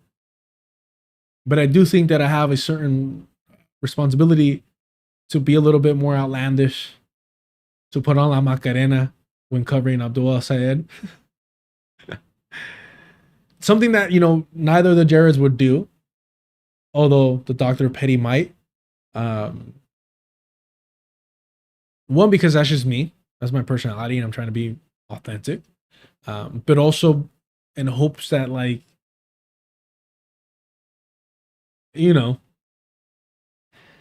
somebody might find it amusing and then take a step forward to their left, and then I could push them over here. Then Arlene can take it and really radicalize them while I'm selling my silly petty bullshit. Exemplary, and all the examples I had time to do research on in the last 10 hours. Congress funds the National Endowment for Democracy, and its fund is under the control of Rubio. It funds, in turn, something called the Net Freedom Pioneers, headed by an Iranian called Ivan Feruzi. And their purpose, they have a website, Net Freedom Pioneers, is called Breaking Down the Digital Divide. Its purpose is to bypass Iran's digital blackout. They get $2 million from the fund, the Endowment for Democracy funds. And the reason why I checked out National Endowment for Democracy, they also fund the Human Rights Campaign, which, by the way, in 2014, launched a campaign against Maduro as being a dictator. And one of the signatories of a letter back then was my former comrade, Bernard. Sorry to interrupt the pettiness, but I will say the fact that so many democratic socialists have co-signed and willingly taken the Miami baptism in smearing Maduro, smearing Chavez, smearing the Cuban Revolution. Because, Fidel is still running things somehow. It's ridiculous. The signatories of a letter back then was my former comrade, Bernardine Dorn, who I consider a traitor at this point. The Black Panther Party used to say that men don't... Bro, and I say this respectfully, how old is Arlene here? Because I want to be genuinely respectful. I know I mess around a lot. Age.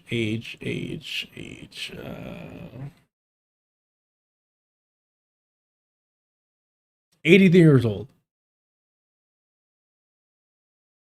She's 83 years old. If I'm not calling out people by name and calling them fucking traitors, compradors, at 83, what the fuck am I still sticking around for?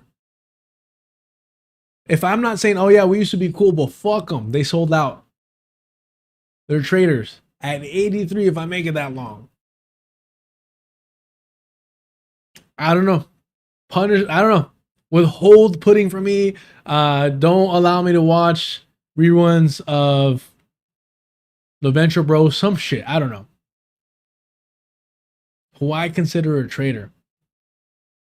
At 83. Doing this publicly at 83. On the internet at 83. Bro, if AOC can claim Bernie as her tío, why can't I call Arlene my tía? That's all I'm saying. That's my only argument. Who I consider a traitor at this point. The Black Panther Party used to say that the man doesn't have us outgunned, he has us out organized. And here we are, a collection of individuals, each expressing our outrage to this letter online. This letter really needs a collective response. And, a group of us could sit down and write a collective response. But more important, I think we should use it as one more reminder to revive an organizational campaign capable of making this letter irrelevant and providing leadership based in actual, not digital organizing. She said, touch fucking grass, homie. She said, get off your ass. Log off for a second. Close the laptop. shut down the computer, go outside. And again, the collective response is so much. That's what I'm saying earlier. Like, all these motherfuckers should have been scared of fucking co-signing that shit. Because they should have known that a collective fucking fist, an anti-imperialist left, intellectually was going to respond saying, no, the fuck you don't. You don't speak for us. You don't represent us. And we denounce you before you have time to denounce the letter. We have to recognize that these liberals, rat libs, these compradors, servants of the fucking state, because that's what they are our enemies. And we should be organizing against them. And until we do that, they're going to mislead people. People will turn to them to be inspired, to know where to turn, to know what decisions to make, to know what to emulate. And it is our job to call them out. Who gives a fuck if they call you a hater, a wreck, or petty? You fucking name it. So fucking what? We can be all those things and correct. Multitask, multi-talented. Call it what you fucking want. Stop following these democratic sheepdogs. All right?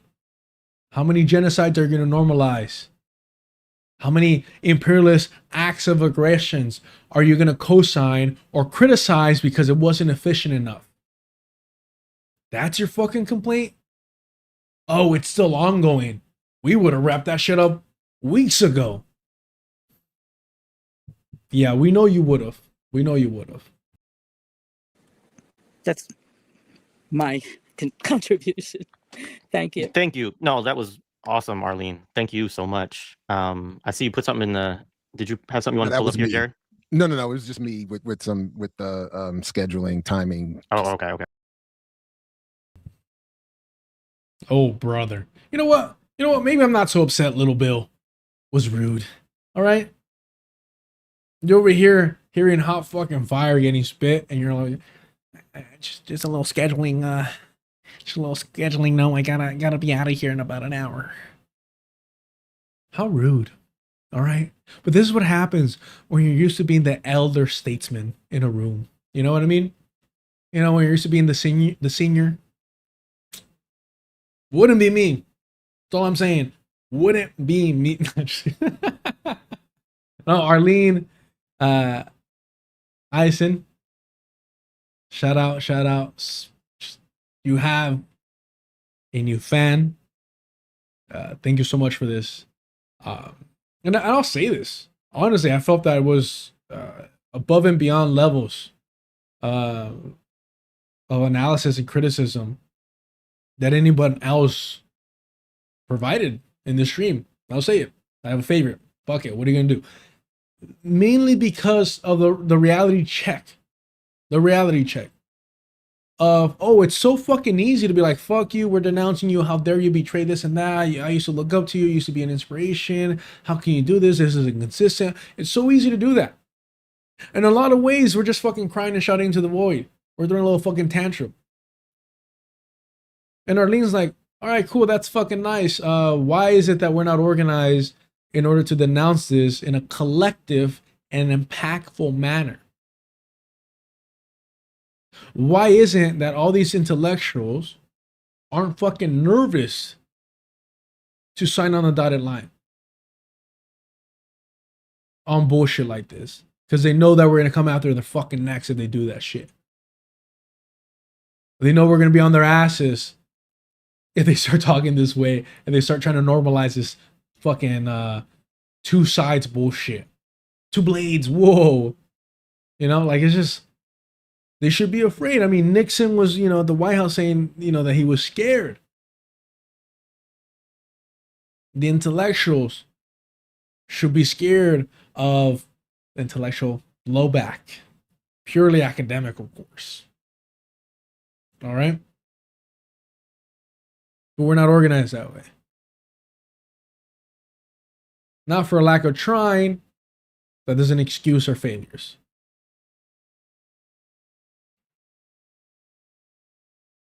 So I want to read this because I think this is a step in the right direction.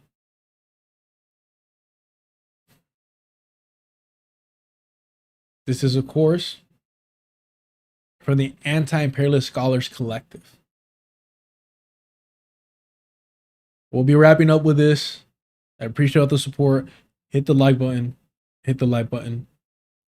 Let's get started.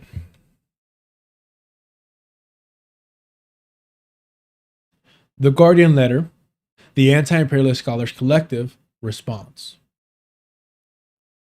The Anti-Imperialist Scholars Collective, AISC, strongly condemns to Iran's political prisoners trapped between two blades of a scissor the open letter published on the 20th of August 2026 in The Guardian and signed by Western academics and cultural workers in the imperialist core. The letter distorts history, obfuscates the current geopolitical conjuncture, and provides ideological cover for the intensification of the ongoing war against Iran. Similar to accusations against the Palestinian resistance that equate the Zionist genocide to resistance to genocide. The letter creates a false and dangerous equivalence between the defensive actions of the Islamic Republic of Iran and the aggressions of the United States and Israel, the most powerful and genocidal imperialist forces in world history. The letter names multiple historical events without analysis, context, or citation. The absence of Iran's resistance to the century-long genocide of the Palestinian people is deeply troubling. Because if you include that, you might realize some people might acknowledge, like, oh shit, are they the good guys in this? Again, the black and white, good and bad analysis, superficial. But nonetheless, the reality is, oh, these are the only people supporting the Palestinians to this extent, while the rest of the world has abandoned them.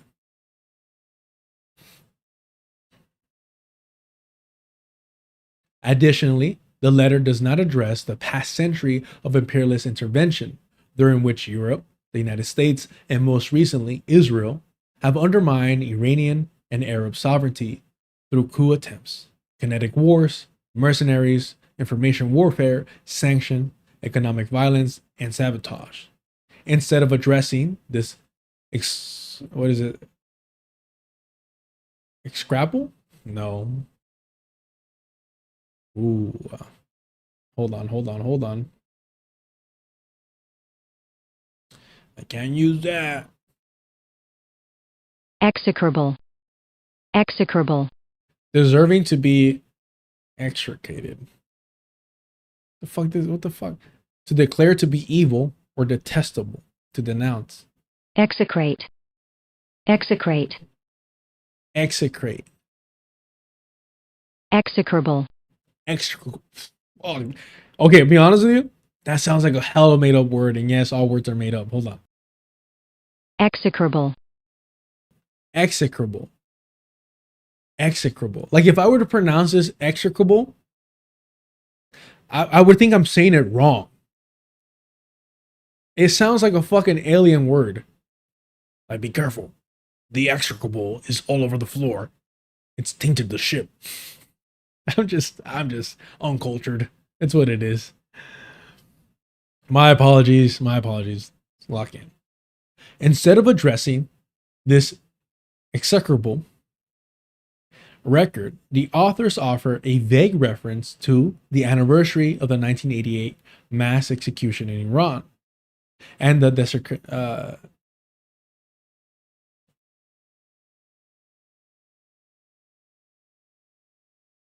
and a designated acknowledgement. No, hold on. Sorry. Back to back. Ignorant ass shit. Sorry. Deracinate. I'm not gonna get that one. Deracinate? Okay. Jeez, fuck. My apologies. Instead of addressing this execrable record, the authors offer a vague reference to the anniversary of the 1988 mass execution in Iran and acknowledgement of the 1953 US-backed coup. As US imperialism accelerates and the resistance against it strengthens, the battle of ideas continues to intensify. The battle of ideas continues to intensify. This is a time when the responsibility of the anti-imperialist intellectual is to be rigorous and vigilant. We therefore find it necessary to name the stakes and clarify the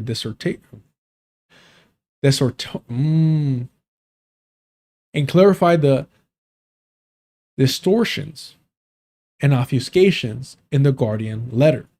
The claims must be challenged and the motivations for its publications unearthed, especially because of its writing of this response, especially because as of the writing of this response, the letter's authors remain obscured. The social media page that originally posted this letter is erased, while imperialist war drums continue apace. All right, little rhyme scheme in there. Okay. Little rhyme scheme. Are all these $10 words necessary? Yes, to reach the common folk and masses. It is. I mean, I don't know. Sometimes I always look, I'm gonna be honest with you. I always come from the position that it's just my ignorance. But that's just me because I'm just so fucking bad at this shit. If I want to blame it on my dyslexia, if I want to blame it on my laziness, if I want to blame it on my inability to pronounce words, English or Spanish, like whatever, excuses. I always, maybe this is a reactionary position of mine. It's like, it's on you, motherfucker. Pick up a dictionary, pick up more books, read, right? But it is the Anti-Imperialist Scholars Collective. They're trying to remind you, you ain't them. You're not that guy. But I don't know. I'm learning new shit. And I'm butchering words. All right? Don't worry, Carlos. I'm smarter than you, and these words are difficult for me too.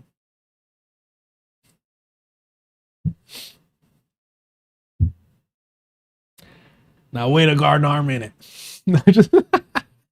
I believe that, and thank you. I'll hold back. I'll save it for the Discord. How about that? If you want the uncensored response, join the Discord. That's how you pitch the Discord, Jared. All right, let's focus. The claims must be challenged and the motivations for its publication unearthed, especially because of the writing. Especially because, as of the writing of this response, the letter's authors remain obscured. The social media page that originally posted the letter is erased, while imperialist war drums continue apace. What follows is AISCS initial response to this alarming pro-imperialist document.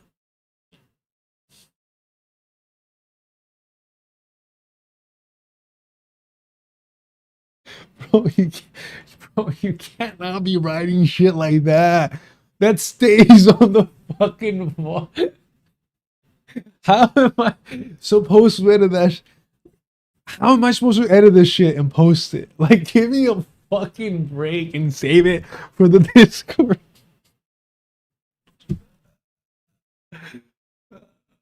Y'all make it fucking impossible. Fuck, I'm crying. I'm not gonna have a career streaming. Bro, people are legit gonna think I'm fucking like legit fucking racist and shit. Who types this shit? How does YouTube let you type that and post that? Is my fucking question. Oh, fuck, man. I just can't. I ain't saying you're wrong. And then I can't help myself. That's the problem, is I can't help myself. to fucking throw fuel into this fire. Yeah. Yeah. Yeah. Yeah. All right. Okay. All right. That was fucking. All right. All right. Where are we? Where the fuck are we? What are we doing? Are we gonna get through this? What the fuck? God. All right, we'll stop at the notes. That's just for the nerds. All right. Okay. In 1988, almost a decade after the Iranian people overthrew the brutal Mossad-trained and US-backed Pahlavi monarchy, the Islamic Republic of Iran was at war with the US-backed Iraq, which invaded Iran in 1980 at the behest of the US. The US objective was to balkanize Iran, topple the Islamic Republic, and retake control of the state and its resources. By 1988, it is estimated that over 1 million Iranians and Iraqis had been killed in the war. Actual figures are likely far higher.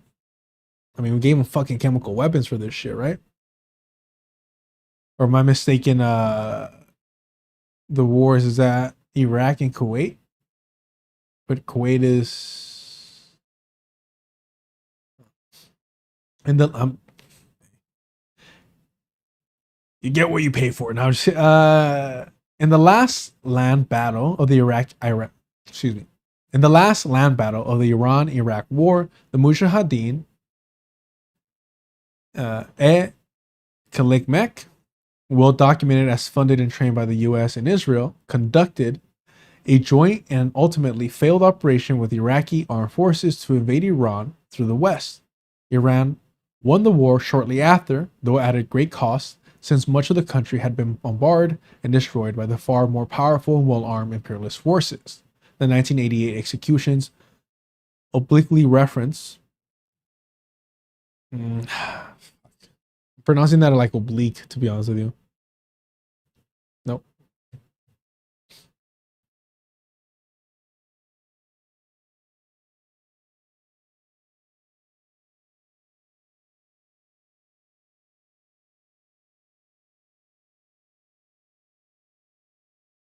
Obliquely. The 1988 executions obliquely referred to in the open letter largely targeted those mercenaries from the MEC who participated in the US and Iraqi operations to topple the Islamic Republic and balkanize Iran. As is widely accepted in English and Persian sources from and about that period. Neither the US nor Israel have ever given up on destroying Iran, in no small part because of the anti-Zionism of the Islamic Republic and its defense of Palestine. In January 2026, the streets of Iran were once again terrorized by US and Israeli mercenaries who burned police officers and civilians alive, literally dismembering them in frenzied attacks on city streets in Tehran.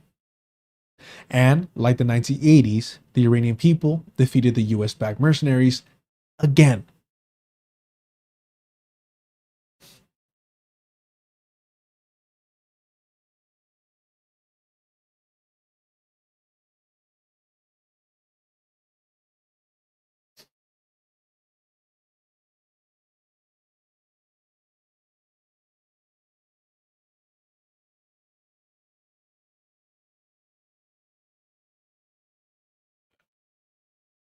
One day I'll learn how to stream.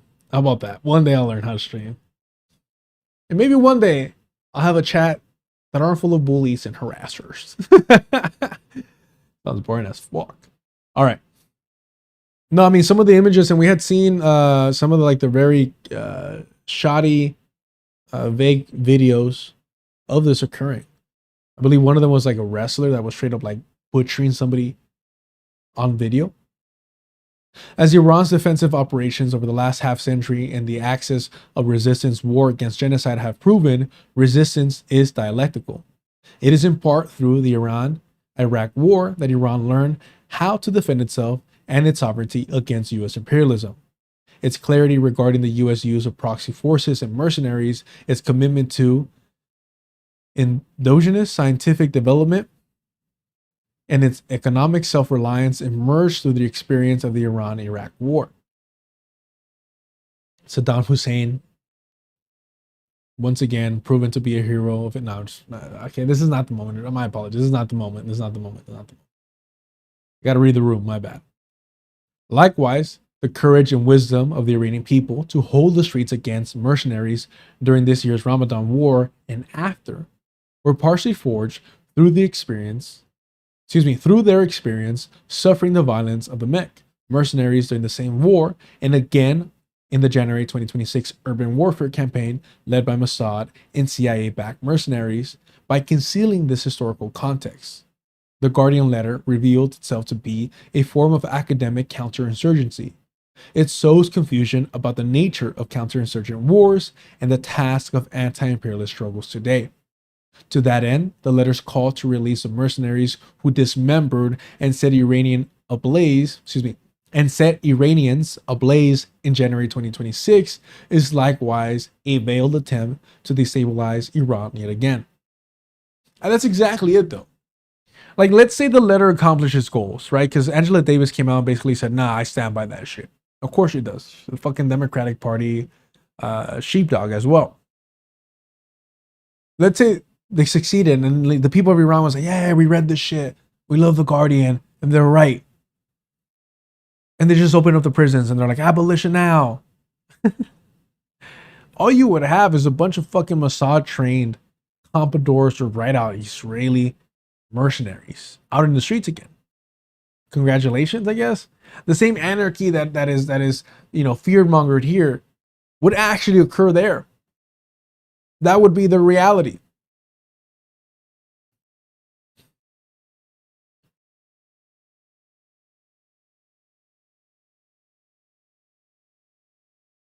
It is against this backdrop, and during the month of Black August, a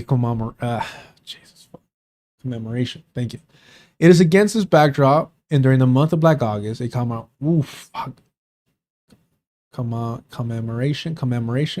It's not commemoration. Commemoration. Fuck. I had it for like a second. I know it's memoration. I had it for a sec. Commemoration.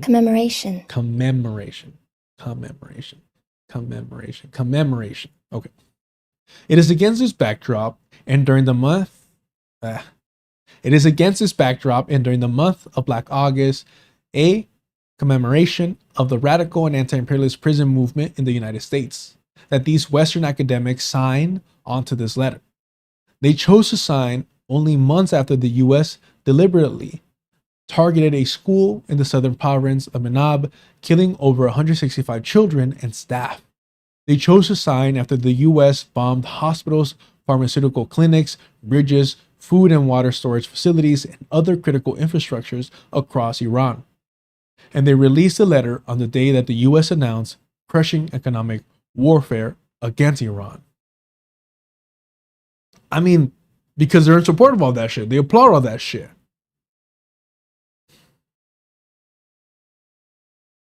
They're co-signing, they're in support of it. They're aiding and abetting imperialism.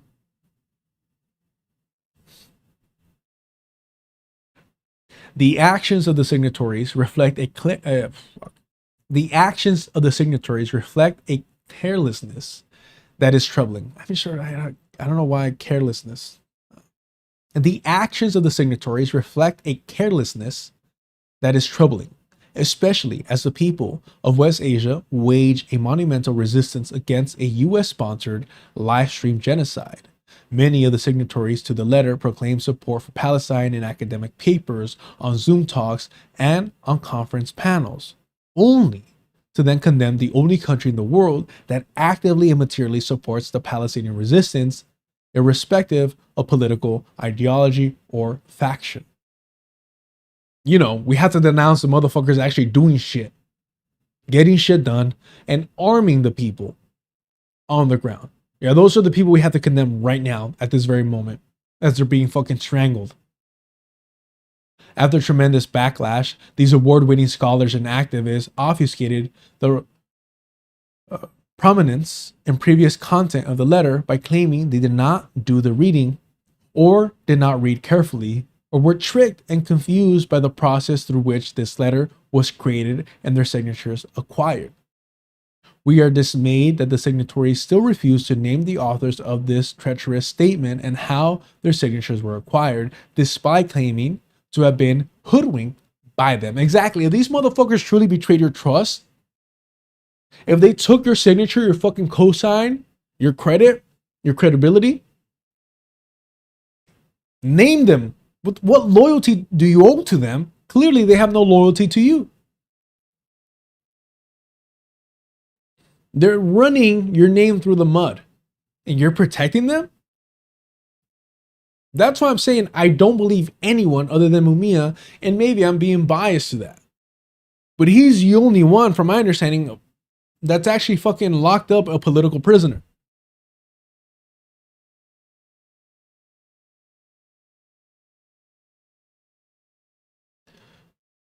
More than this, it was nothing short of reckless that our academic colleagues, many of whom are well versed in the histories of imperialist academic counterinsurgency.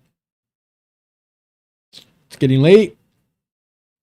More than this, it was nothing short of reckless that our academic colleagues, many of whom are well versed in the histories of imperialist academic counterinsurgency, would so easily fall prey to such flagrant psyops.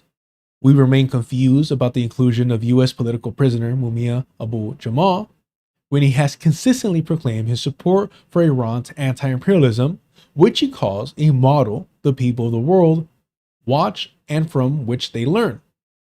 The letter's authors instrumentalize his name and rich history as a political cover for their own empty claims regarding Iran. Furthermore, the saga underscores that abolition as a framework of analysis and struggle is suited for settler colonial capitalist racist imperialist contexts, not for national liberation movements and states under the boot of US imperialism. We reject the Eurocentric tendency to universalize provisional US categories and frameworks. During this time of spectacular genocidal violence at the hands of the United States and its Zionist and European proxies, the anti-imperialist scholars collective strives to wage a battle of ideas from within the belly of the beast, maintaining a focus on US imperialism as a primary contradiction. Our role is to provide a structural and historical analysis of imperialism and not to abet it through duplicitous, performative, and conflicting solidarities. The Guardian letter highlights the insidious focus of the Western left on the secondary contradiction at the expense of the primary contradiction, a dynamic that reinforces imperialism and reproduces its many violent manifestations. No amount of nuance incorporated into an alternative letter can help this fundamentally flawed political position escape imperialist repudiation. The Imperialist Scholars Collective believe it is our duty to approach the material conditions and objective reality of the current conjuncture with the clarity, urgency, and intellectual rigor that this historical moment requires. The future of humanity requires no less. We expect the same of the intellectuals who signed this letter. If they are incapable, we remind them that silence is always an option. Holy fuck, shut the fuck up! Get the fuck out of the way if you're not with us. Hey, listen, the one thing I will say, and maybe it's a criticism, and I struggle to read most of this. My apologies. Thank you all for hanging out, sticking with me, and helping me out and learning how to speak and read the English language. Sincerely. My one criticism, as I stumble, mumble, and stutter through this, I don't think you have to be so formal. I think you add a little asterisk and saying, by the way, Keep your fucking mouth shut. Just a little bit, like, because, you know, if you're speaking to the masses, to the people, and I think I kind of qualify for that. Just get to our level a little bit, you know? Get to our level a little bit. That's all I'm asking. Maybe give us a little something to make it viral. How about that? All right, maybe I'm wrong though. Let me know what y'all think. Maybe I'm being too petty. But I sincerely appreciate y'all sticking around through this. Appreciate all the support today on the stream. It generally means a lot. It still feels weird, you know, pitching or saying like, hey, please support. I'm leaving work early for this, but I heard, you know, y'all say, hey, it's too late for the East Coast. I'm like, all right, for sure. Let's make it happen. I want to invest in this. I enjoy doing it. But I'm not a scholar. I'm not an academic. I'm a blue collar worker. It is what it is. You know what I mean? But I appreciate the support sincerely. All right. Let's wrap this shit up. Support the channel any way you can. Check out the Patreon. I appreciate all the support. All right.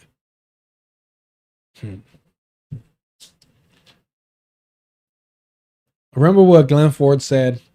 Organize with eyes wide open. Y como siempre, as always, John Trudell, the Beast. We made it to 8. Again, shout out for hitting up the Cash App. Appreciate y'all being active in the chat. Here we go. In a wisp of smoke down on the corner, there was this cat named Fortunately talking at me from voices in his head, yelling about what storytellers said. You gotta be careful here, child. There's a beast in the promised land. There's madness you don't understand. The beast is crazed and running wild. Little boy, man, little girl, woman, no big deal. Nothing personal. Your mind's another meal. Savoring the rush of you like heady wine. Feeding is what the beast is meant to do. Stranger are those walls built to hide. Stranger to look and learn not to see. He's in the mask you put on your face. Thoughts, his favorite breeding place. In the race to midnight, it's after 11. The nature of the beast is all he knows. Behind doors of hell are gates of heaven. Doors are open, but the gates are closed. Ya estuvo.